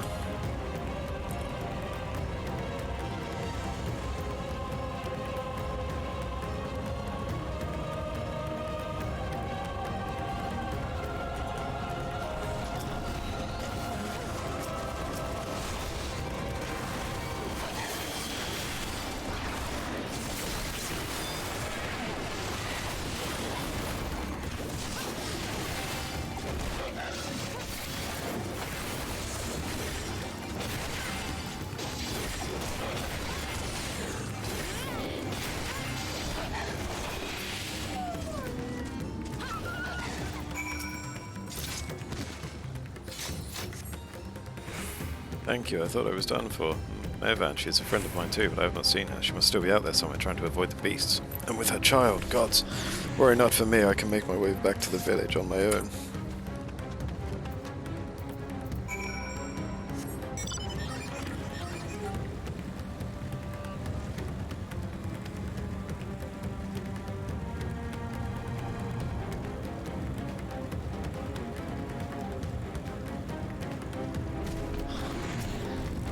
That's your buddy. Shara, wait. Perusa lies just up ahead, but something terrible has happened. The beasts have come and many have already been killed. Alphino and Alizé have gone to do what they can, but there are so many, more than I can count. You must be ready. Born ready, baby. LFG.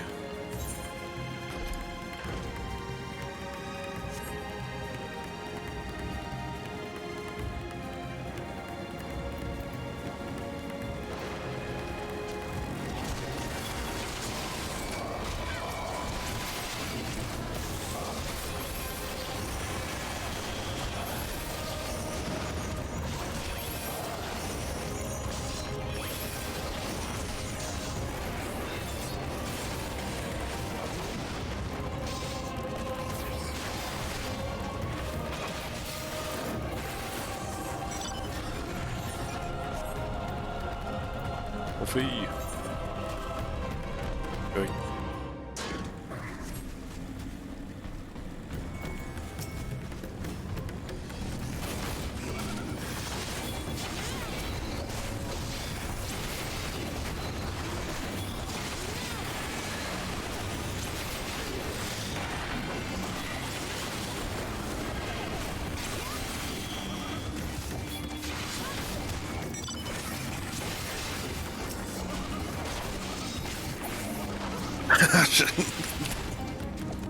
Yes, Barry, I'm sure that's why Jeff Bezos wanted to go to space.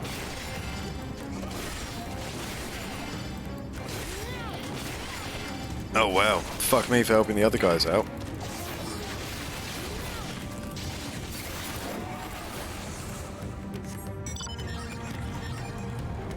They literally finished theirs off and just left. Rude. Rude. After everything I've done for you.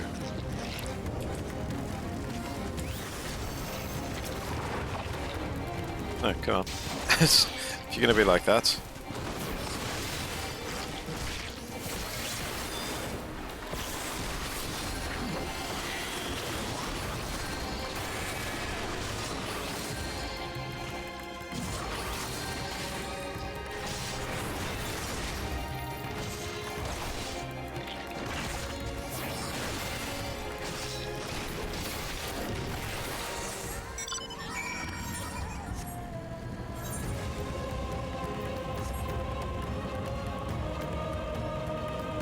Back off, Lima.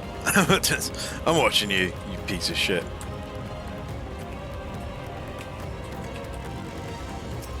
Alpha you. There you are, how fare the others?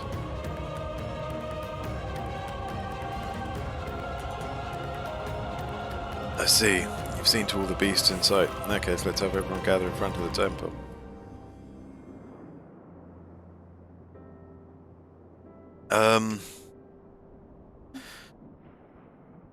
That's a good question, Barry. There'll be at least 2 to justify a roulette. It might be 3, yeah. It might be 2 on release, actually. Trying to think. Let me check the the dungeon list after this. Courage, friend, the pain will pass. Has anyone seen Mervan?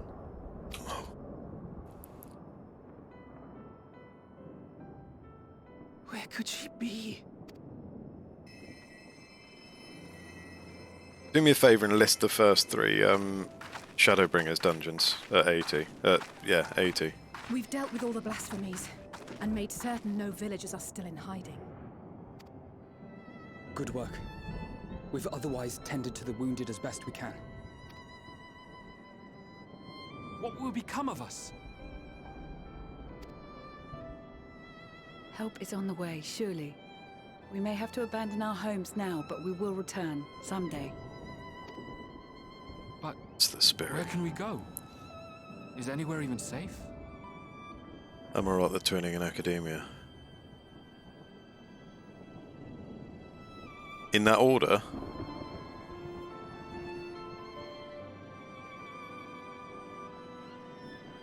Yeah, I think it was just Amarat and the Twinning to start with.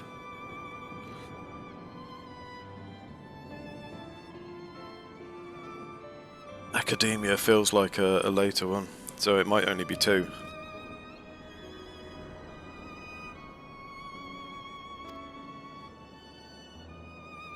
That I cannot say. Well, I might be wrong, but I think it's 2. Nowhere safe. Run all you like, but there's no escaping these things. Alright, fucking And even if I could, chill out. it's too late for my family. Oh, god damn it, she's about to turn.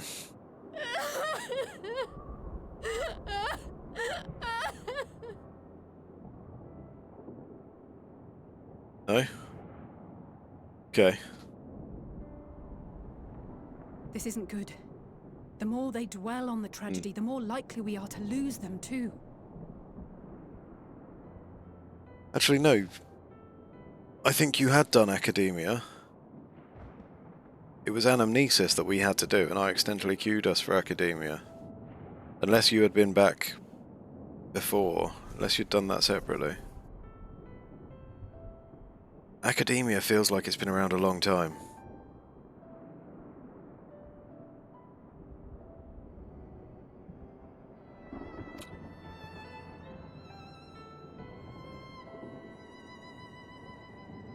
My friends, this is a place of worship. I mean, you can always just,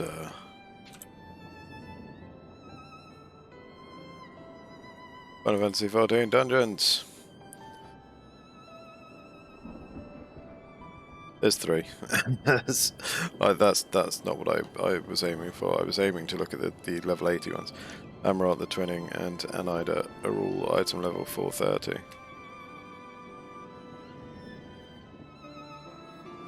Yeah, they're all the same required item level. So I missed, yeah, there's 3. Of course I scroll to the bottom and it's Endwalker dungeons at the end. And there's 3. there's 3.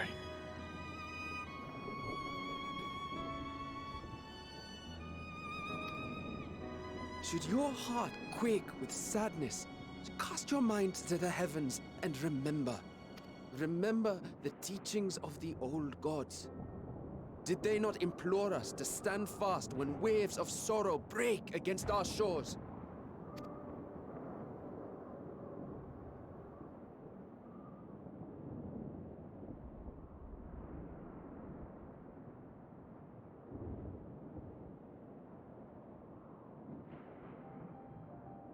Know this, my children.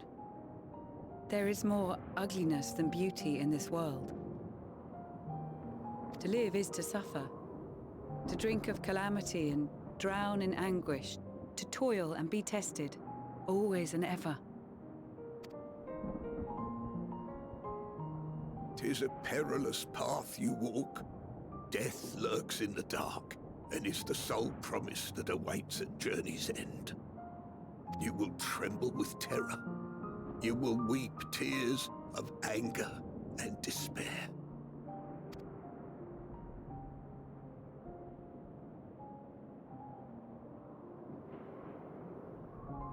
But do not avert your eyes. See your life for what it is. Then will you see how the hardships make you strong.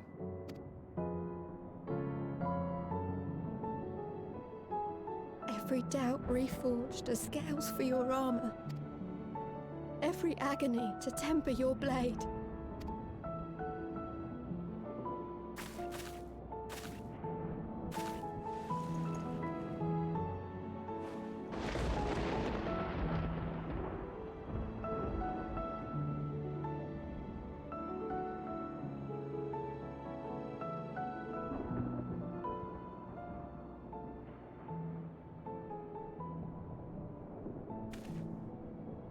Thank you, lad. We'd almost forgotten who we are.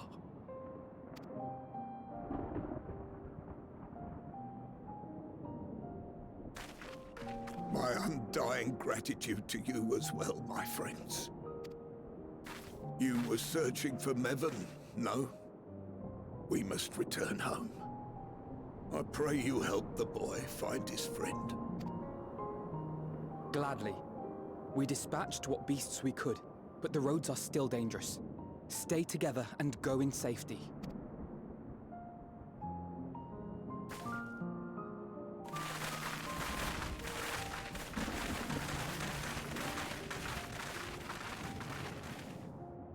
That was very impressive, what you did back there. Those words seem to resonate with your people. They should. They were the first spoken unto our ancestors by the divinity of legend. I'm easily upset, and fish are wont to flee a temperamental hand, so I recite the teachings over and over to calm myself. They're lovely and inspiring to hear, though I imagine they were born of great misfortune. Oh. They are born of life. There's as much bad as good in it. More, many would attest. All the more reason to appreciate the good when you can. I won't argue with that.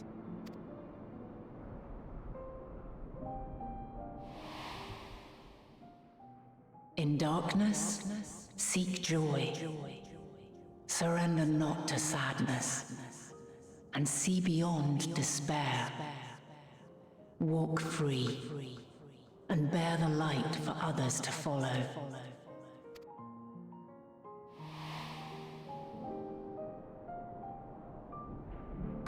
And with that, let us see if we can't find Mevon.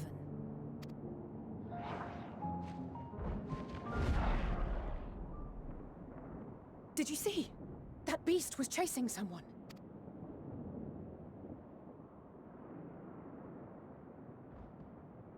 It's our time to shine, let's fucking go!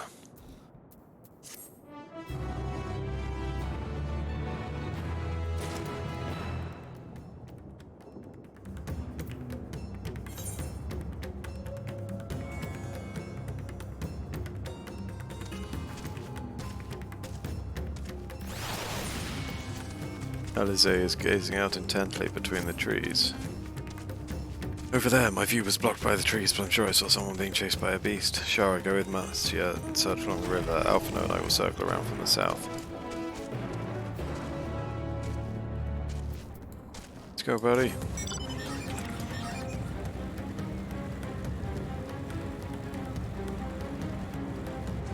Tigers. Crocodiles. Sheep. Sheep. Ooh. Oh, okay. Wait. That doesn't feel right.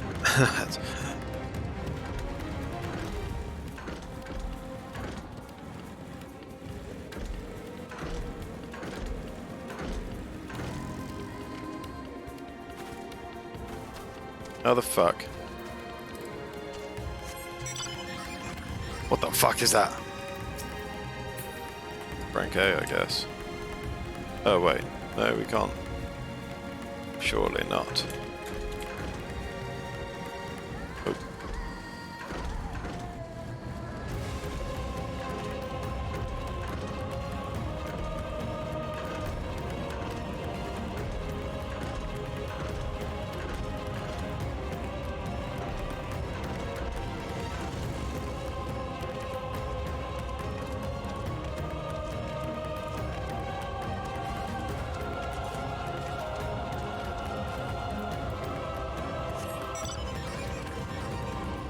3? Is that mental? Yes. I think it's mental. Yeah, the trunk doesn't go over that far, does it?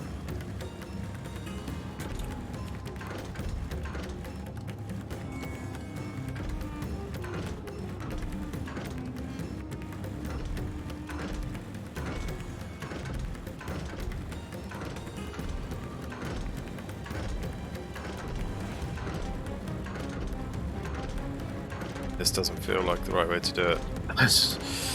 I'm not getting very far with this one.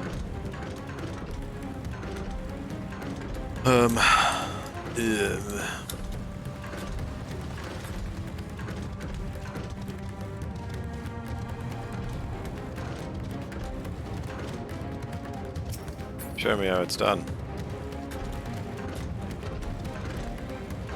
See, that's what I was thinking, but no. Oh.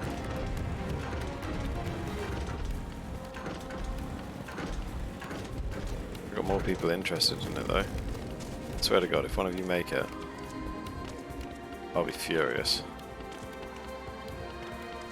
Wait a second. Ah, doesn't work. But you, your elusive jump. No. Is everyone else just giving up on it and walking away? Maybe I should. Maybe I should move on with my life. Fine.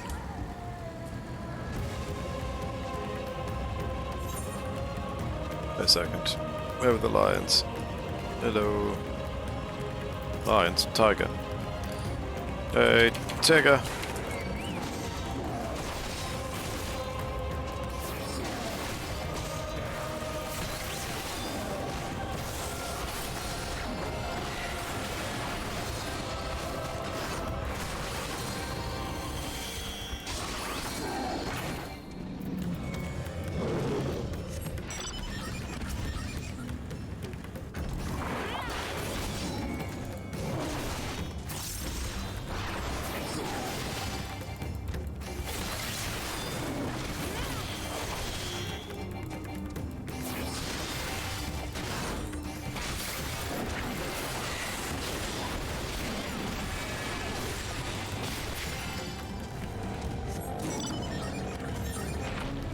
Or Saxo newts.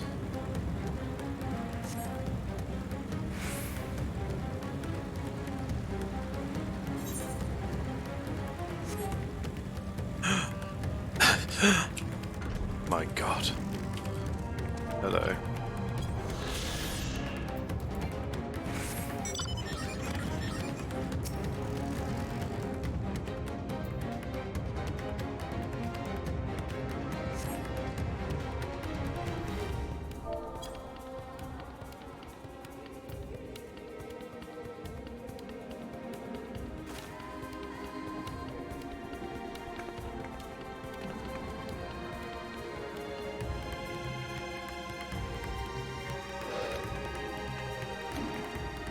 That's her! No, I'm sure of it! Niven! Don't, please!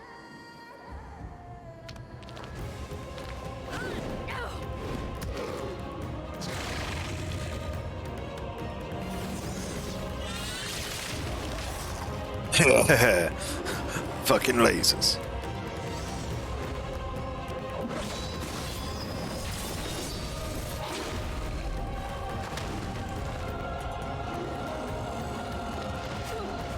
My turn.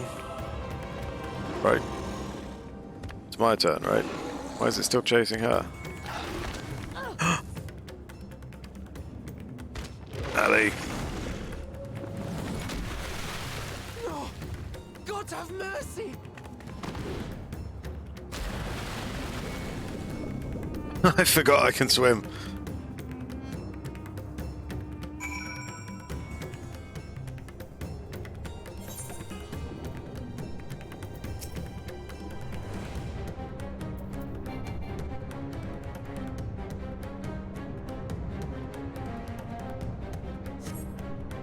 Evan's lifeless body floats before you, battered and broken. Her death no doubt came swiftly.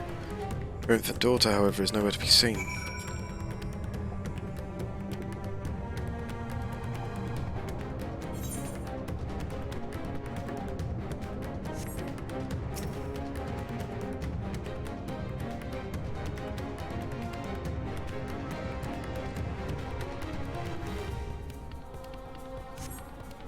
Take the babe into your arms. If she yet lives, you cannot tell, but she will surely not survive unless you carry her to the surface at once. Let's fucking go.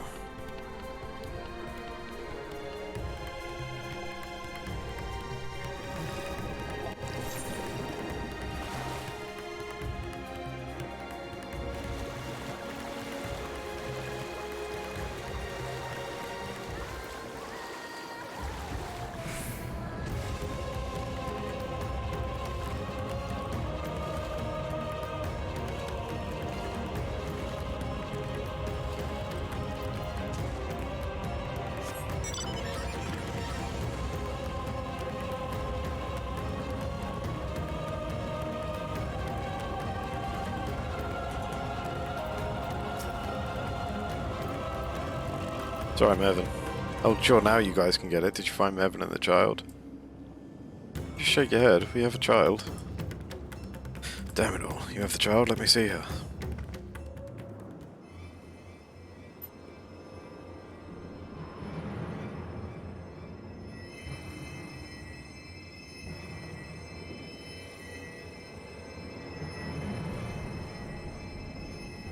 She's so cold, Elfino.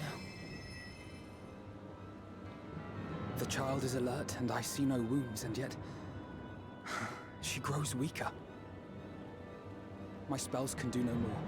What she needs is a change of clothes and a warm bed. We must hurry back.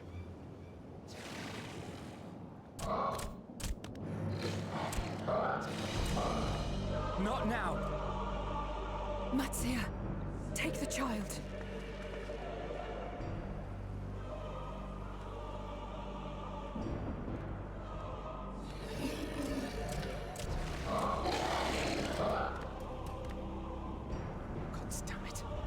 It appears we've made enough noise to be heard for miles around. More will be upon us ere long. We make our stand here. Matsia, can you take her back to the village? But the child, all by myself. You can't be serious. The beasts will follow you home unless we stop them here. And so we shall. Be strong, Matsia. Her life is in your hands. Right. I can do it. Goddamn right you can, Matthew. Let's fucking go. I know you can. We'll keep them busy, Matsia. Go! Quickly!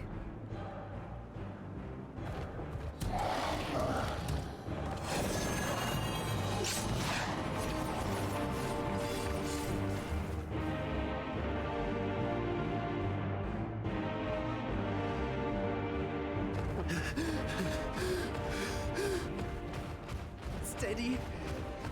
You know the way.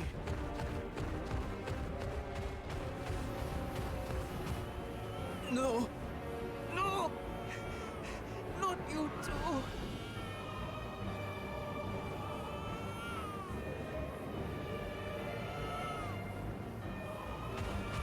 Don't be afraid. Don't be afraid. To live is to suffer, to drink of calamity. It is a perilous path. Death lurks in the dark.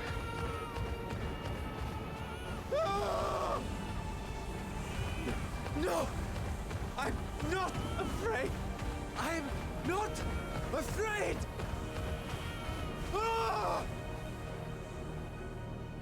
Do not avert your eyes. See your life for what it is. See how the hardships make you strong. Every doubt reforged.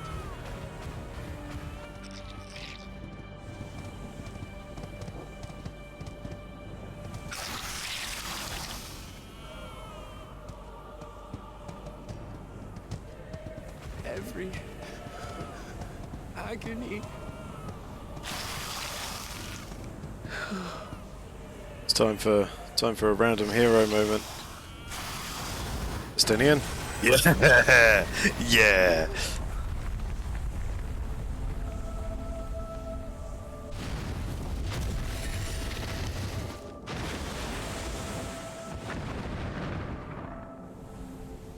divinity?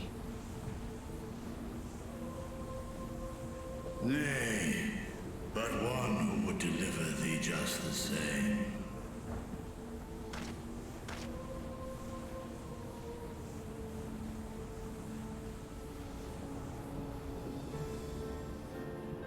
Please. You must save the child. She is all that remains of Mevan and Karasef. Please.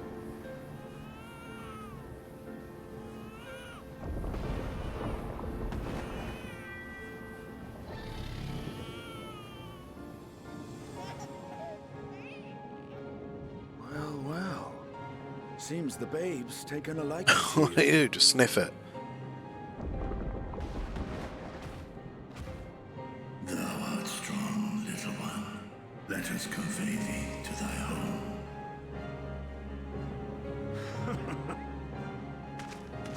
I spied our friends as we flew in.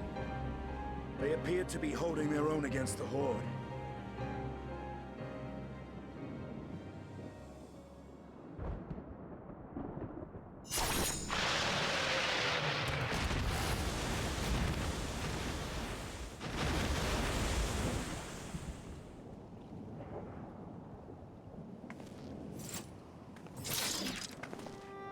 Right.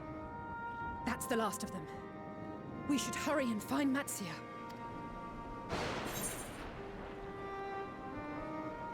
I have a feeling he'll be fine. Really? How can you be so sure? A fine battle it must have been. Shame I missed it. Estinian, it was you who came to Matia's aid. I was only along for the ride. Vritra was the one who saw the boy was in need. The two are headed back to the village.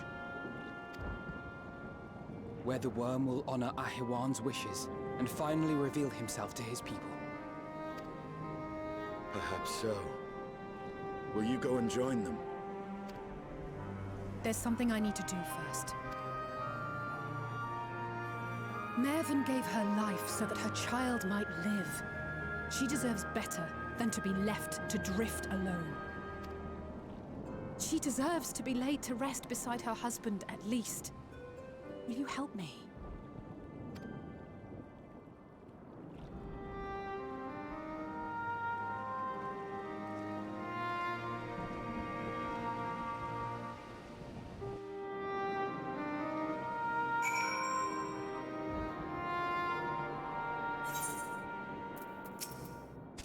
Okay.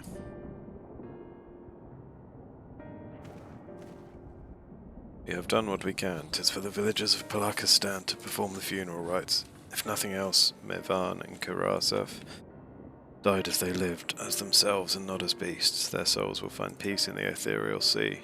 To think the day would come when even that smallest of solaces would be this comforting.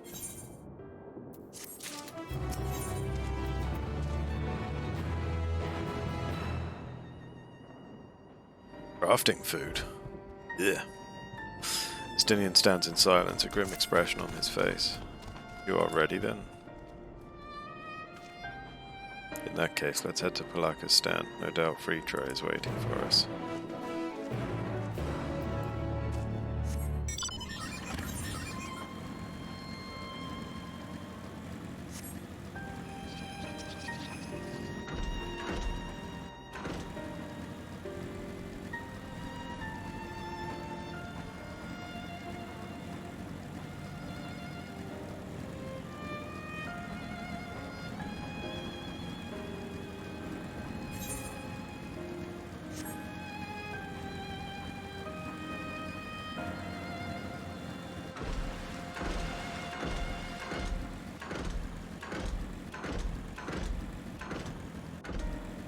Hey. What's up?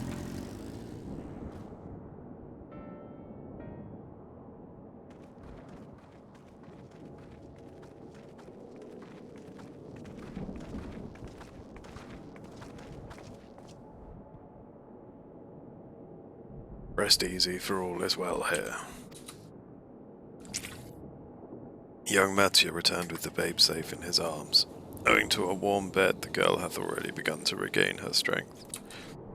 Less joyously received was word of the mother and father's fate, as well as that of their transformed neighbours. How many children of Thavner must we lose to this calamity? Mothers and fathers, brothers and sisters, sons and daughters, every death another void that can never be filled. We who survive them must carry the weight of their memory as we strive to regain a semblance of what we have lost. Karasef and Mevan's babe is a child of Thavner as well. I thank you for returning her to us safe.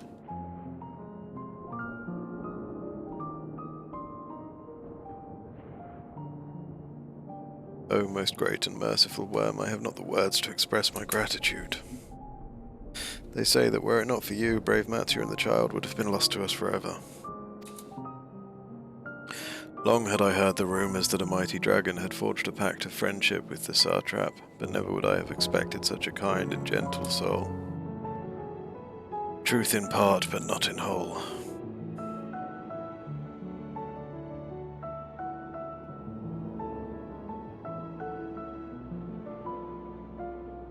I am Vritra, and for years uncounted hath this isle served as mine abode. An isle I have ruled over as satrap, with Arhewan as my loyal servant. Are my ears to be believed? You were the true satrap all along? Nidana! What are you doing here?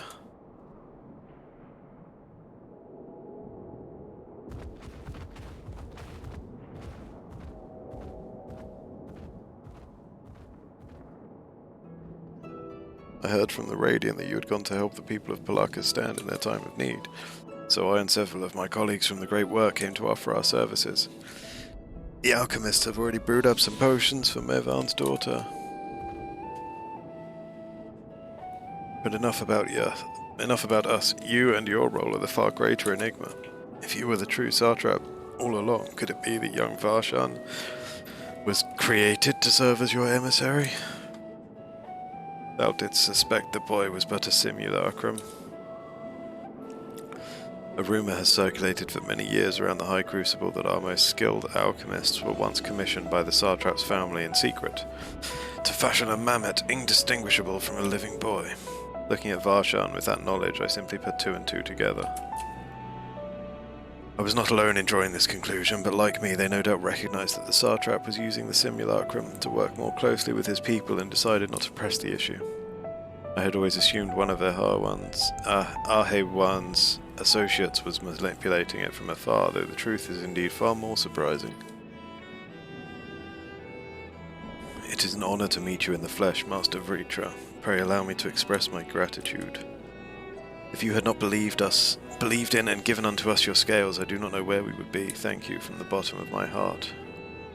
'Twas thou and thy fellow alchemists that fashioned the means to unmake the towers. You were the saviours not only of Radzat Han, but the star. Far too kind you are, Master Vritra, but the star yet wants for salvation. Once more will my colleagues and I commit the knowledge and resources at our disposal to the mission of aiding the people in this their darkest hour. 'Twould seem this place is in good hands. I would return to see how Radzat Han fares. What will you do, Scions? I worry for the survivors we met at Perusa. Should we pay them a visit before making our way back? In that case, might I ask a favour? Nothing too burdensome, I promise. This way.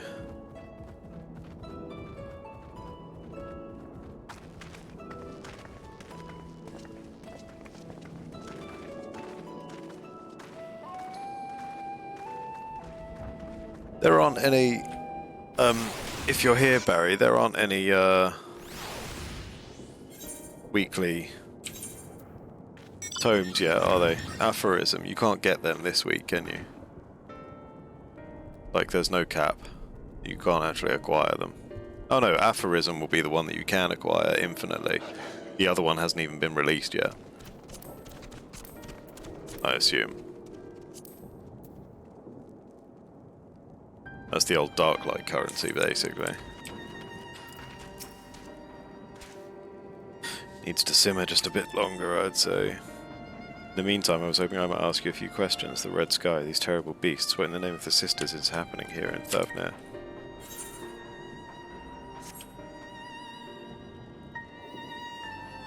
Aphorism, I'm gonna get some soon. Ooh! Oh my, that's rather a lot to take in. It would seem the situation is even more grave than we suspected, thank you, friend. My colleagues and I will use your knowledge to see if it can further our own research. And with that, here we are, a pot of piping hot chai, brewed from my own secret recipe of spices and tea leaves, together with hearty helpings of rich milk and purest sugar. I've made enough for everyone in the village. Might I trouble you to deliver a few cups? The drink has medicinal properties, then. Not in the least. The ingredients are quite ordinary. It's so very tasty, though, and has a way of lifting the spirits. The spicy aroma and distinctive sweetness of chai is a simple, everyday pleasure on our island. Sometimes the best medicine is the simplest. A lovely sentiment, Nidana. By all means, allow us to assist.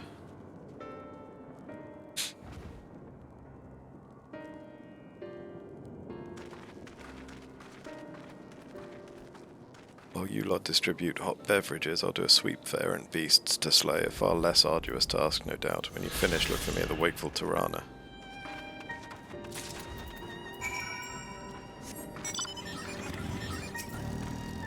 Up, Shara.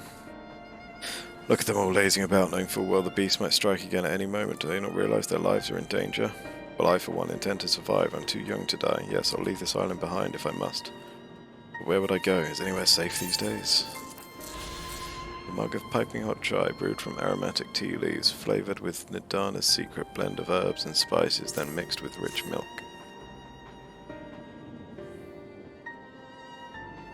Cup of chai, can't you see I have more important things to worry about? No, you're right. It's precisely in times like these that we must strive to remain calm and steady. I do believe I'll visit the Elder and see what needs to be done. If there is any way I can aid my village and my friends, I will do it. Oh, Chocobo.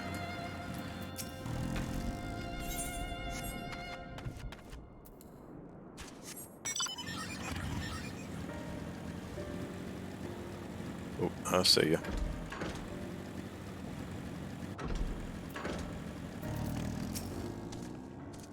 I'm sorry, I just want to be left alone. My best friend and I, we fled the village together. One of the beasts took him and... It was all I could do to run. All the while I could hear this monstrous voice screaming my name. Have some hot chai. That'll make everything better. This is for me. We used to drink chai together often, shared stories over steaming cups after a hard day's work. Thank you, friend. The pain may never pass, but I must press on all the same, for his memory and for we who must remember.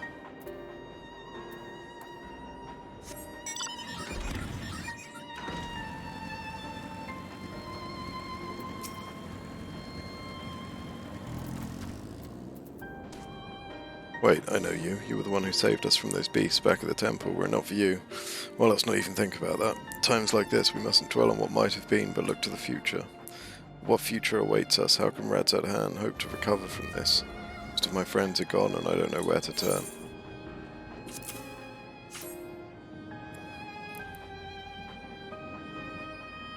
Cup of chai, well, if you insist. Ah, that aroma has a way of clearing the mind. Come to think of it, we've faced our fair share of trials in the past as well. And no matter how hard the times, we've always come together as a people united.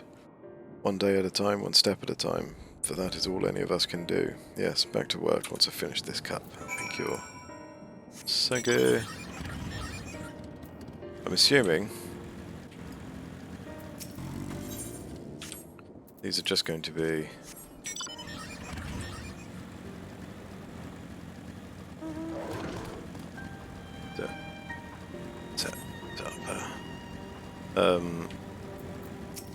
ether currents, right? Yeah. They can wait. What's this place called? Palaka's Stand.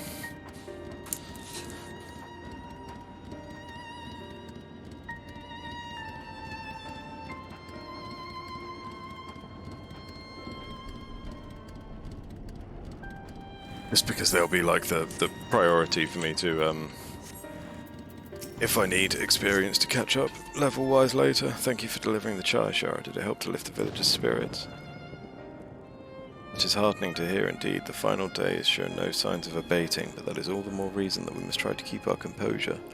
Our lives have been forever changed. The people we have lost will never return to us. These tragedies will long weigh on our hearts. But we have the capacity to live with our suffering, to carry the agony till we too join the fallen in death. It is not a surrender, but a recognition, for it is only in acceptance that we find the strength to move forward. Get back out here, you little bastard.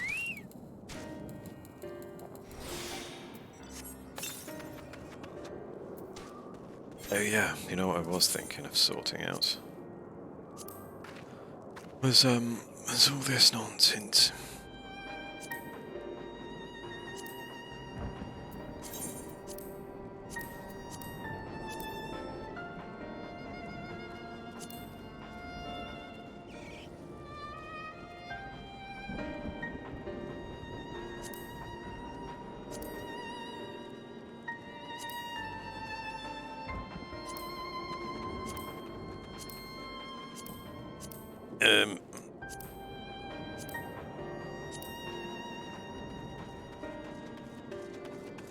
I'll do it over there. And then the alliance list can just go in there, I think.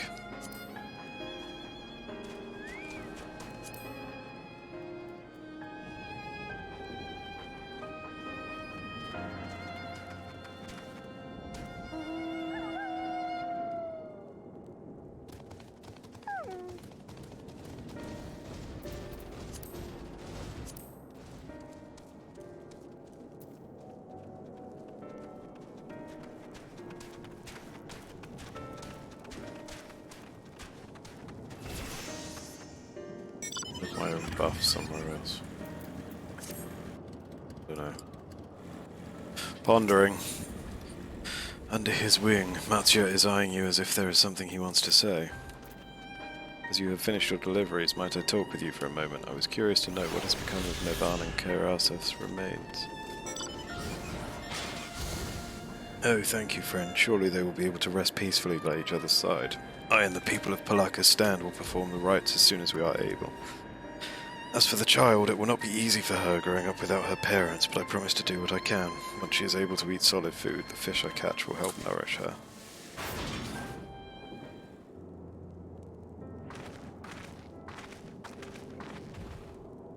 While we finish delivering the chai, I do believe everyone has a piping hot cup.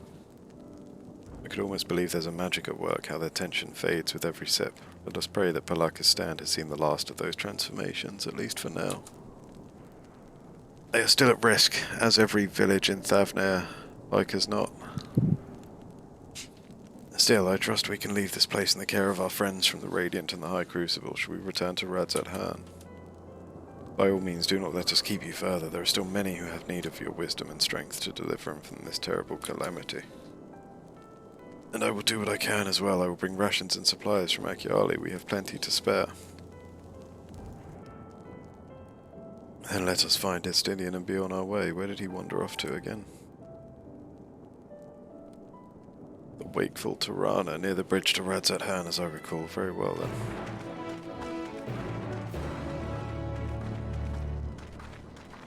Toodaloo.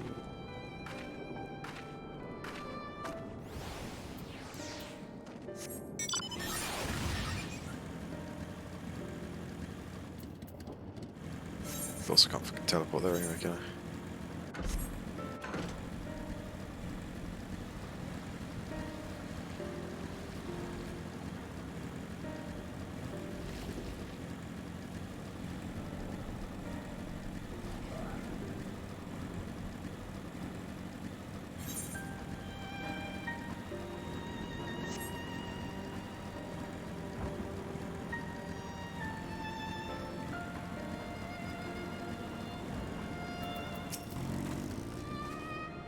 Alphino told me everything, full glad am I to hear the people are safe. Likewise, you will be pleased to know I found no evidence of lingering beasts in the jungle and ruins. It would seem you finished off the last of them. Trying times yet lie ahead for the people of Thavnair. Fortunately, they have a wise and benevolent satrap to shepherd them through. It's Speaking of which, I received word from Thancred not a short while ago. He awaits our return to the city on Elves at Darl's path. Come.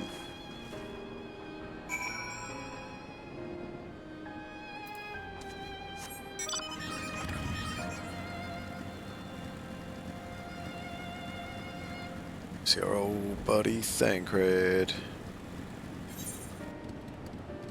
Oh, no preference.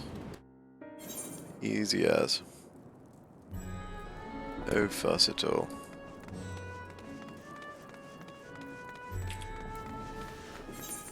I suddenly can't remember if I've actually come into the city from that far back. I think when we came in, we started on this side of that particular gate there. I felt lost for a second there. Yeah. Yeah, gate of first sight, Thavnir. Yeah, that's that one. There, that'll drop us out, cool. Thank you. Thancred. It's good to see you safe, given the skies. 'Tis all too easy to fear the worst. Where's Scott with the hydrate and the stretch? Thank you. Thank you.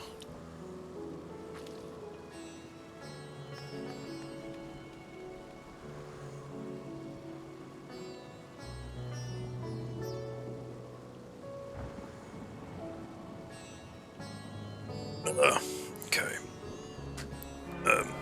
I'm pleased to report that we've succeeded in quelling the threat here in the city. The beasts have all been felled and the citizens are safer now.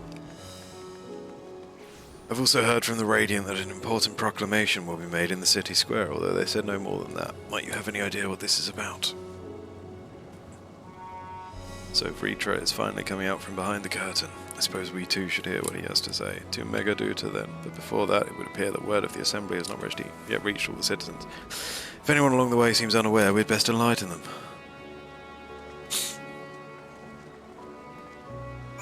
Or maybe we should mind our own fucking business for once, Thancred. No? Don't like the sound of that? Of course not. Of course not.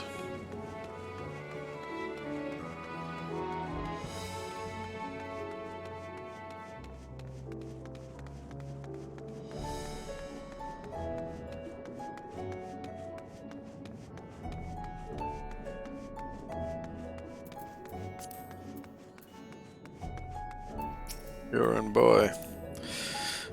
The beasts all gone. I've been hiding and I'm too scared to go out and look.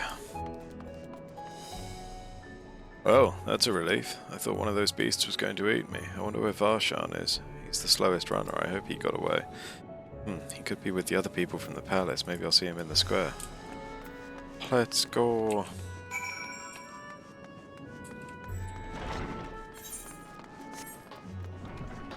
Spooky youth. Oh, spooked.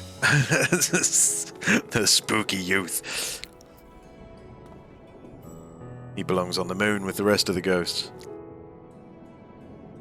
Leave me be, please. I swear to you, my flesh tastes absolutely terrible. That's because you're a ghost. Cheeky fucker. Oh gods, what are you doing scaring me like that? If we're not quiet, those beasts will find us.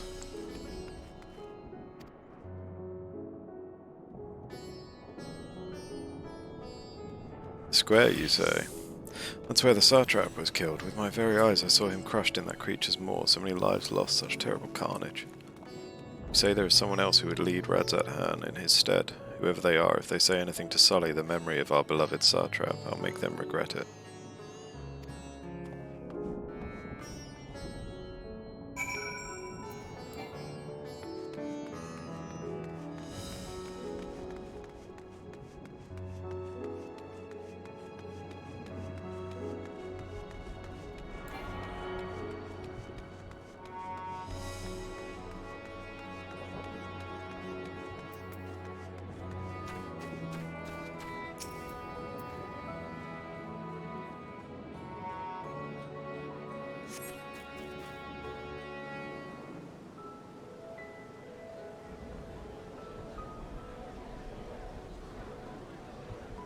Oh, I meant to go pee.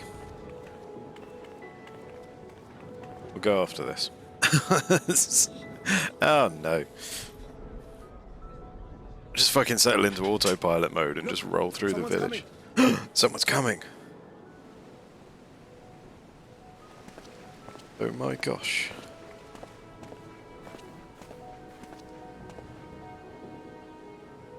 People of Razathan, it warms my heart to see so many brave, resilient souls before me. Surprise, I'm a fucking dragon. Today, I would share with you a great revelation. But before I do, I must make a humble request. Do not be alarmed, nor avert your eyes. See the one I unveil for who he is, and know that he means you no harm.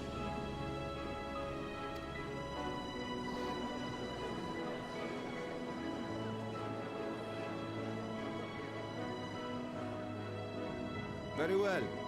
I dare say it can't be worse than the horrors we've already seen. That's a fair point, but I was going to say, if they're all on edge about beasties and shit, maybe a dragon isn't the best approach. But also, I understand the importance of it.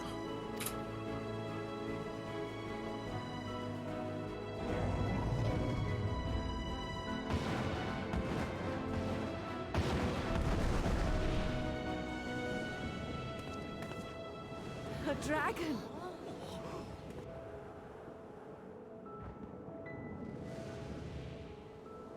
Wow!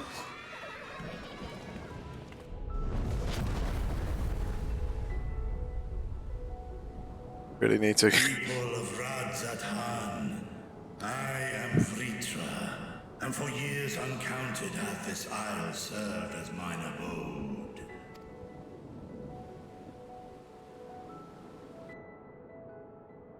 'Tis as the Satrap's ally I am known. Today, I would reveal the truth unto you.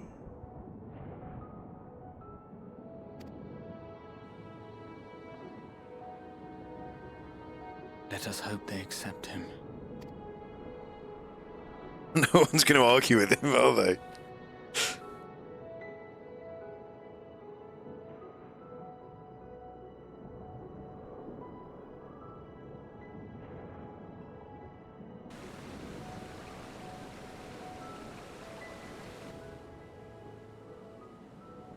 If I am hearing this right, you were the satrap all along? He is shocked. How wide his eyes are. Shocked and appalled. Vashon!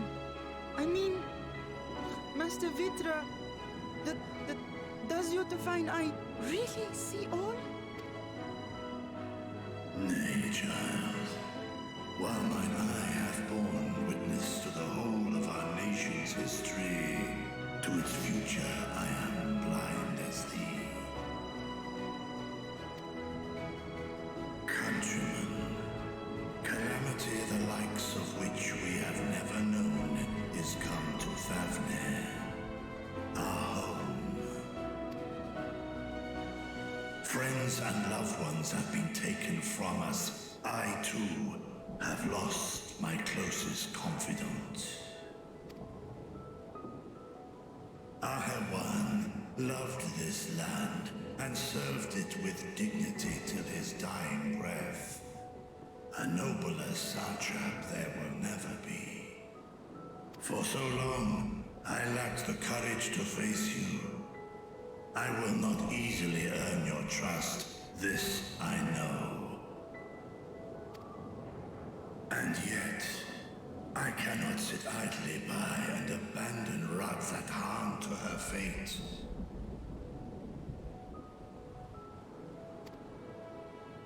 A font of boundless vibrancy, this jewel of the ocean. Since time immemorial, hath she glittered with every color imaginable. To this dragon, slumbering in his dark lair, 'twas a mesmerizing sight, and one that brought no end of joy to my heart. This calamity hath stolen too much from you already, yet so long as you live, the light of Razathan will never be extinguished. I pray you let me watch over it, over you, and lend me your strength that we might face this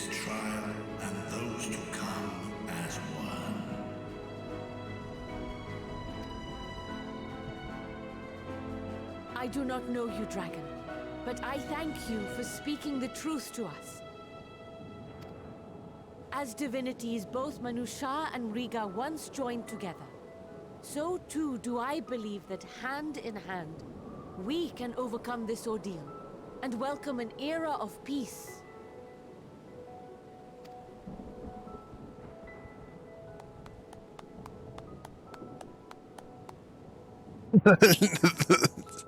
I fucking love that guy.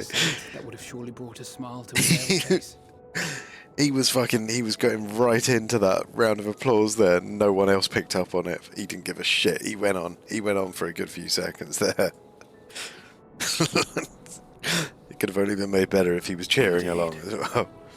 Whoa! Fuck yes! That's tickled me, that has. Bless him. What? What do you want? Fucking nerds. Excuse me, but I must speak with the Satrap at once. Father.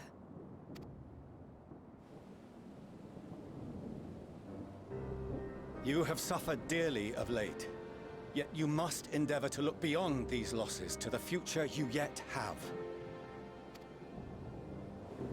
On behalf of the Forum of Sharlayan, I come with a proposal by which you, the people of Radzat-Han, might be saved. I say again, I must speak with your Satrap. I beseech you, take me to him Take with it all up with the possible dragon. haste.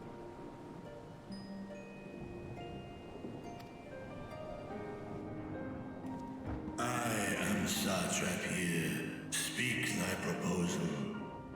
All present shall hear and judge.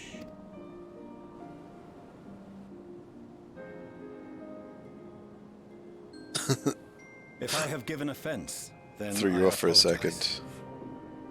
First, allow me to share with you what knowledge we have of the phenomenon responsible for your woes.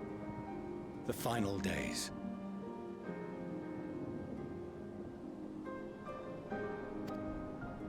It is an affliction of stagnancy and rot, sown into the currents of the star.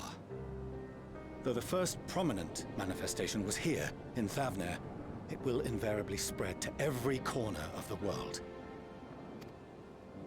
The Forum was forewarned of this apocalypse several centuries ago.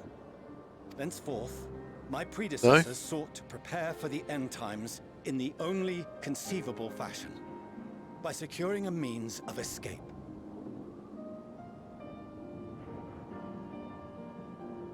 I mean, they don't fuck about with their MSQ, do they? And if you're rampantly skipping, that could well mean that I'm still a couple of days off it yet. Probably 2 or 3 days off, I reckon.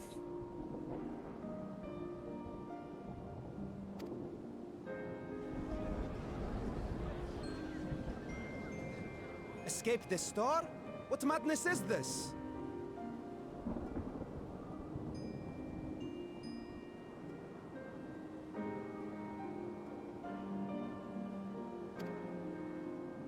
Tis by no means madness.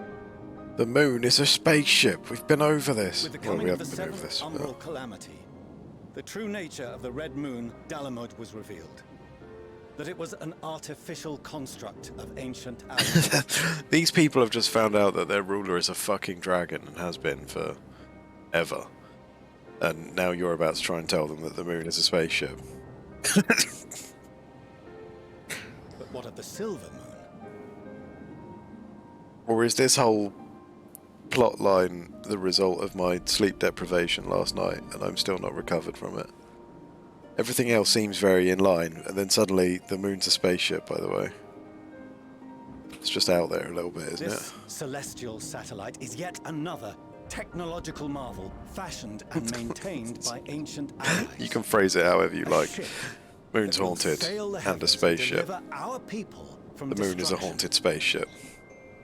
Haunted by moon rabbits. And by our people, I speak not only of Sharlayan. We mean to save every man, woman, and child it is within our power to save.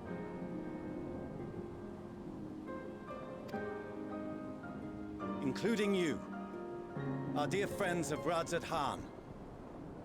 Recent events necessitate adjustments be made, and quickly, but we can and will escort you safely to the moon.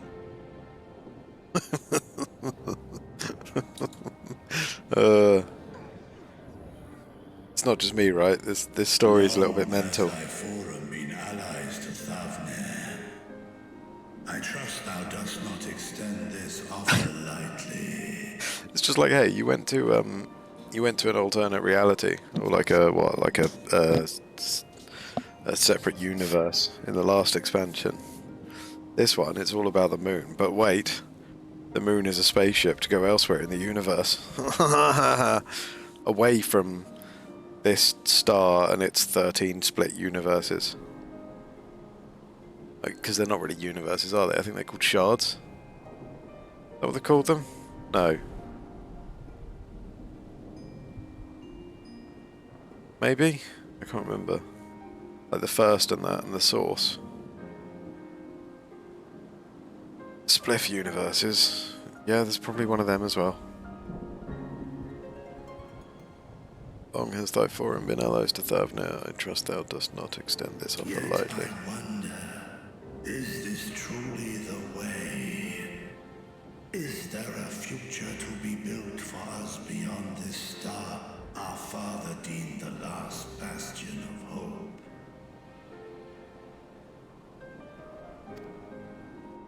It is for that very reason I come before you and your people. To answer any and all of your questions. To offer my assurances and allay your fears.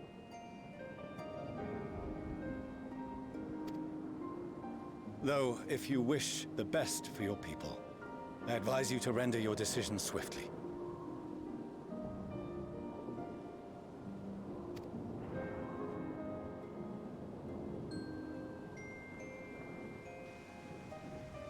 Show our friends to Megaduta. They are to be received as honored guests.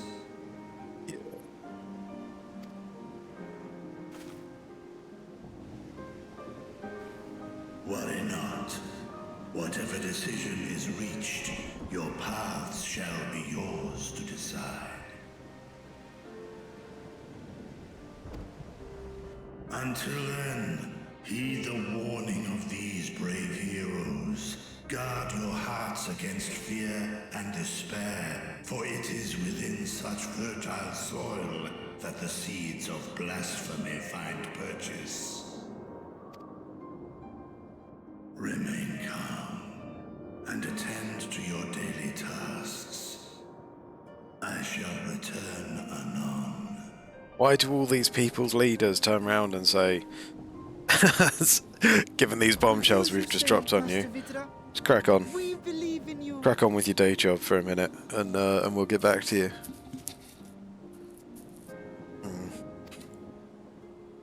At least these guys have a fucking dragon to follow, not just a bunch of nerds. a bunch of reedy nerds.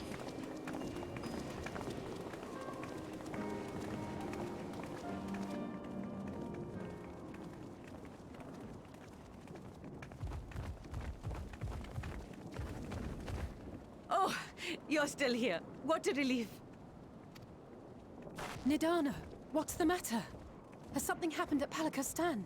Why must you panic? She sounds perfectly joyful. Oh, no, not that I know of. I just hope to hear your thoughts on a theory of mine. Ah. All who undergo the transformation are drained of their ether, yes? What is it then that gives these beasts the strength to carry on as they do?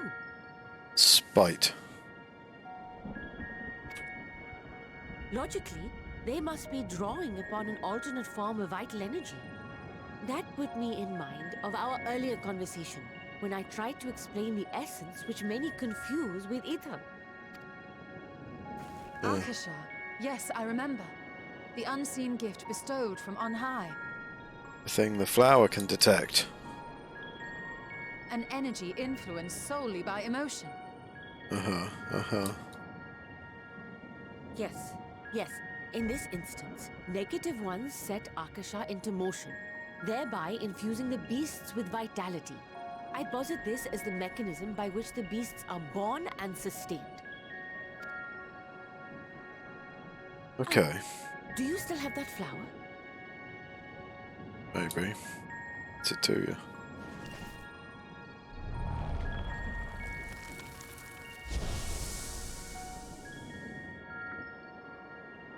That's not a good sign.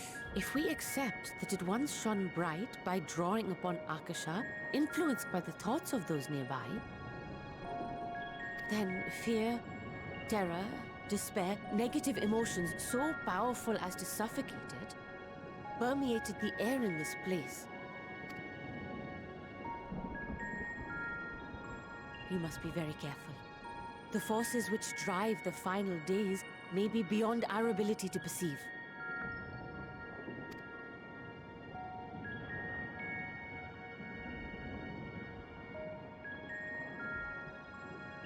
Sorry, I didn't mean to scare you like that. At any rate, I will continue my research into Akasha. Do temper your expectations, however. There are sadly few detailed studies upon which I may draw. Formulating a new theory as you have is itself no small feat. I wish you well in your endeavors, and pray you take care. Thank you. You stay safe as well, yes? Till next we meet. And we will meet again.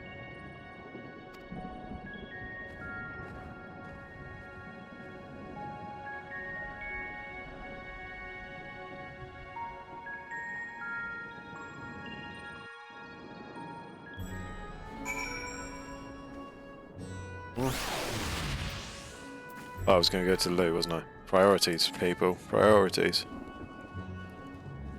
Ugh.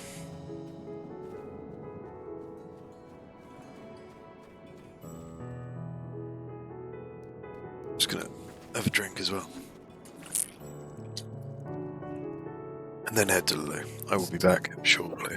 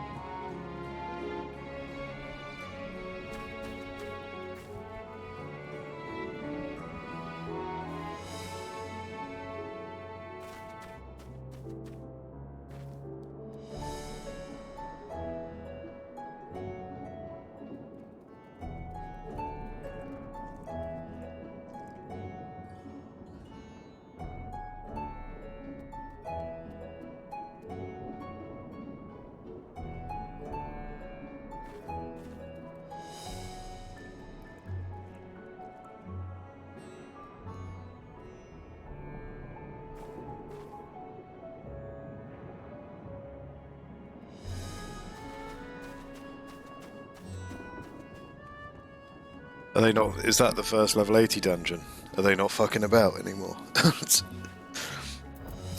First level 90 dungeon, rather. As far as we have come, and after all the horrors we have seen, there is still so much we do not know about the final days. Could it be as Nidana said, that's the cause of this phenomenon is beyond our comprehension, and if so, are we powerless to forestall it? Are you, what time are you reckoning for watchings? I kind of want more of those katsu noodles. but priority is having room for ice cream. I absolutely can and will eat both, but like, if you reckon like a couple of hours from now as opposed to like half an hour sort of thing, then I'll fuck it, I'm gonna go and get some noodles. I will be right back. I will be right back. I'll make it work. Brute force it if I have to. 2 seconds. Have an idle cam.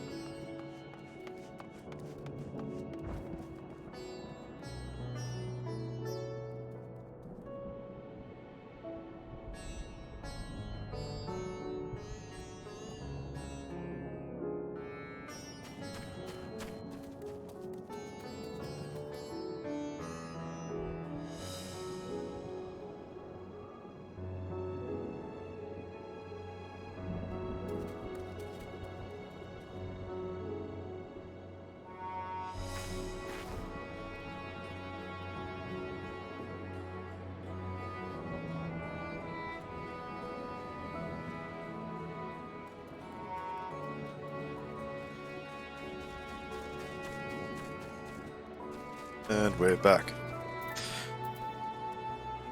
Ooh, hey. I don't know why I'm trying it on. Let's look at that.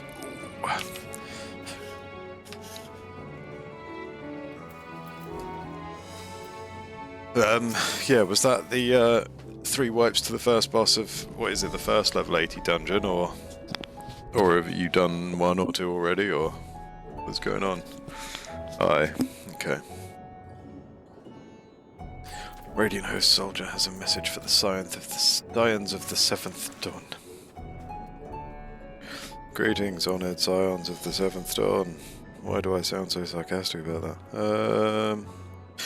Greetings, honoured Scions of the 7th Dawn. However, message from His Excellency the Satrap. You know, the dragon that we've just been introduced to. Brave Scions, you have my gratitude for aiding my people in this most trying of times. Alas, matters here in Megaduta prevent me from meeting you all in person. Feel free to go and attune to our Aetherite. As a token of mine appreciation, I've arranged for a feast to be held in your honour. May it nourish you in preparation for the trials ahead. P.S. Feel free to attune to our Aetherite. Such are the words of Master Vritra. The feast he speaks of awaits you at Mareed's Mayhane. Pray make your way there whenever your business here is done. I thank you for your kindness. Indeed, I was hoping we might find a place to discuss our next course of action. That seems an ideal venue. Ah, and to you, Shara Seed. There is someone we had hoped to introduce to you in particular. While I am loath to detain you further, might you spare a moment of your time? Personal invitation, knowing full well your services are in the highest demand right now. This must be important. Worry not, we'll save some food for you, so take all the time you need.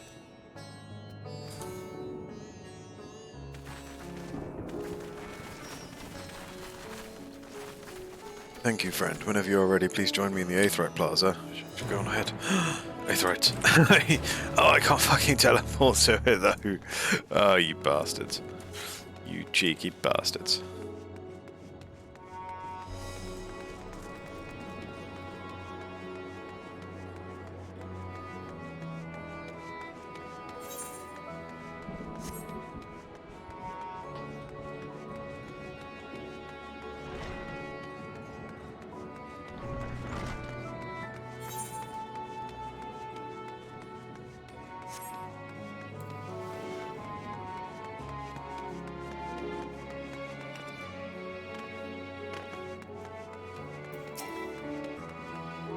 What have you got for me?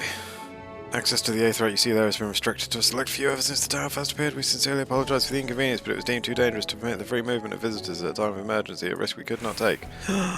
In light of recent developments, however, the Satrap has decided that such restrictions would only hinder our efforts to combat the final days.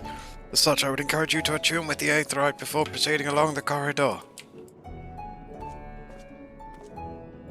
Was that? Oh no, we're going the Hall of the... okay. Yes. The moment we've all been waiting for. Fucking finally. Yeah. Look at that. Look at all that. Got it all. Got it all. Did it. Done it. Completed it. I should trust them more, really, shouldn't I? Like, I should trust that they would bring you up here for story at some point, or for some sort of side quest. But I always feel the need to go out of my way. Was that? Hold on. Shara? What the fuck? This isn't allowed.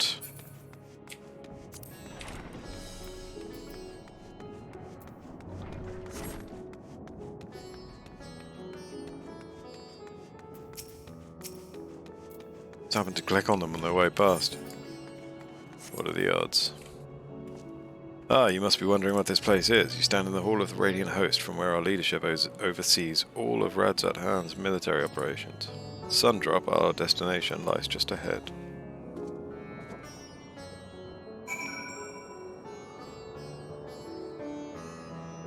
Let me just stir my nudes up a little bit.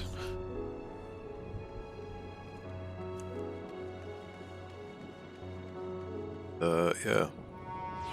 I'm again, as I mentioned earlier, I feel like I'm obviously enjoying this. But I think, as with anything else, like, a lot of people will say, like, oh yeah, such and such was my favourite expansion and so on. I don't really have a particular favourite expansion. I've played them all. and I would play them all again. Or, well, I wouldn't play them again per se, but like I almost don't give a shit. Like I'll play them regardless, to various degrees, but that's very rarely to do with the expansion itself, more to do with whatever I'm up to at the time. And of course, what I can get together.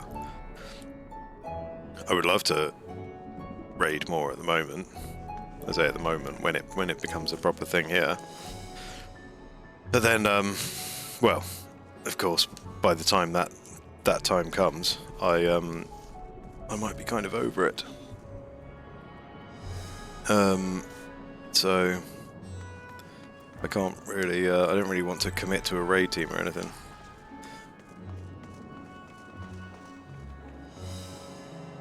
But yeah, I don't know.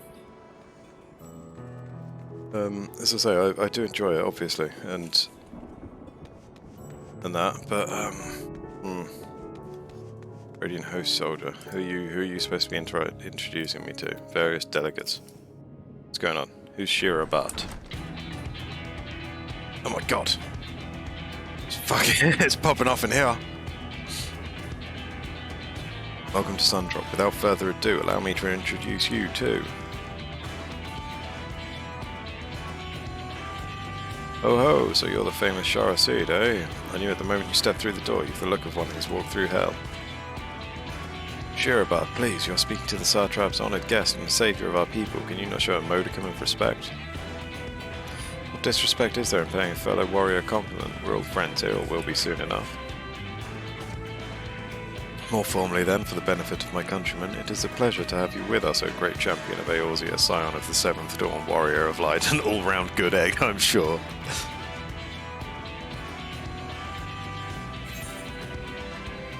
Who is this? What is this place? Who are you? Who are you?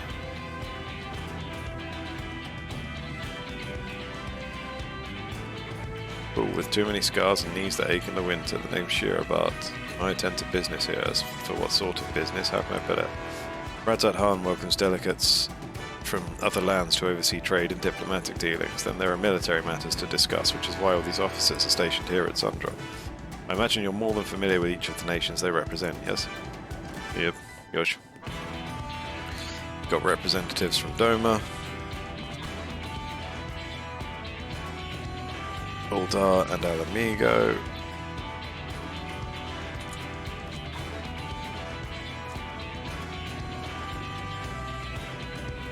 Limsa Lominsa.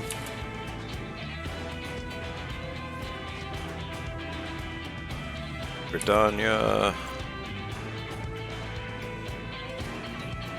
And last but never let it be said least, Ishgard. They're the eyes, ears and mouths that bridge the distance between Radzat Han and their respective homelands. We've used this brief respite to share the details of our plight with our overseas counterparts. And wouldn't you know it, all of their leaders requested a few words from you specifically. You're a woman in high demand, eh? So would you mind regaling us with your own account? Indulge us before you indulge yourself.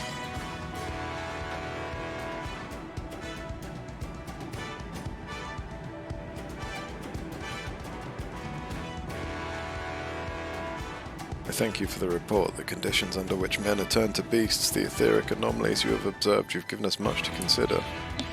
It's concerning that the first transformation apparently occurred before the skies turned red. It is contrary to what one would expect.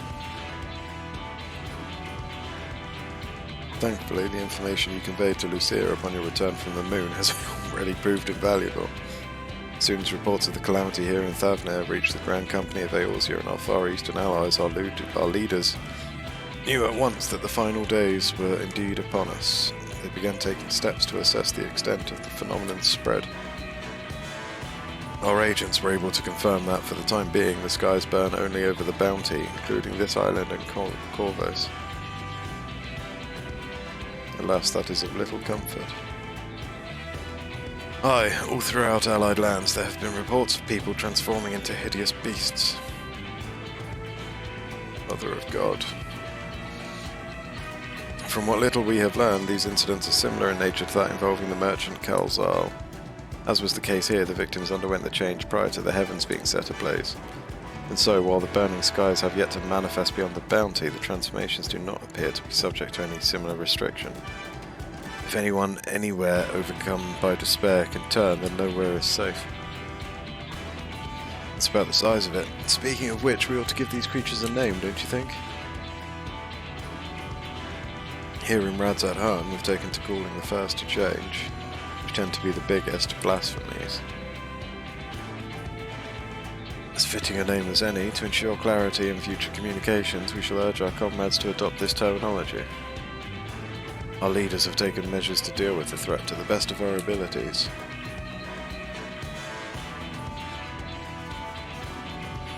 Aye, each nation has assembled their own groups of elite soldiers to put down these so-called blasphemies and their spawn as and when they appear.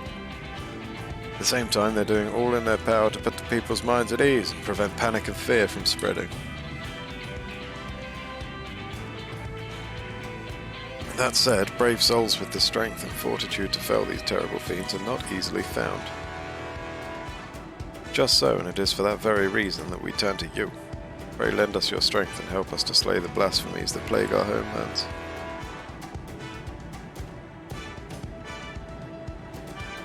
Now, you don't have to give your reply before dinner. I should also mention that each blasphemy seems to possess wildly different characteristics. What works well against one may serve you poorly against another. So before you go rushing off to save everyone's day, have a word with the delegates, they'll tell you what to expect.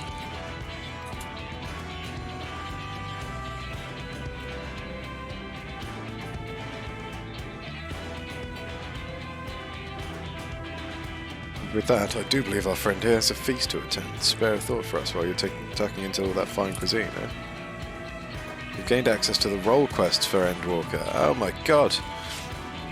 A separate questline and story is now available for tank, melee DPS, physical range DPS, magical range DPS, and healer roles. If you want to take these quests, speak with any of the delegates in some drop and agree to help defeat the blasphemies that plague their respective homelands.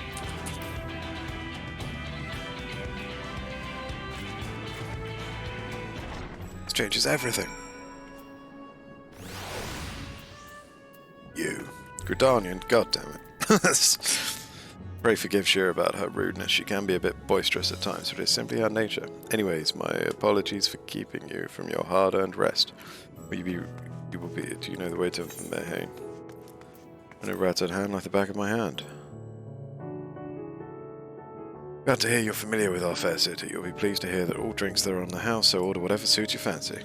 With that, I must return to my post. On behalf of all the Radiant host, I thank you and your friends once more for lending your strength and courage to Radzat Han in our time of need. We shall endeavour to fight the good fight to the end, that we might honour Ahewan's legacy and serve Master Pretra well.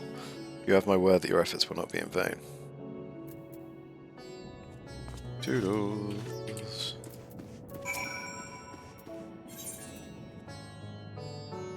I've heard these are all worth doing. Like, roughly in line with...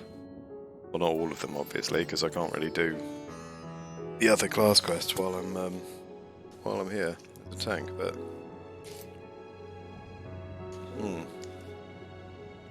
A Gridanian delegate is in urgent need of a stout defender to help combat a new threat to his homeland.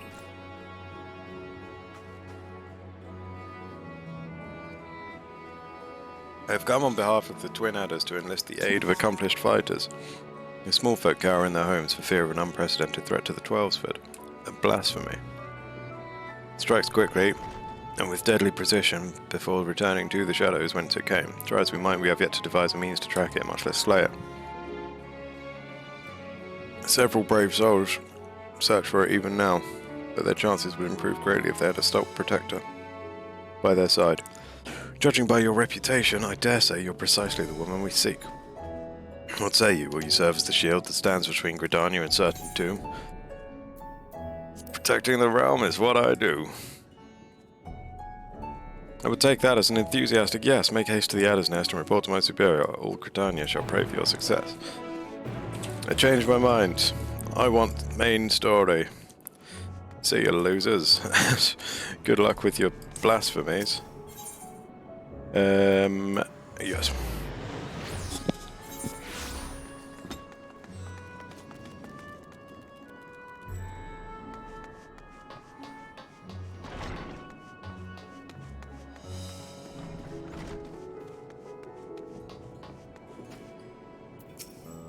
Ah, Leal. Welcome. When the Satrap asked us to entertain a party of honoured guests, I was wondering who it might be. This is a lovely surprise, to say the least. By the way, I heard all about Kalzal from your friend Graha Tyr. I understand there was nothing that could be done. But I was heartened to hear he meant us no harm. Cannot... Oh. Okay. These noodles aren't playing along with the fork at all. Hold on.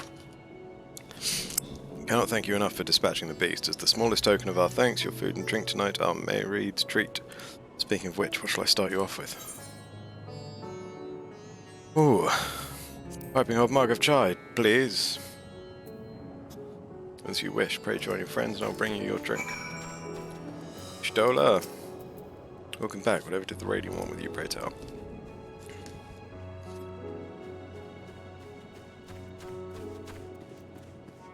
Our allies have sent military delegates. Oh! Oh. That's news to me, mind sharing the details?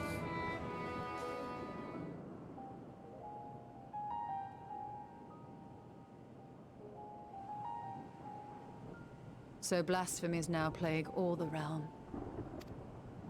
It will only get worse if what Father said is true, as it did in Amarot. If that's our model, then shouldn't we expect the effects to grow more severe as it feeds off its own spread? As if people transforming into those monstrosities wasn't bad enough. If the flora and fauna, if the land itself turned against us. No one would survive.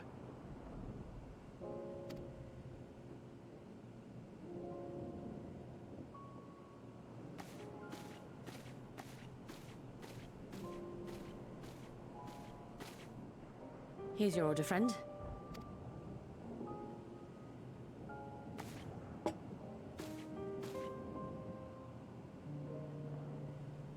May you find comfort in these dark times.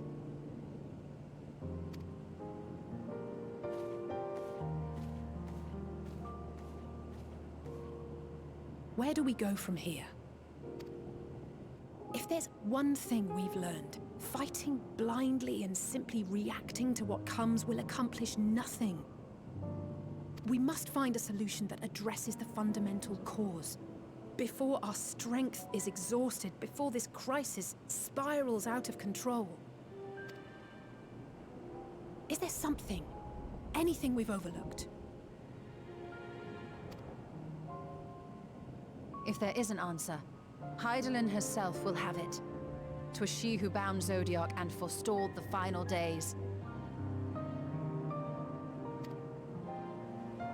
Alas, we have heard naught from her since the Tower of Babel.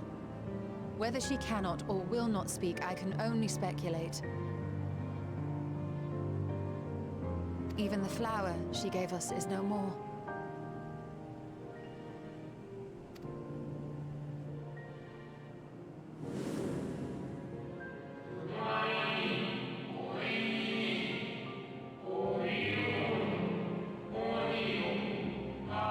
In our time we called it Elpis. You would do well to remember the name.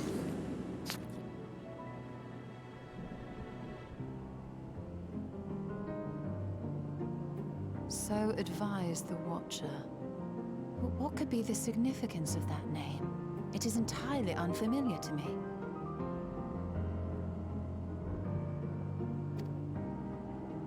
To me as well. It meant something to the ancients, though.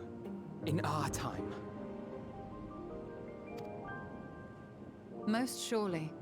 Yet I do not recall a single mention of it in the records of Anida. I've been pronouncing that wrong all along. I've always called it Anida. Anida. Like Canada, but without the K. Tickle myself with that one. Another dead end. And quite literally. It's not as if there are any ancients living we could go and ask.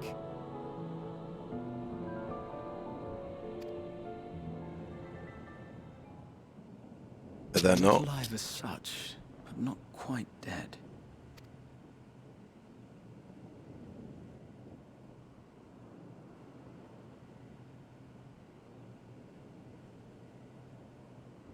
Elidibus.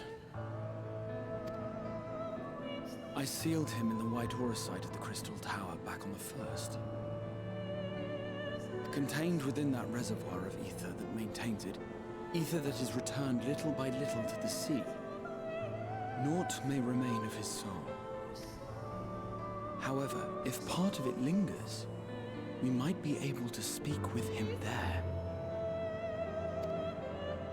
Oh shit, we're going back. We can no longer make that journey, but you, my friend, still can. Is Elidibus going to play along? An opportunity to look in on the others as well. Worth a try. Yes, we can but act and hope for the best. Ooh, Barry has get tomes. Nice. If nothing else, should we learn the first is safe, we'll have that much more reason to keep fighting the good fight.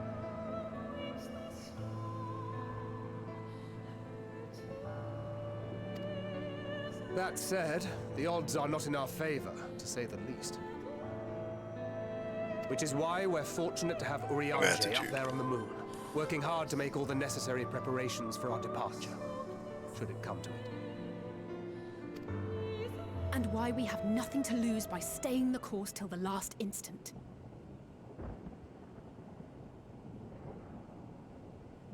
Where'd the music stop? Indeed. To the last, let us all do what we can.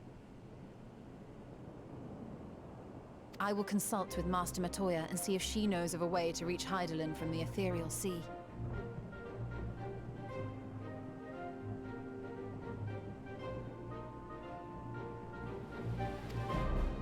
And I will visit the nation's leaders and attempt to ascertain how far the final days have progressed elsewhere. I'm heading off to the first. I can seek out and slay the worst of the immediate threats, if only to slow the spread. Estinian gets all the fun jobs. Unease, terror, despair. Try as we might to suppress them, these emotions will return to harry us time and time again. But when they do, remember this. Your friends and loved ones are out there somewhere, sharing in your struggle. You are not alone.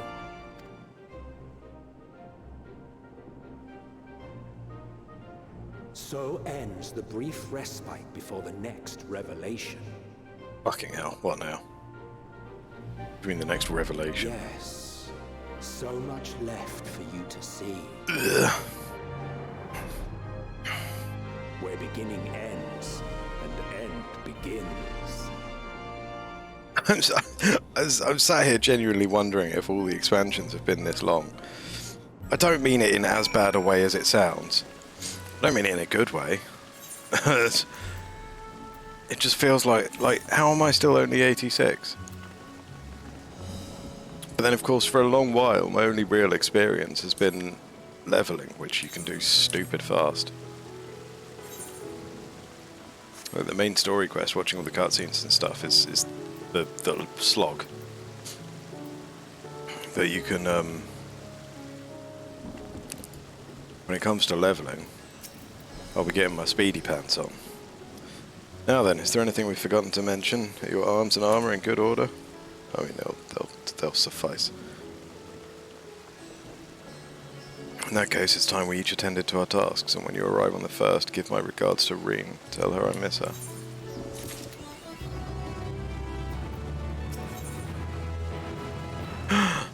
.539 weapon.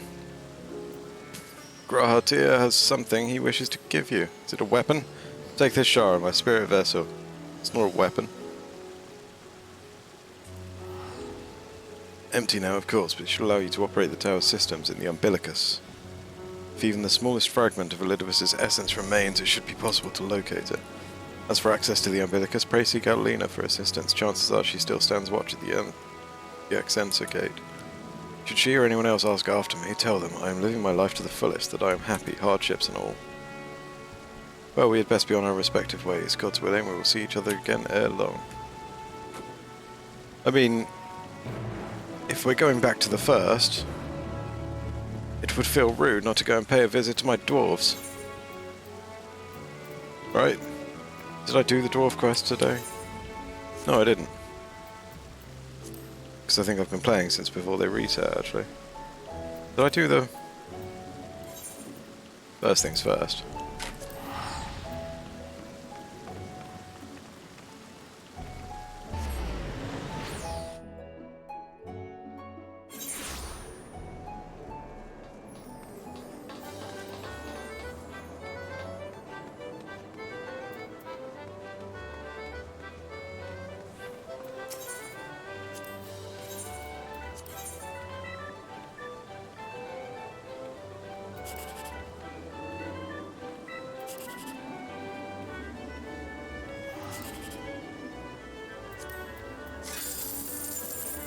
Not bad. Not bad.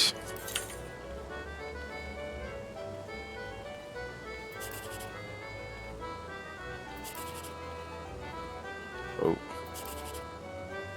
Ugh.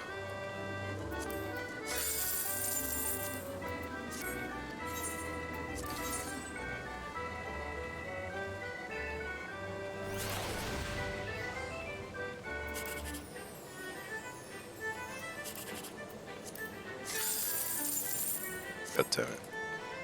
God damn it. Okay.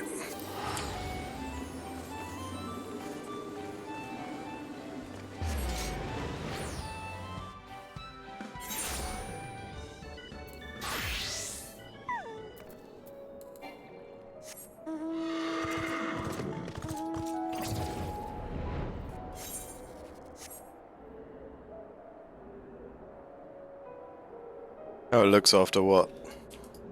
What, the dungeon you're in? Are you still on?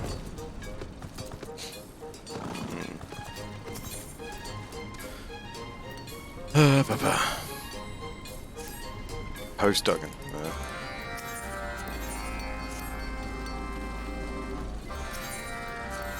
Yeah, I mean, I'm thinking. Well, I'm thinking I'll be fucking shattered by the time I eventually go to sleep tonight. As I say, eventually, not as that it's going to be a long time. Not that it's going to be imminent, but still, you know. So I'm thinking I should be able to get to sleep pretty easily, and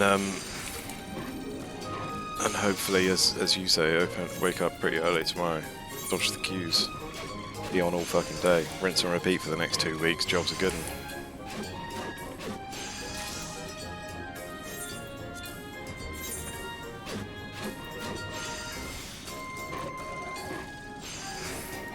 I'm half tempted to set my work alarms. I'm not gonna lie. There's a part of me that's like, I could.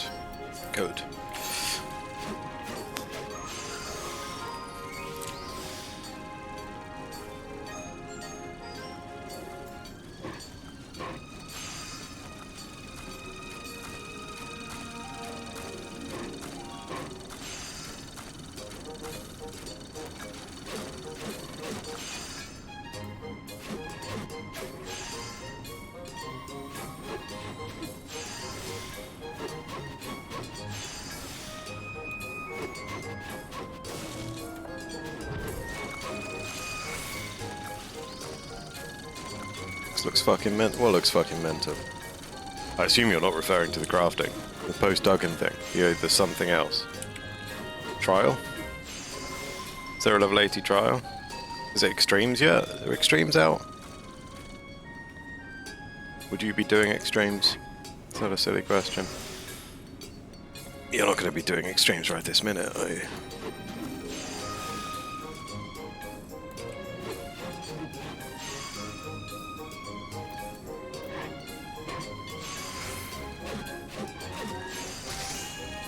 Nailed it.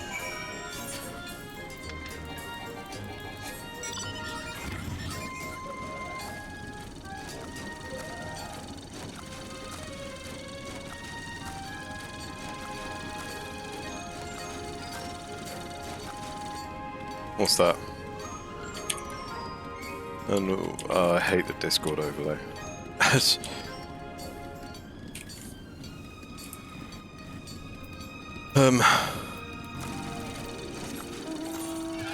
that a dungeon you're in, or?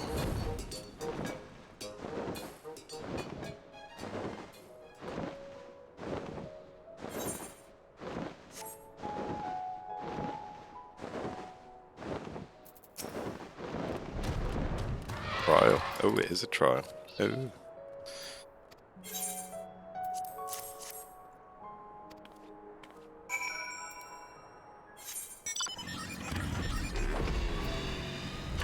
Oh wait, this is our chance to use some novel vehicles. Like the car instead of the bike.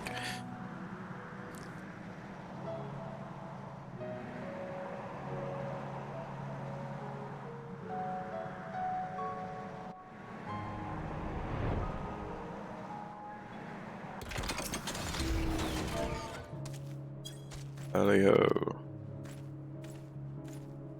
And Toodaloo. Motherfucker.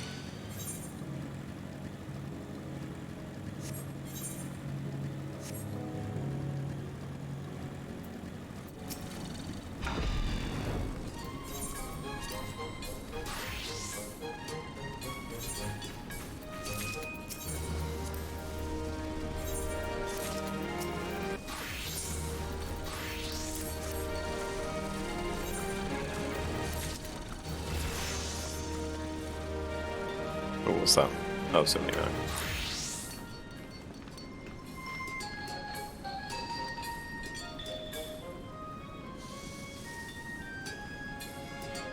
Oh.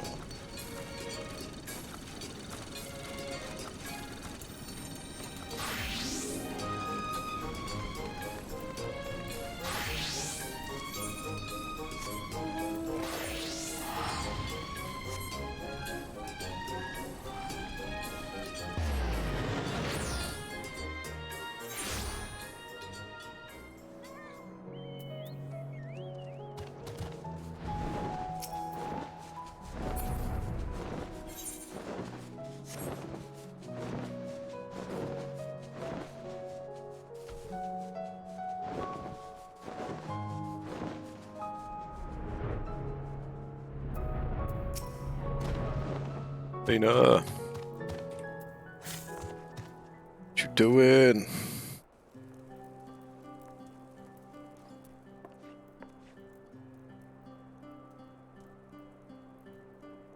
Shara, you are returned.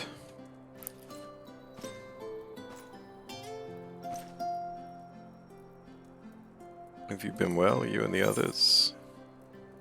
As well as can be. We've no shortage of troubles, but we're well enough. And things are much the same for you as they were here. My lord is doubtless enjoying himself. Of course he is. Time of his life, bless him. Time o' his life. He said this to you, these exact words. Oh, to know that he is happy, it fills my heart with joy. Thank you, Shara, for taking care of him. When next you see him, please tell him not to overexert himself. Futile a request though it is.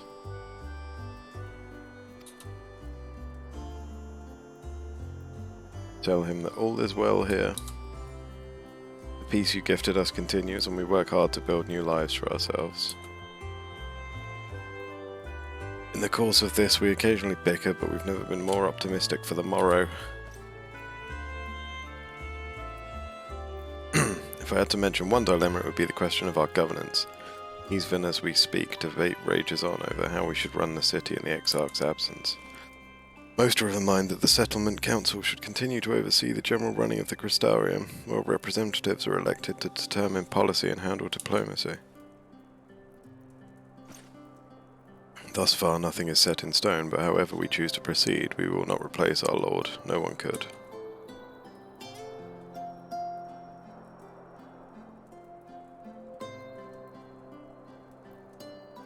Have we recently observed any unusual phenomena? No, I cannot say there have been. Curious that you should ask me this question, though. Some days ago, Reen came and asked the very same. She was rather unsettled, in stark contrast to how cheerful she's been of late.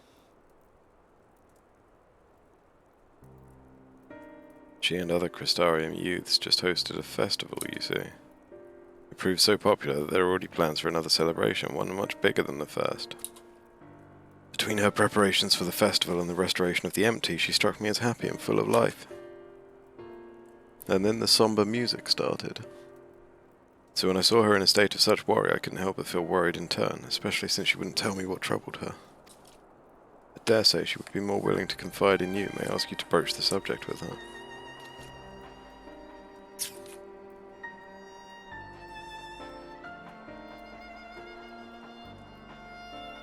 You wish to enter the umbilicus? Very well, I shall fetch the key at once and take the opportunity to find Reen. Please wait for me in the city in front of the Cabinet of Curiosity, shall we say? I will be along as soon as I can.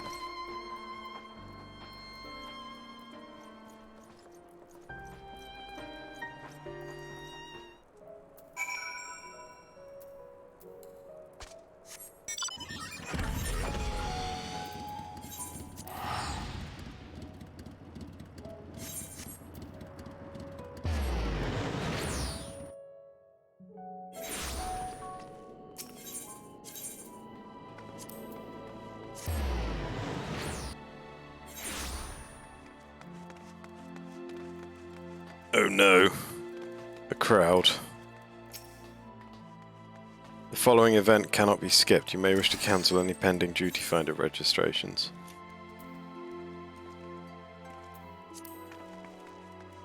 Yeah.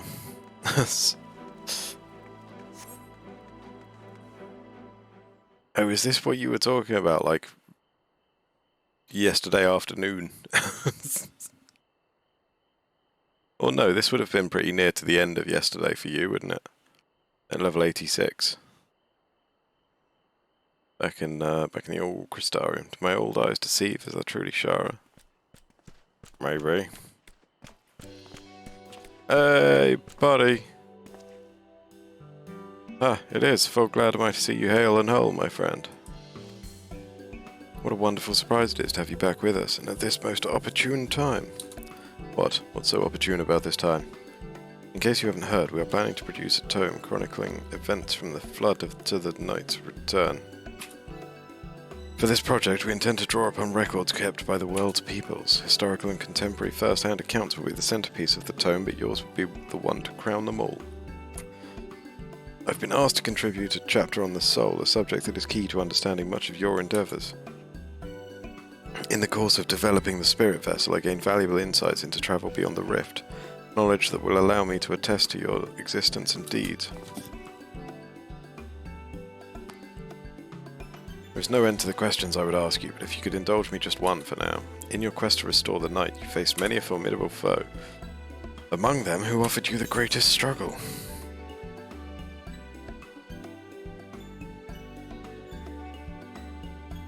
I can't remember, you know. I mean, I assume Hades is probably a big one. This may come as a surprise, but... Truly, I never would have guessed, but then if I could, I suppose I wouldn't have had to ask. 'Tis a tremendously eye-opening answer, and we will see that your account of this battle features prominently in the tome. I know you'd love to talk our ear off, Morin, but we really should be on our way. Those documents from Yulmore won't collect themselves. Of course, and afterwards would you care to join me for tea? I was hoping you might clarify a few points in your treatise. Till next time then, do tell the others to look after themselves. Our overzealous friend in particular, remind him not to overexert himself again and again till his ears fall off, if that's what it takes for him to take it to heart.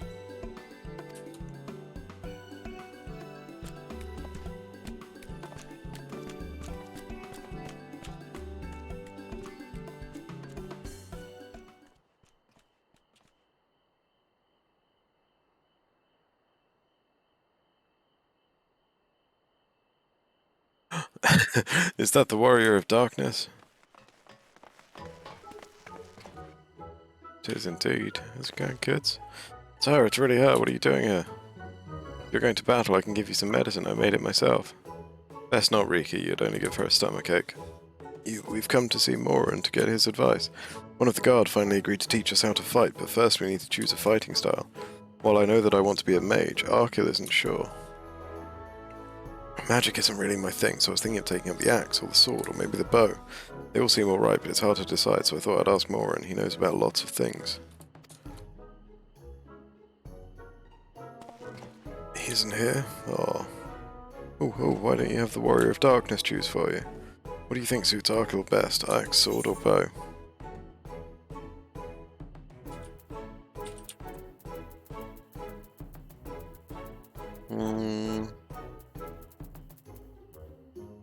Here we go, Rax. Axe for you. The axe, if you took up the axe, you could be just like Ardbert, the Warrior of Light. I love that tale. Let's borrow the book today. It's really popular though, I hope it's still there. Thanks for helping me decide, Warrior of Darkness. I'll start with that style and maybe try something else later on. When I get really strong, I hope to have a bout with you. I will murder you. I will destroy you.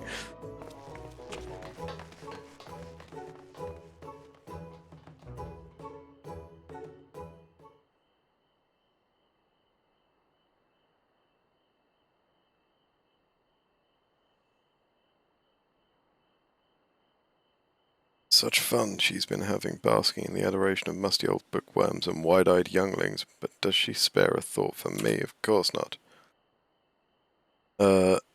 Little something. Shit, what do we call her? Titania. Ulfay? I waited and waited and waited, but she won't so much as acknowledge the presence of her... It was branch, her presence of her beautiful branch, even though they're right here. Such a heartless thing our sapling is, cold and cruel and heartless. Feoul, I need you, oh faithful Feoul, loveliest of branches, how I've missed you. Don't you have more important things to do, your majesty? If you truly missed me, you should have cried for me at the top of your lungs the instant you arrived. To make up for it, you will call with twice the passion next time, though for there to be a next time, you've some few struggles to overcome. So, my adorable sapling, the world is on the verge of destruction, is it? How do I know this? Joined as we are, spying on you is as simple as sliding down the back of a rainbow. Would that I could aid you in your quest, but the fate of we Fey folk is bound to that of the star. Whither it goes, so too do we follow. Such is our way. The most I could do for you is spare you the pain by gifting you the sweetest of eternal dreams. But if escape's not to your liking, then you must struggle with your fellow mortals. Ah, but here are the ones you were waiting for. I wonder what manner of conclusion awaits at tale's end.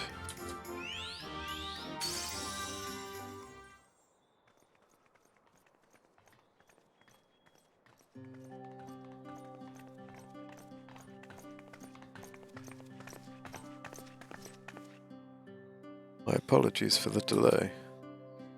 Shara, it's so wonderful to see you again. You doubtless have much catching up to do, so I shall leave you to it. I've taken the liberty of unlocking the umbilicus, and you may enter at your leisure. You can't just leave it unlocked for any old what's-it to walk in. Come on. Come on. Come on. Ooh. Green. Oh. I'm relieved to hear that everyone is well. I've had this feeling like a pit in my stomach, and I was afraid that something might have happened.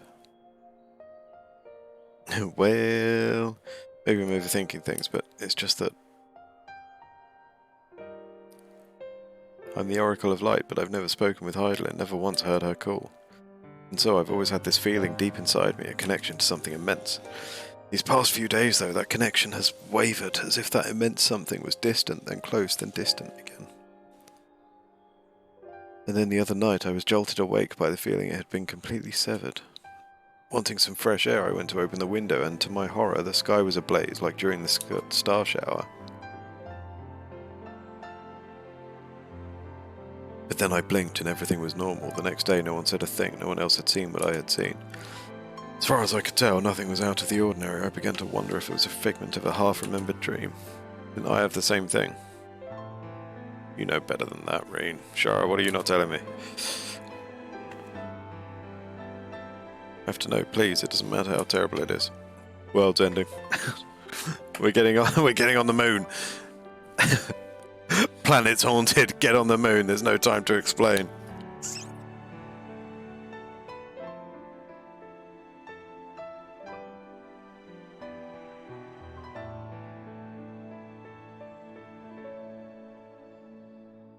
It wasn't my imagination then. The doom we witnessed in Amarat has come again.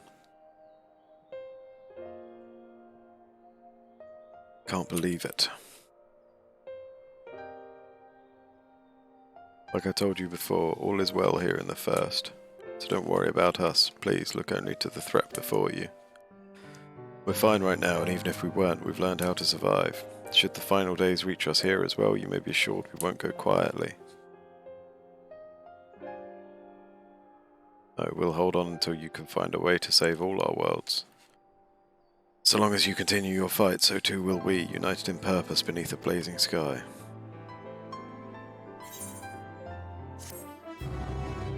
Yeah, new weapons. Wahoo.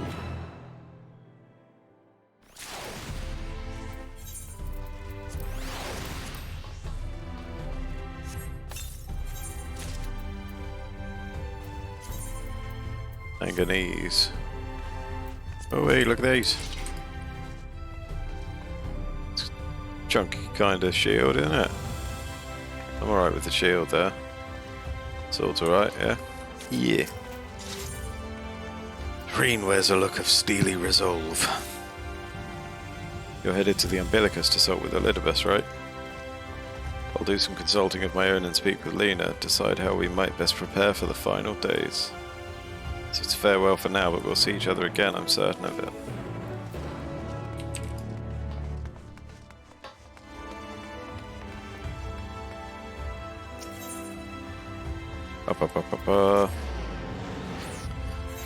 I love the Ethernet menu.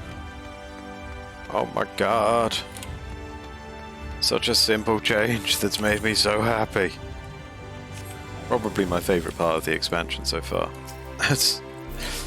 Ah, Mr. Shara, welcome back. The captain has told me I'll give the word and I'll show you to the ocular. So go.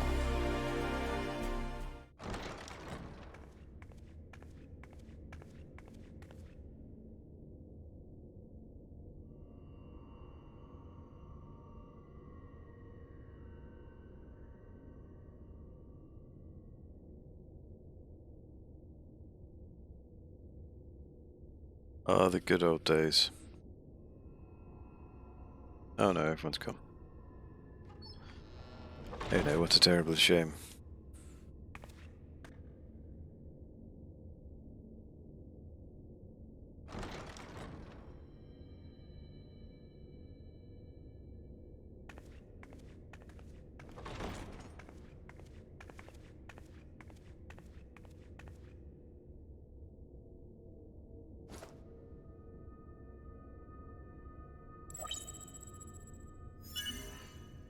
Biometric authentication complete.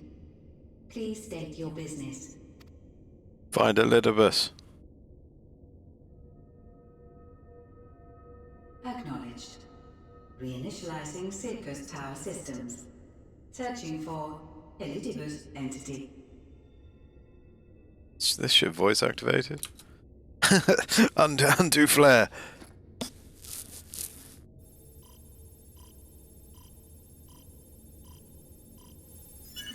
Target located in subterranean core power accumulator. Projecting image. My home. My friends. No more than a dream.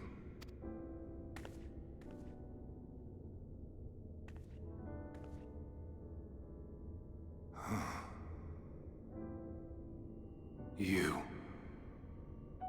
Why have you awakened me? I no longer sense those places beyond, or Lord Zodiac. You must explain all. Yeah, I killed him. They're not going to be happy with that. Is he? I don't think he's going to be happy with that.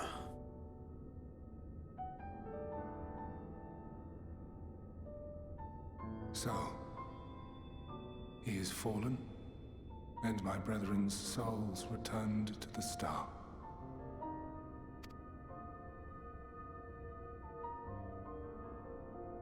The doom we sacrificed so much to prevent is come again. Old burdens now yours to bear. But if this is Fandaniel's design, then I, as Elidibus, have a duty to fulfill.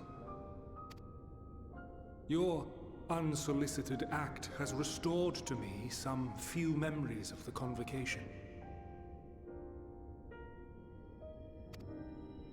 Such knowledge as I have, I will share.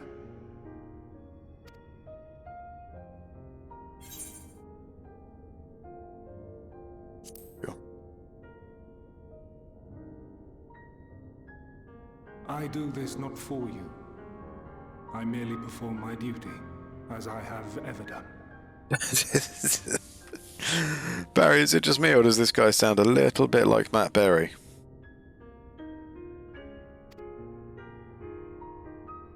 Where to begin? Just a little the bit. End. Your understanding of what caused the final days is consistent with our own. The decay first took root where the currents were weakest. Yes, a conclusion drawn by him, Fandaniel. Not the him of here and now, but as I knew him, long, long ago. Having shed light upon the phenomenon, he dedicated himself to devising a countermeasure. Were it not for his knowledge of the Celestial, we would never have made the connection, and thence forestalled the final days. And though he inherited that noble soul, how different this last incarnation, so consumed by self-loathing and hate.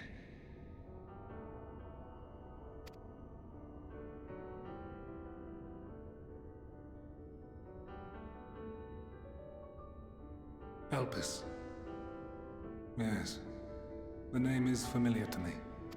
Yet I know it not as a flower, but a place. A testing facility for determining which of our creations were fit to be released into the world. Many worked there, and before joining the Convocation and assuming the title of Fandaniel, he was their chief. Ooh. He was Hermes. Hermes? That is all I know. The crystals tell little of the lives the 14 led prior to their induction.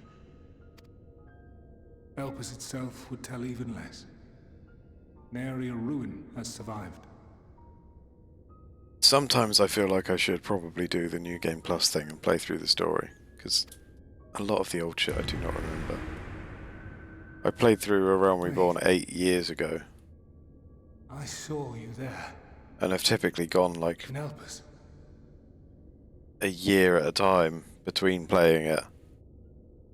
And then just caught up, not fully remembering everything. So my knowledge of Final Fantasy is spotty. No. I did not. But I did. I did. A lingering trace of impossibility. Playing the whole thing on New Game Plus feels like a lot of hard work. And a truth that fills my heart.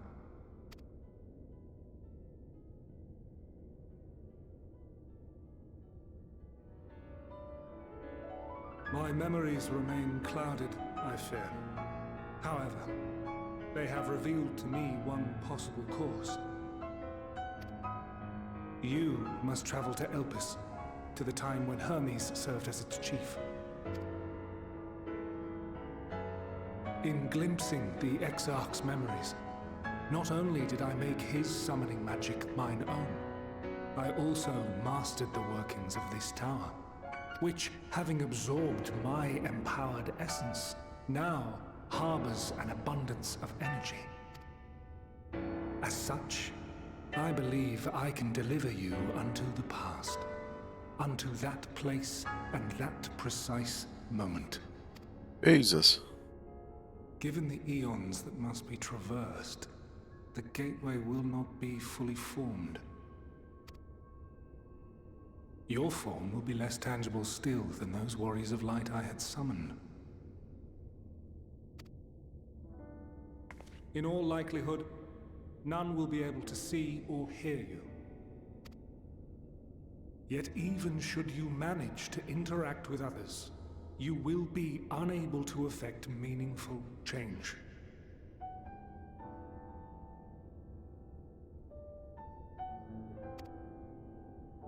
For the reality you wish to save, the reality to which you must return, exists as a result of the final days. You cannot reshape the past to undo the tragedies of the present. Cannot unmake the sorrow and suffering fated to come. In full knowledge of this, will you still entrust your life to your foe and make the journey? Apparently, you've acquired all the knowledge of the workings of the Crystal Tower. That doesn't feel safe at all. Very well. I shall cast you unto the river of time. Let this be my final act. Oh. You must input the commands. I no longer have the authority. Okay. First, you must reconfigure the systems, that the tower's ether may be channeled for the magic. Okay. Sure, I can do that.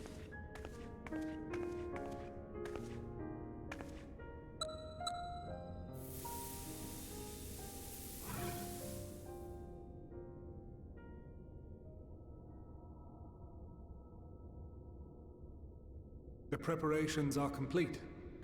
The gateway will soon open. Return at once to the Ocular.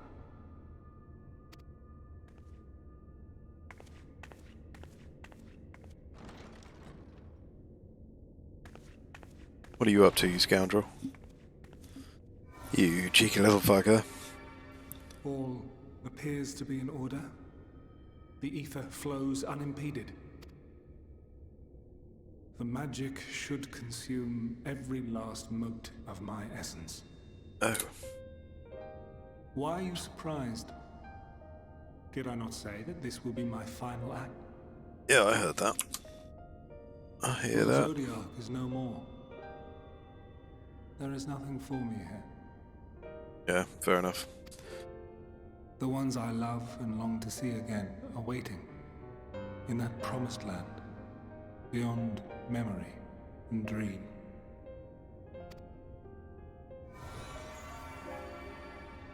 Now go, warrior of light. Go, and do not look back.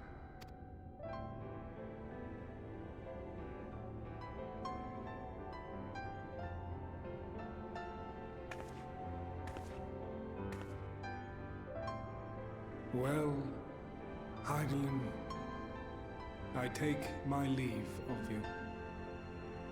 Yours is the mantle of the last of us. May you have the joy of it, the burden, and the solitude. It falls to you now. You and your champion to save our star.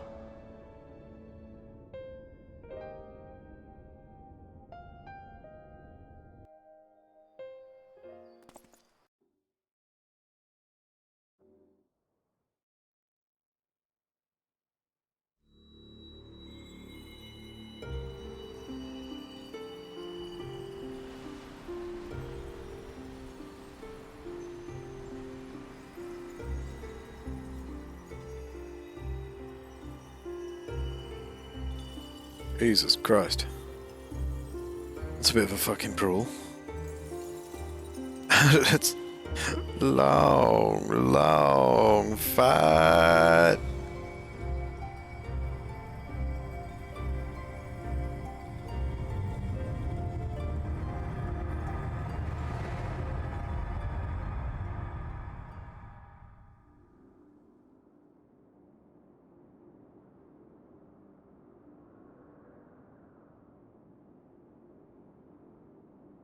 And another duty. Solo or dungeon or trial or what? Oh, we actually did mechanics. We're in the past.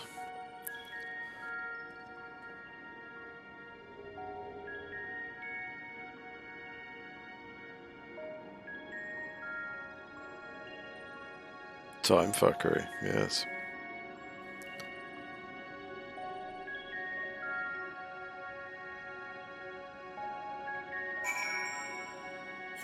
Tell me that's not an aetheryte for me to attune to while I'm here.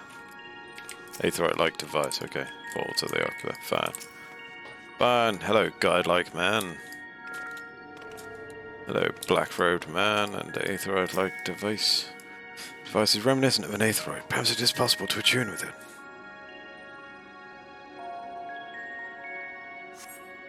Despite attempting to channel and focus your energies, you fail to attune with the device. You can only assume it operates differently. Guide-like man. The man stands dutifully by the aetheryte-like device, a guide for this facility in all likelihood. You attempt to get the man's attention, but if he sees or hears you, he gives absolutely no indication. As Elizabeth warned, it appears your form is intangible.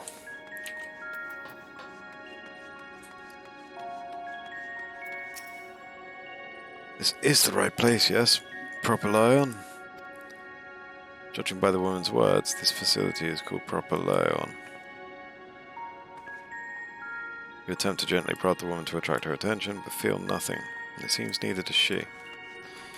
We were told very specifically, can't fucking interact with anyone. Stop trying to interact with people.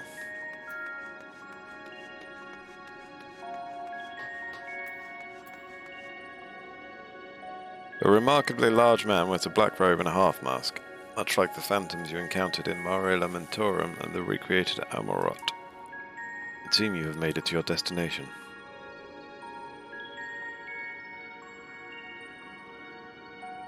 You gesticulate wildly and shout all manner of greetings and obscenities, but the man does not so much as glance in your general direction. Obviously.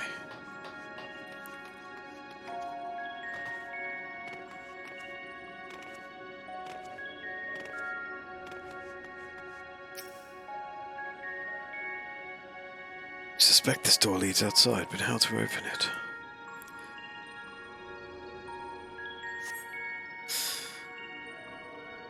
I was gonna say, it feels like just yesterday I was watching you do some questing through Amorot itself. As part of MSQ. Elpis. Elpis. And I remembered it was the day before yesterday when you were finishing off the Shadowbringers. How rare to receive you in person. To what do we owe the honor? Oh, just a few odd tasks. We'll be here a while. You're welcome to stay as long as you see fit, of course. As a matter of procedure, however, I must ask that you kindly remove your masks.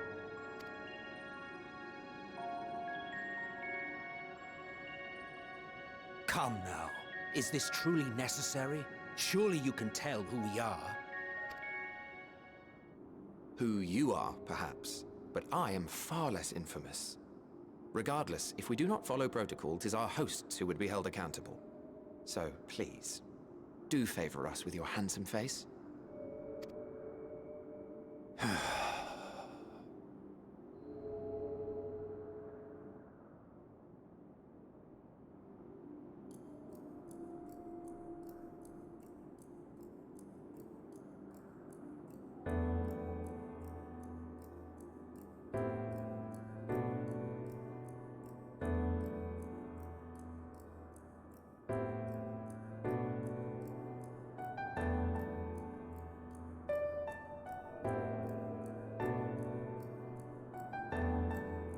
Satisfied? I thank you for your cooperation. You are free to go about your business.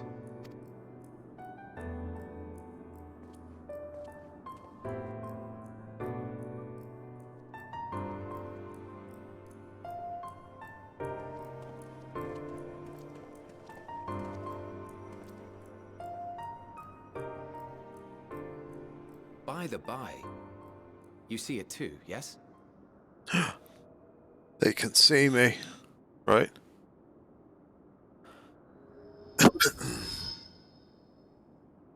I haven't the foggiest what you're talking about.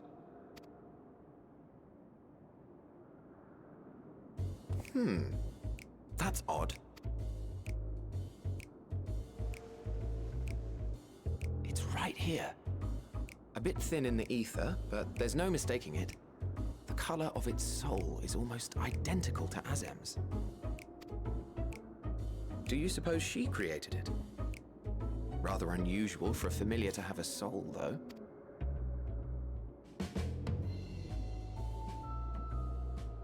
Don't ask me. All I know is that it's trouble. Doubly so if it's her spitting image. So let's leave it be. Come now.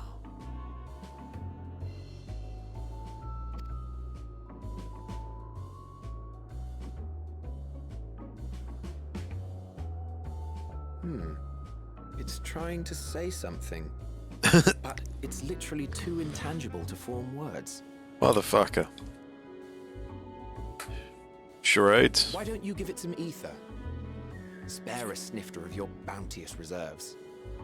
Yeah, man. Give me some bounteous reserves. Who do you take me for? Emmet motherfucking Selk. Dear friend, of course. One who wouldn't let acts of kindness, It is who he is, right? such as my accompanying him on errands to far-flung outposts, go unrewarded.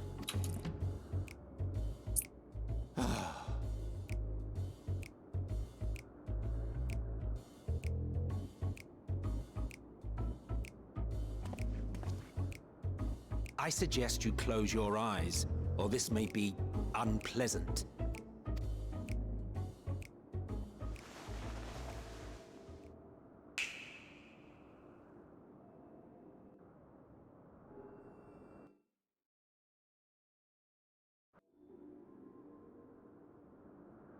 You may open your eyes.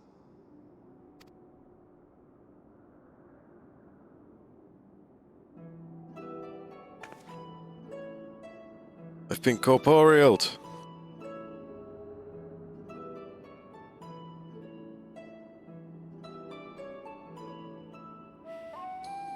Oh, you even adjusted its size. I was gonna say, I've The looked a better bit to tall. indulge your whims. This way, it will be easier to communicate. What a bet.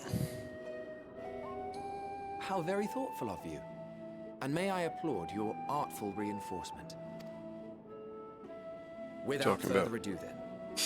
Greetings. I am Hythlodaeus, Chief of the Bureau of the Architect. Hythlodaeus.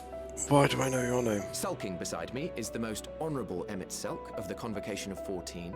Yeah, it was him. Okay. And how might we address Hythlodaeus. you, my new friend? Champion of Eorzea will do just fine. A fine name. I'm pleased to see you understand our words. So, tell us, whence have you come? The thinness of your essence suggests you weren't created here.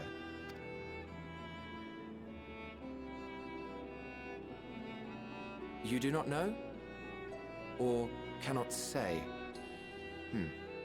Allow me to ask a different question then. What brings you here?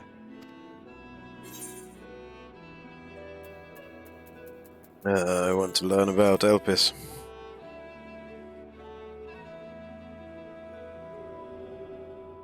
Well now, the same as us. Perhaps What as are in the wished odds? to come too, but had to settle for a familiar. If she truly wished to be here, then she would be. I've got Azem's soul or something, haven't I? Right you are. Am I technically an Ascian of some sort? I don't understand the Ascian shit. I'm not gonna lie. They're apologies just if like you've given body offense. hopping. The two of us can discern the color of souls, you see. And yours happens Because to I know it's resemble been that of a mentioned friend. before. I don't know. And with your purpose matching our own besides, we jumped to a hasty conclusion. Like the fact that Fandaniel is in Asahi's body. But Fandaniel is also like a job title sort of thing. As is Emmett Selk and Hythlodaeus, I think. Like all their names are both their person who jumps from place to place, but also a job title that belongs to the soul, regardless of what body it's in. Or some such fuckery. We're here to speak with Hermes, the chief overseer of this facility, which we also intend to tour, in order to gain greater insight into the man's work. We, I say, though this is Emmett Selk's charge. I am here only to serve as his guide. And I should be happy to serve as yours as well, by way of an apology for the misunderstanding. Wait, are you suggesting that we bring it along on official business? This thing we know next to nothing about? If you harbor suspicions, better to keep it close than leave it to its own devices. Wouldn't you agree?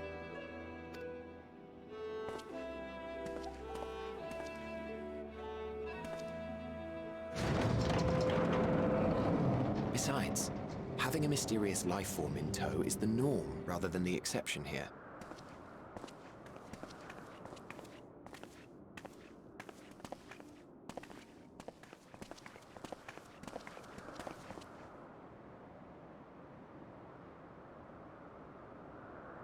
Welcome, my friends, to the testing ground of creation at Heaven's Edge, Elpis.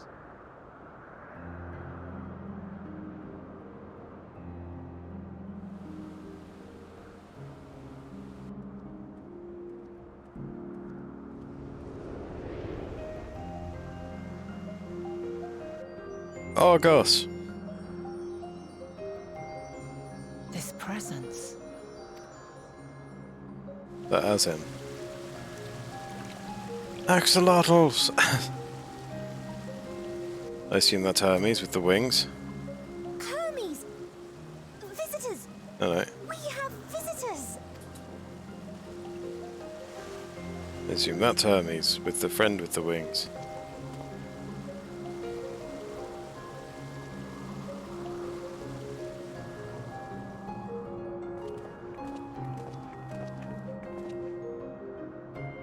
What secrets are you hiding, I wonder? Talking to me?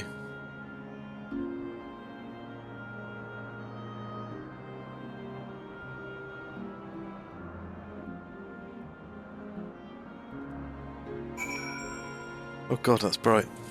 Ugh. Is this? Oh my god, this is an actual place. We're in a place. I'm doing stuff. The fuck? This is hardly my first time here, but the scenery never fails to take my breath away. But it feels as if you could reach out and touch the heavens. Now then, to begin our guided tour, perhaps you already know these things, but for the sake of thoroughness, I shall start with the basics. Using concepts to give shape to ether, creation magics allow us to bring forth anything we desire, be it inanimate objects or living beings.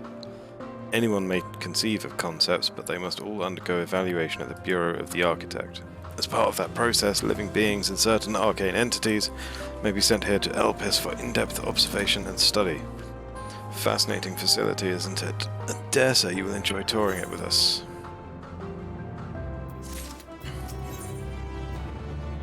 Mithlodeus is looking you up and down. Now then, our friend Hermes, aside from overseeing the facility, he also conducts his own research. Chances are he will be at the main observation hub, so let us seek him out there first. Tired as you are, however, you stand out a little too much. Our dear Emmett Selk wishes to keep a low profile for his errand, so you know how to make a rope. The basic concept will do. No, in that case, Emmett Selk. No. Your whim, your responsibility. You're getting not another thimble of aether out of me. The way he scrimps sometimes, you think he wasn't a nigh bottomless font of magic. Very well, I shall make the rope, but perhaps you can assist. Come, let us search for the requisite material.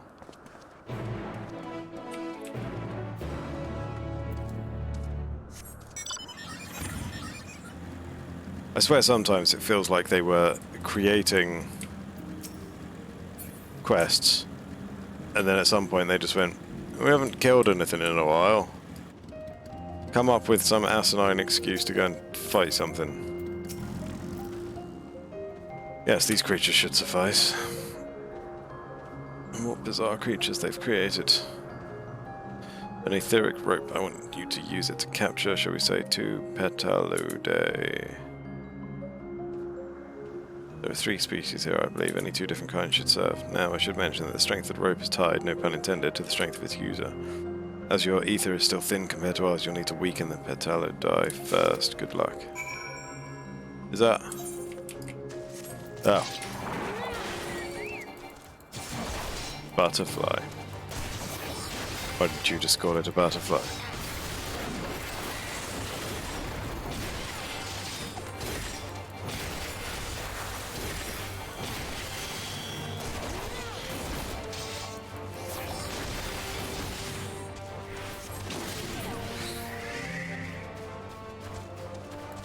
Let's mix it up with a red one, shall we? God damn it.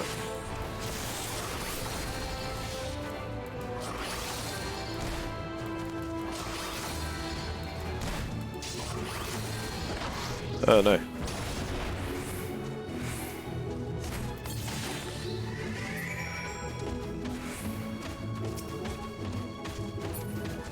Oh, he's gonna get you. Oh, he's gonna get you. Ooh, you're lucky. You caught the PLD. Come, let us see. Duly weakened and carefully bound, this PLD is destined to become clothing.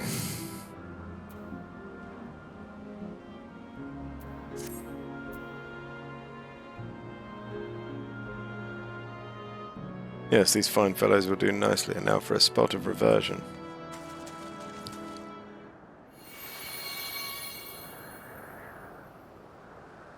There, it's ready.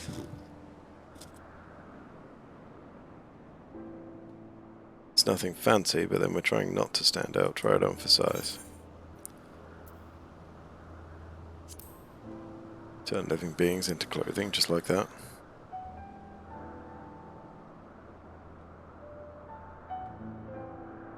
Oh, not just like that. You need to revert them to their constituent ether first.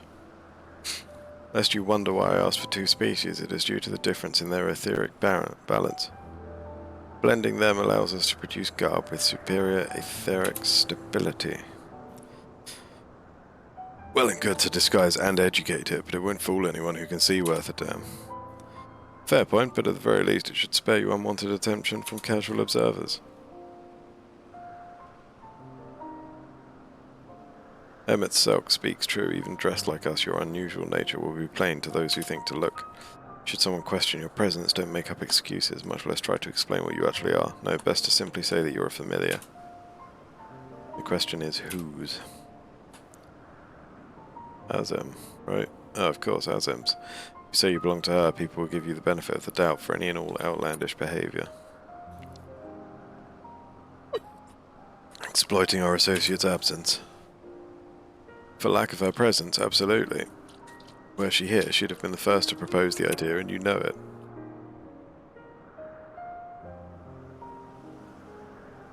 With that, your story is settled. Let us continue with our errand. Ooh, oh. it's clothes.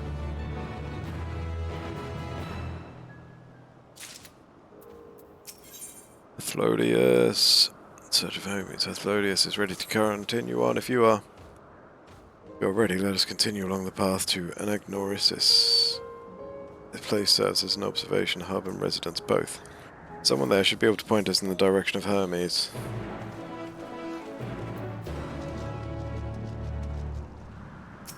Where are you getting, Barry, on completion? I say completion, on being done for this evening.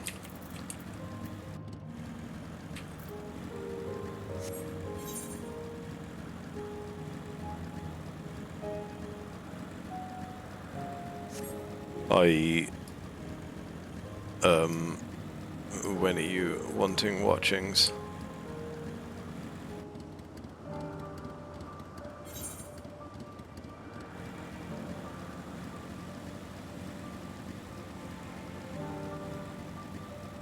I'm attuned to this before anything else.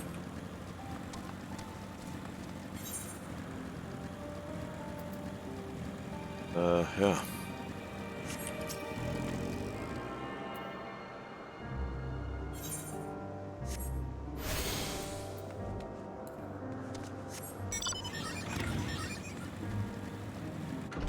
I do still need to think about my HUD.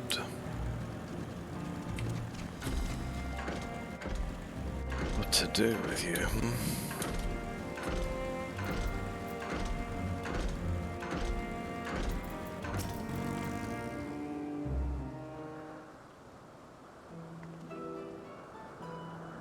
Yes, can I help you?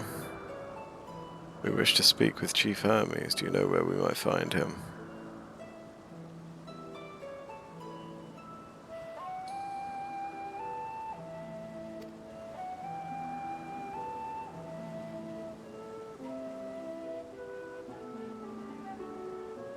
Well now, by your mask, I assume you are one of the 14. I wasn't aware there was to be a visitation. Between you and us, it's something of a surprise. Your discretion in the matter would be appreciated. I see. My lips are sealed. Chief should be out conducting observations as usual. His focus of late has been aquatic creatures, so I expect you'll find him at one of the pools here. The pools, you say? Many thanks, and apologies for disrupting your work.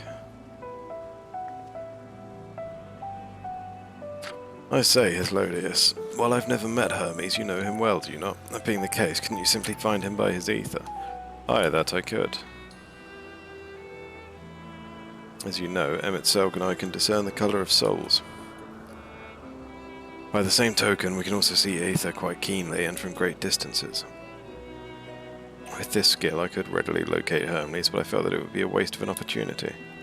We're here to perform an assessment, after all. By searching the ordinary way, we stand to gain insight into Elpis and the man in charge of it. This is as much for your own enjoyment, like as not, but point taken. If you're going to accompany us, make yourself useful and help us look for Hermes. According to his profile, he has short, dark hair. So you know, it's because we're in Elpis that we don't have our cowls up, a special exemption due to the need to be aware of dangerous creatures. Elsewhere, we do not exhibit our individuality. It's unseemly. This is all common sense, but I would not assume you possess any. It's a rare treat indeed to be able to search for someone by their appearance, and I thank you for humouring me. Come, let's find our man.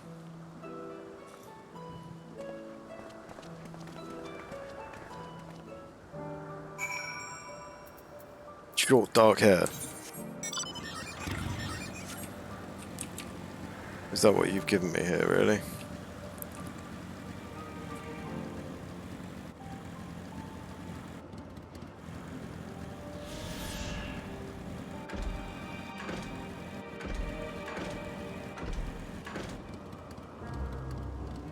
You have short dark hair. Observing voracious predators and the like is an incredibly dangerous occupation, which is precisely why I keep my distance, leave the rest of you familiars.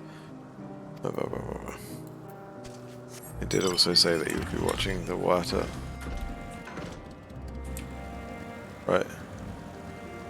The pool. Ah, Hermes. Hello.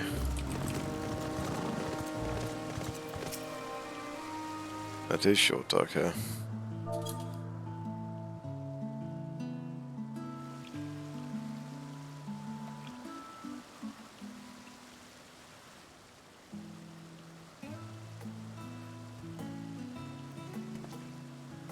Huh. You are... Oh. Different. You're different too. You and me. We're alike. Friends. I want to be...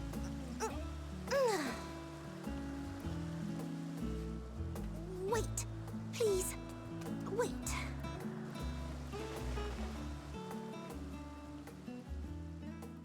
Greetings and salutations.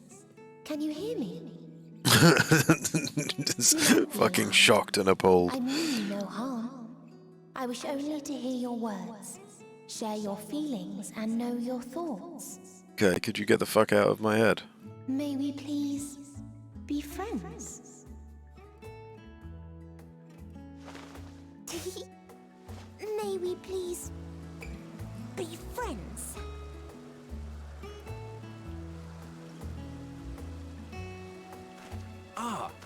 I see you found him.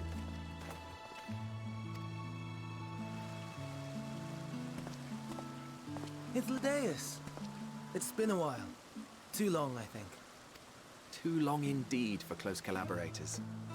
On this blessed occasion, I bring not only myself, but others who long to speak with you.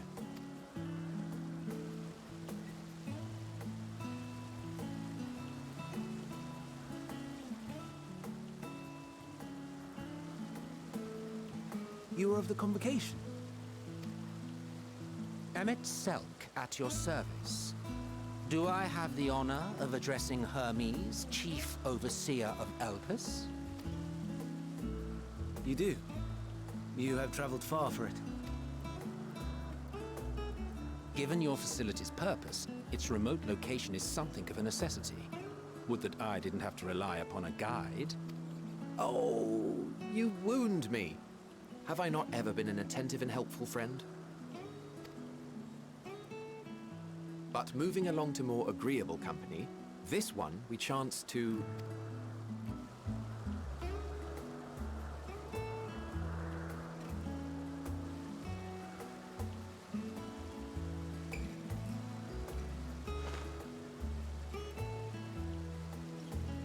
Well, you certainly have her attention. Is she one of yours, Hermes?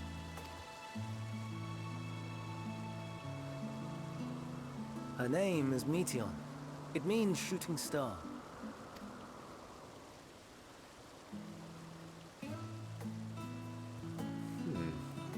If I may make an observation, her ether is terribly thin. I fear she might dissipate at any moment. Nor do I believe you've made a submission to the Bureau.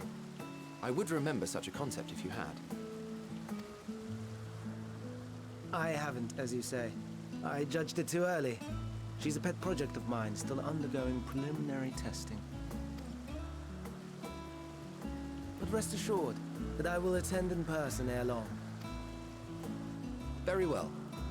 Being an authority on flying life forms, I appreciate that you are exacting in your work. I shall look forward to your submission. If we have finished with the perfunctory chit-chat, I would discuss official matters. By my coming, I trust you already anticipate the subject. I have an inkling, yes. Please wait to the main building yonder. I shall join you as soon as I've returned these creatures to their homes. What's wrong, Hermes? And the Amistoma is missing.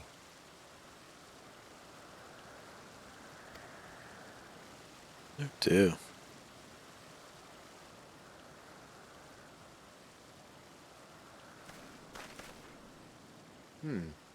I may have found it. A creature with the self-same ether as those there, nestled in the boughs of a tree outside the grounds.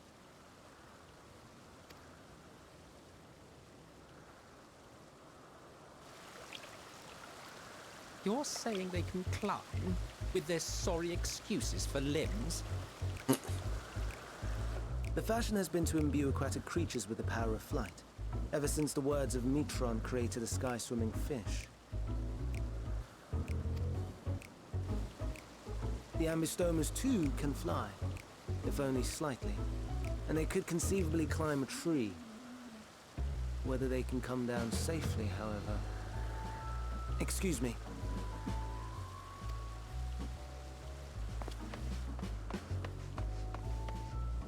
I'll help, too!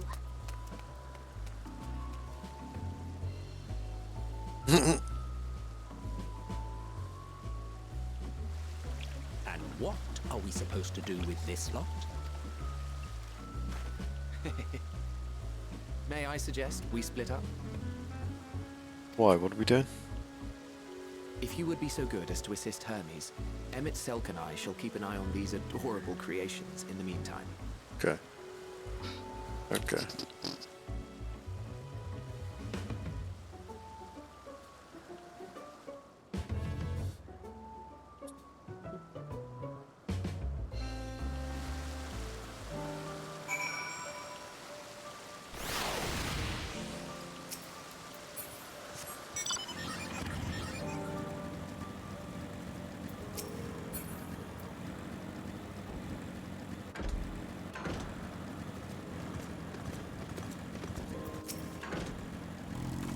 adventurers, Ambistoma.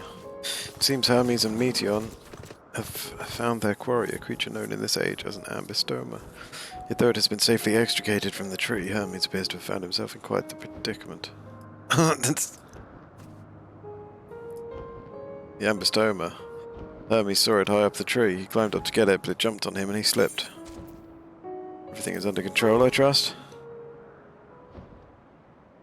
Yes, rest assured this is nothing new to me. I've ended up in far more compromising positions in the course of my work. Now for your own safety, please stand back.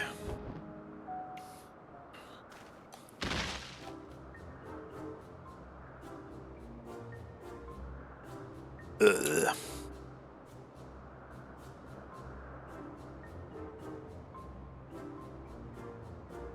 Hermes, are you alright? Quite alright, yes. My apologies for making you worry, Meteon. You chin in. Both you and, Shara Seed, you are called. An intriguing name, somehow reminiscent of a new creation. Thank you for coming after me.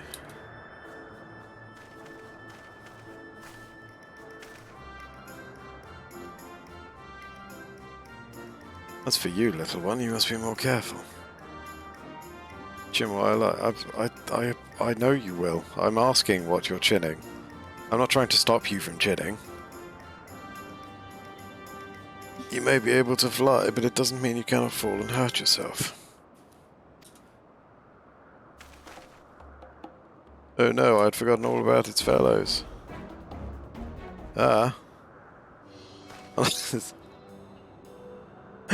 He's made credits, truly. What a relief. I must thank Emmett Selk and Hythlodius when I return to them, but first, with the distractions out of the way. Congratulations on achieving credits to Skip. As Chief Overseer of Elpis, permit me to welcome you to our facility. I hope you will enjoy your time here.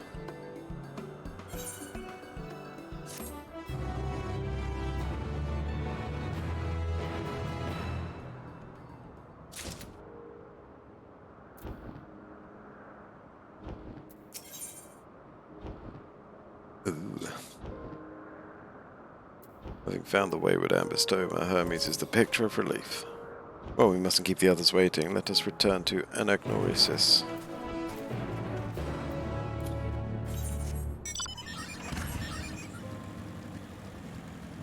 Bird of Elpis.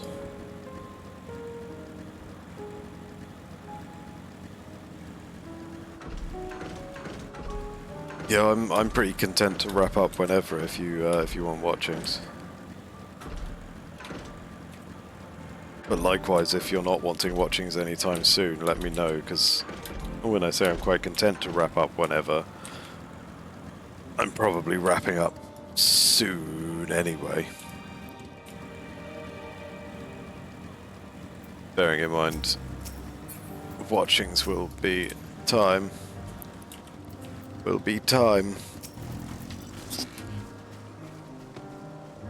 My apologies for the trouble. Owing to your kind assistance, all the Ambistomas are safe and well. I will presently send them back to their space if you would go on ahead to the main building. Upon entering, you will see a table and chairs, a meeting area. We may speak there. Very well, take care to not let the creature slip away again. They start looking at aether currents. Oh dear.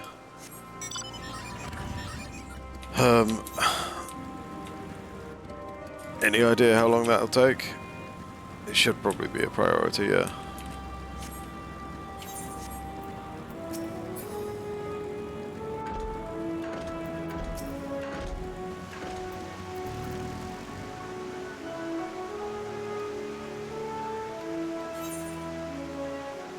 Measuring 20 to 30. Okay. I'll say then I'll stop at 11:30 and see where you're at, and then either watch Flubber again or or whatever else is going on.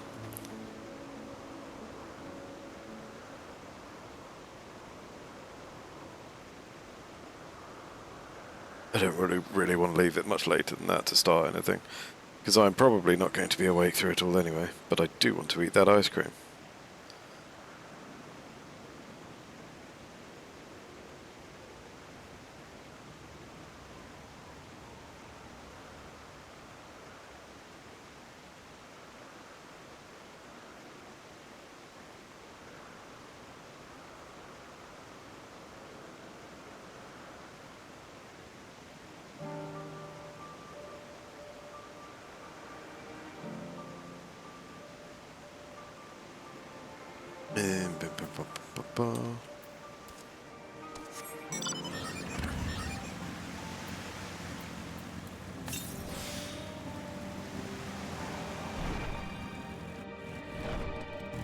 Emmett.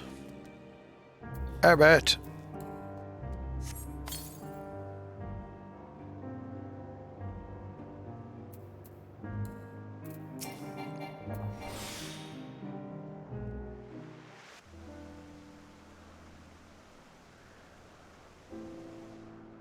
This appears to be the place.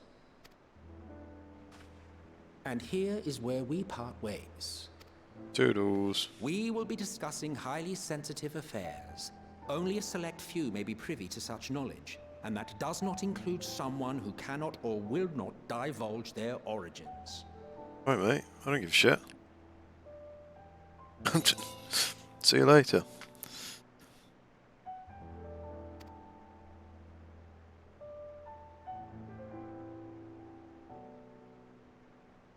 What? Will I have to remove you by force?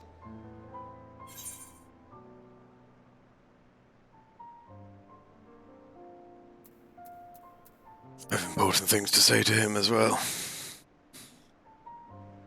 Yes, I'm sure your business with Hermes is quite pressing. You may speak with him to your heart's content after ours is concluded.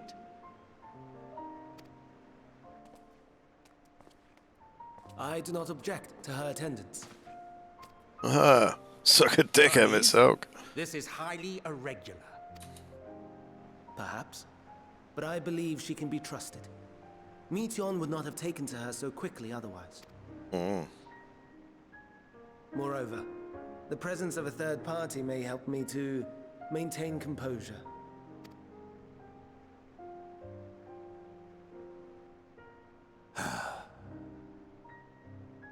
As you wish, then. Behave yourself, do you hear?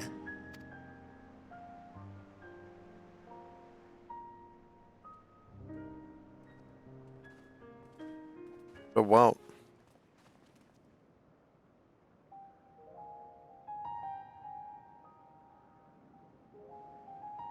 So, it's finally happened, then.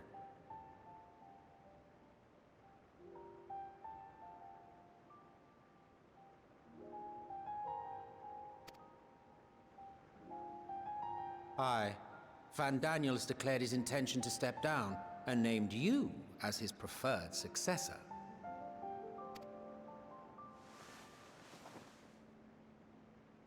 In recognition of your knowledge and your works, the Convocation is giving the recommendation due consideration.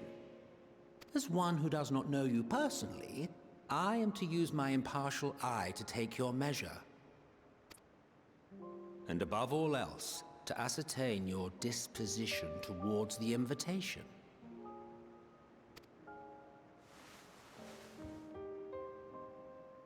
I understand that you and Van Daniel are close. He himself was once chief overseer of Elpis after all. I should not be surprised if you knew before anyone else that he wished to relinquish his office. I did. He told me that when he fulfilled his purpose, he wished to pass the torch to me. A torch you seem none too pleased to accept. Are you so averse to serving on the Convocation? No, it's not that. For a humble researcher like myself to even be considered is an honor beyond words. No. What troubles me, what I struggle to come to terms with, is the very fact that Van Daniel is stepping down. Does this not mean that he will return to the Star?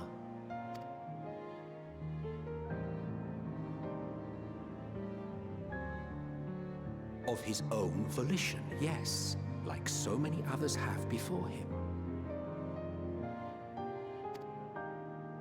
Return to the Star? Does that mean die? Well now, that's not a word I hear often. Is that what you say here in Elpis? Mankind is the life of Aetheris. Each of us, a drop of blood flowing through its veins, bearing sustenance. You're not mankind. In our Well, finite time upon it, 'tis our too duty to tall. make it a better place, that all who call it home, now and in future, may abide in happiness.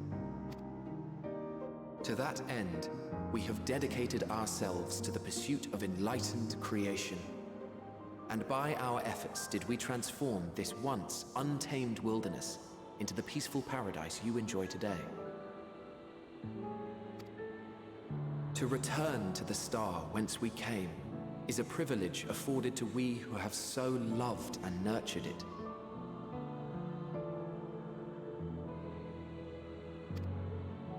A choice embraced by those who have lived their lives to the fullest, in service to our world. And when they depart upon this journey, it is beautiful, always. The 14 are no exception. 'Tis believed no occasion is more felicitous than the fulfillment of one's duty. Our office becomes our lives, and to retire is to return, or so the majority of us hold. Some few have elected to eschew custom.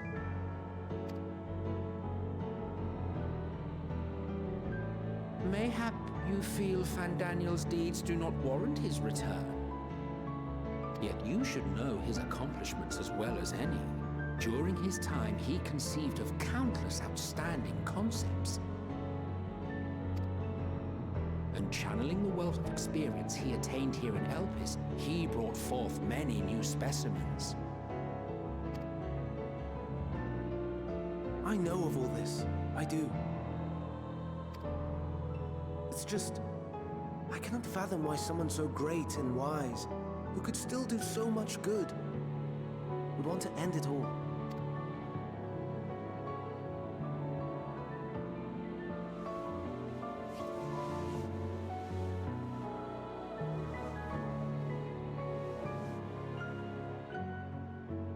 Oh no.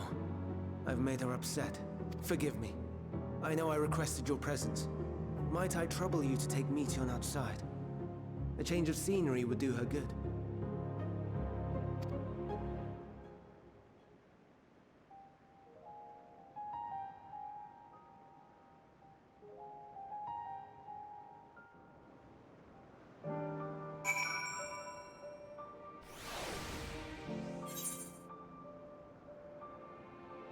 Weird stuff going on over here.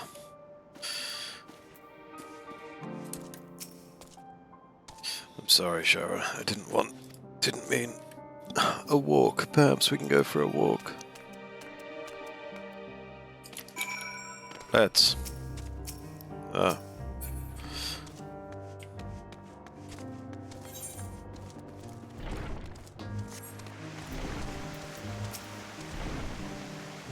Hermes gets sad when he thinks about death. When others are sad, I'm sad too. That's how I am, how he made me. Don't worry, I'm fine now.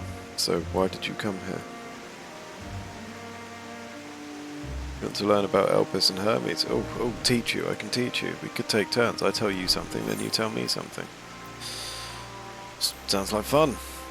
Let's fucking go. It will be, it will be. Where to start? Oh yes, let's talk to Memnon. He should be near the Aetherite. I'm not good at explaining, but Memnon is, so I'll have him explain instead. Meteon is now accompanying you. Yay.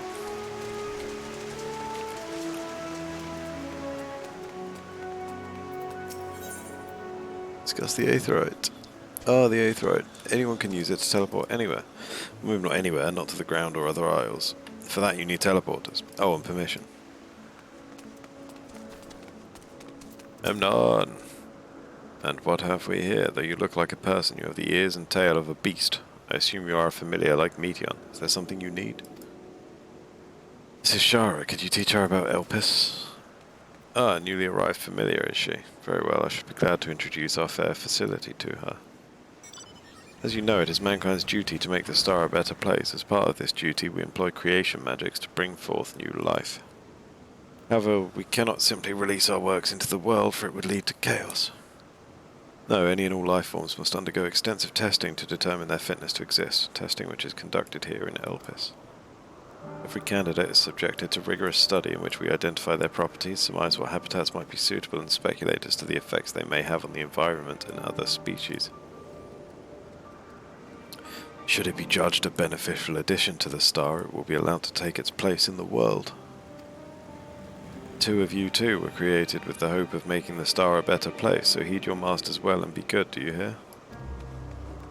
We will, Memnon, we will. Thanks for the lesson. You had a turn, now I get a turn. Where did you come from? From a place far, far away. I probably don't know it. I don't know much about other places. This place is important to you, I can feel it. Oh, my power, I haven't told you about it. A creation, let's find a creation, one not being watched, then I'll explain my power.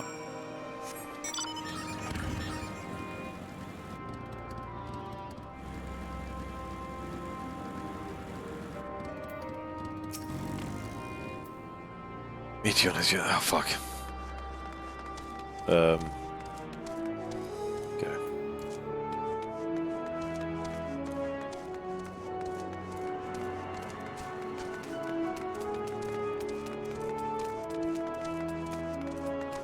God, they went mad with these escorts, didn't they?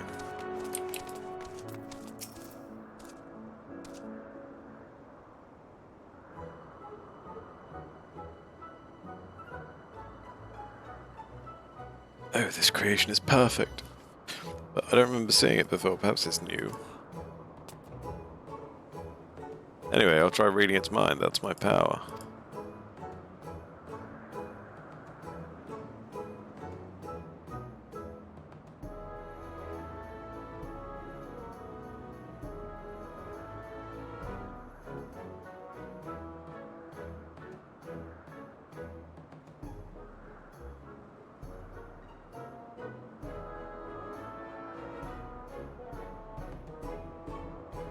I can't read it, or maybe there's nothing to read. Wait, please wait, I'll try again with you this time. Don't know about this.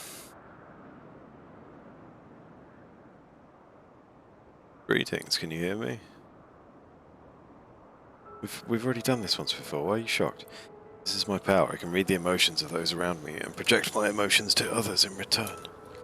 I'm not actually speaking to you in your mind, rather you are converting my emotions into words and intention, a process performed subconsciously by intelligent life forms. This ability is vital to my mission, for it allows me to interact with intelligent beings, even should they communicate via unknown languages or other non-verbal means. As a consequence, I am clumsy at speaking. Yet though I struggle to express myself in this fashion, Hermes wants me to speak as much as possible, for everyone has thoughts and feelings that they may wish to hide. I harbour an affection for you, one that is difficult to define. Aside from the fact that you share common traits with us, your thoughts are complex, prismatic, they draw me in and leave me wanting to know more. Out of respect for your privacy, I will refrain from using my power when speaking with you, nevertheless I want you to know that I wish to be your friend.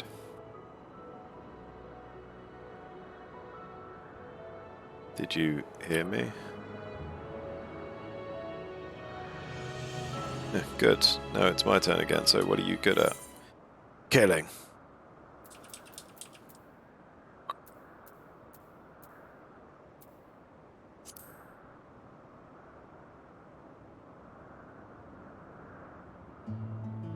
Fighting, that must mean you're strong. Hermes is strong too, but he doesn't like to fight, even when creations fight him. The bird's looking at you. Fucking hell. these fucking things. I think we might be bothering it. It's just standing there, menacingly. Let's keep going, we'll go and see Yuanthe next. She's usually in a small building, one on the west row. Oh, that shoe bill was sick of us.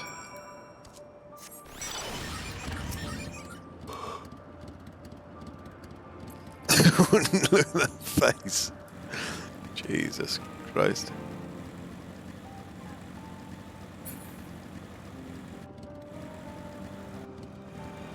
Oh, bollocks, I left her behind.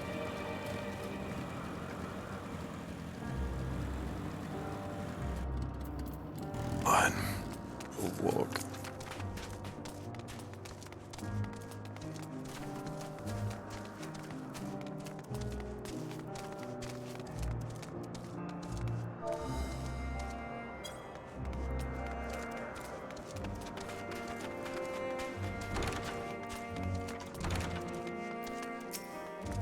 Yuanthe, well, if it isn't Meteor, I see you've brought a friend today. Greetings, Yuanthe. An apple, could you make me an apple? Kind Hermes likes, covered in syrup. I want to share it with Shara. Oh, candied apple. Hermes is certainly partial to them, but you know you can't eat Meteor. You weren't made to do so. But I like it too. It may seem that way, but it's due to your ability to share others' feelings. You've taken Hermes' likes for your own. In any case, I can't prepare an apple right now, but I'll bring one for Hermes soon, I promise.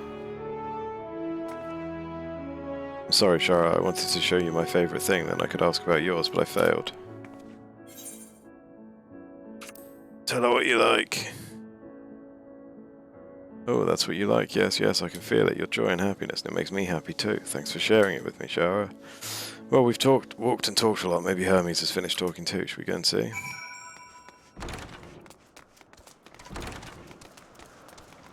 Okay. I think I'll finish this quest off and then call it.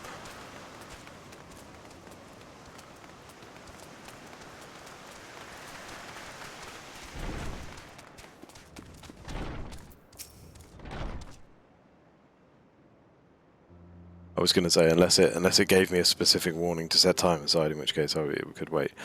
There you are. I can see the fresh air has done Meteor good. Shara wanted to learn about you and Elpis, so I taught her.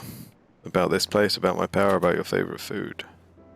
I'm not sure if that last one will be of any use. But I do appreciate your keeping Meteor company. While you were away, I finished speaking with our guests.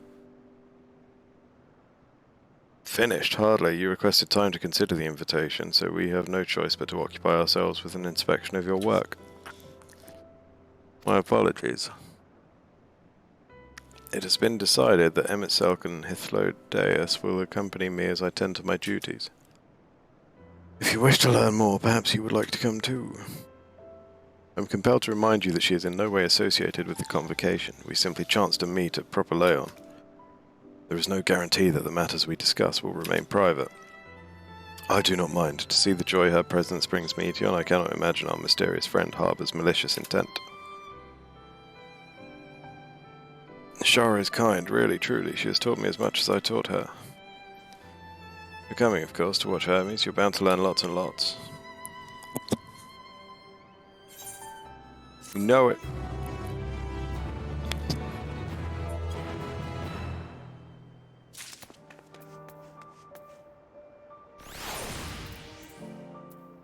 Yep.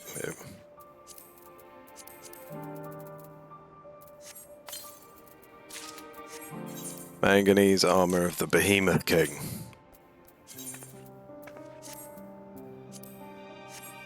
Okay, slightly more my speed.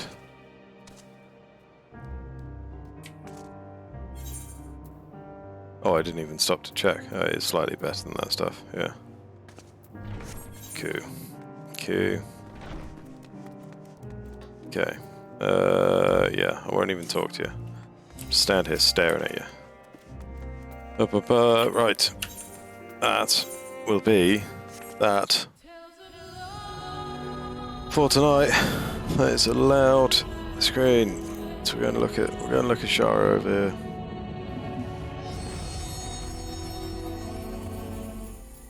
Fantastic. Okay.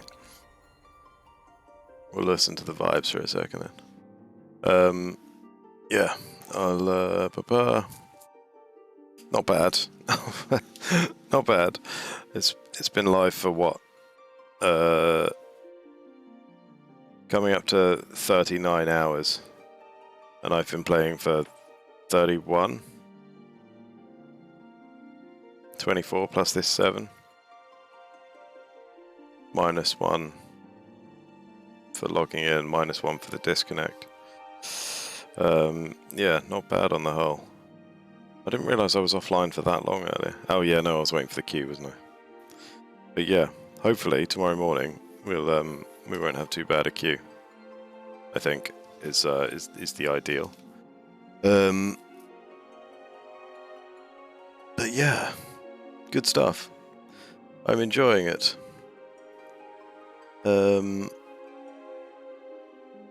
As I've said, I would play it regardless. Well, I say I would play it regardless. I wouldn't play it if I didn't enjoy it, and I do. So yeah, more of that to come tomorrow.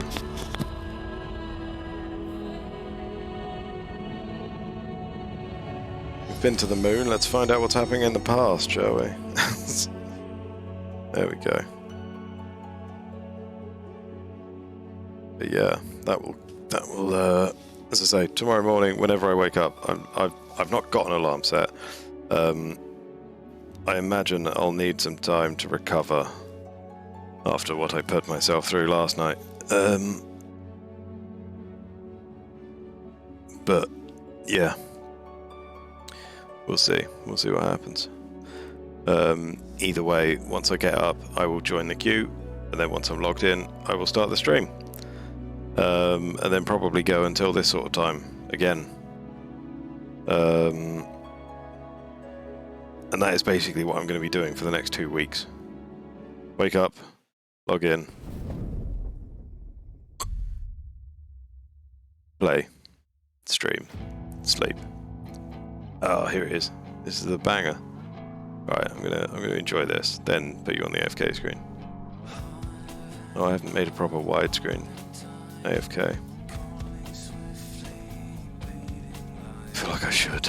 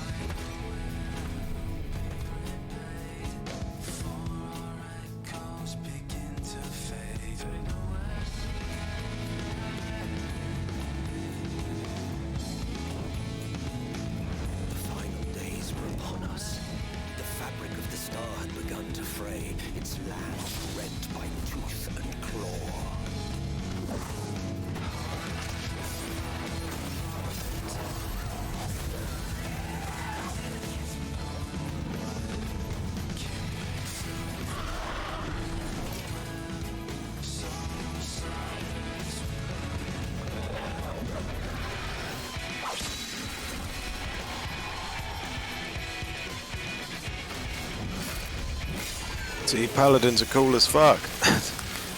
Also, laser swords.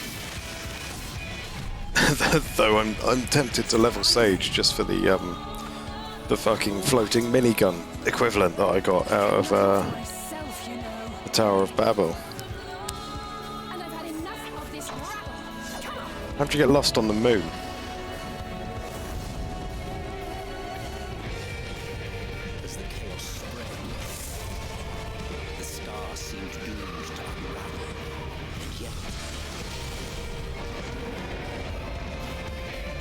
Spooked. Spooky ghost. Moon's haunted.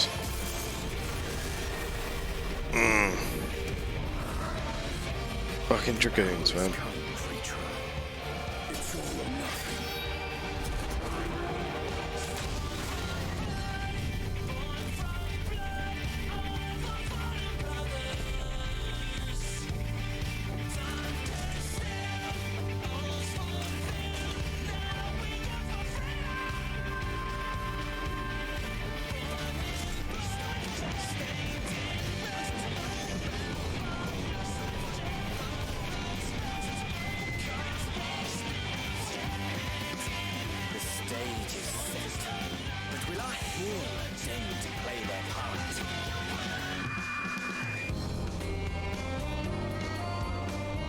Your time, 'tis as we feared. The respite afforded this land was but fleeting. The end draweth nigh.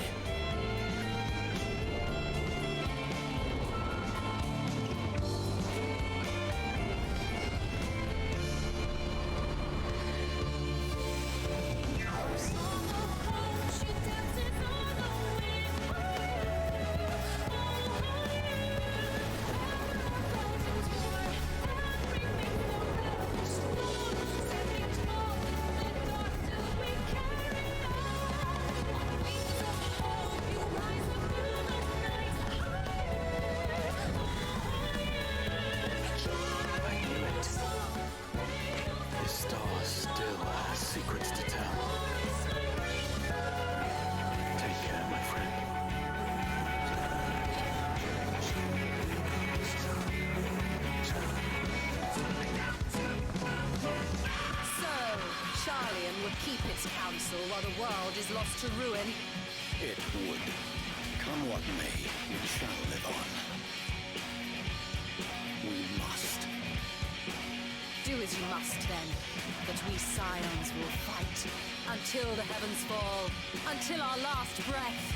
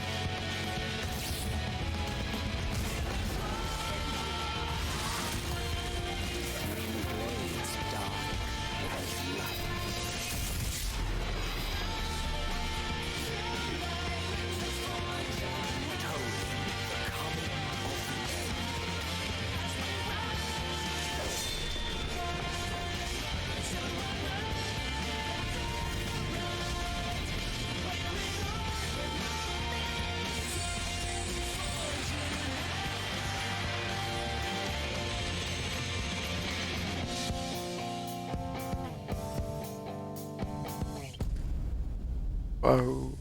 That's...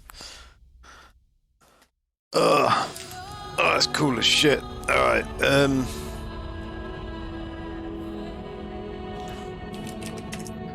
give me just a second. See what's on Twitch.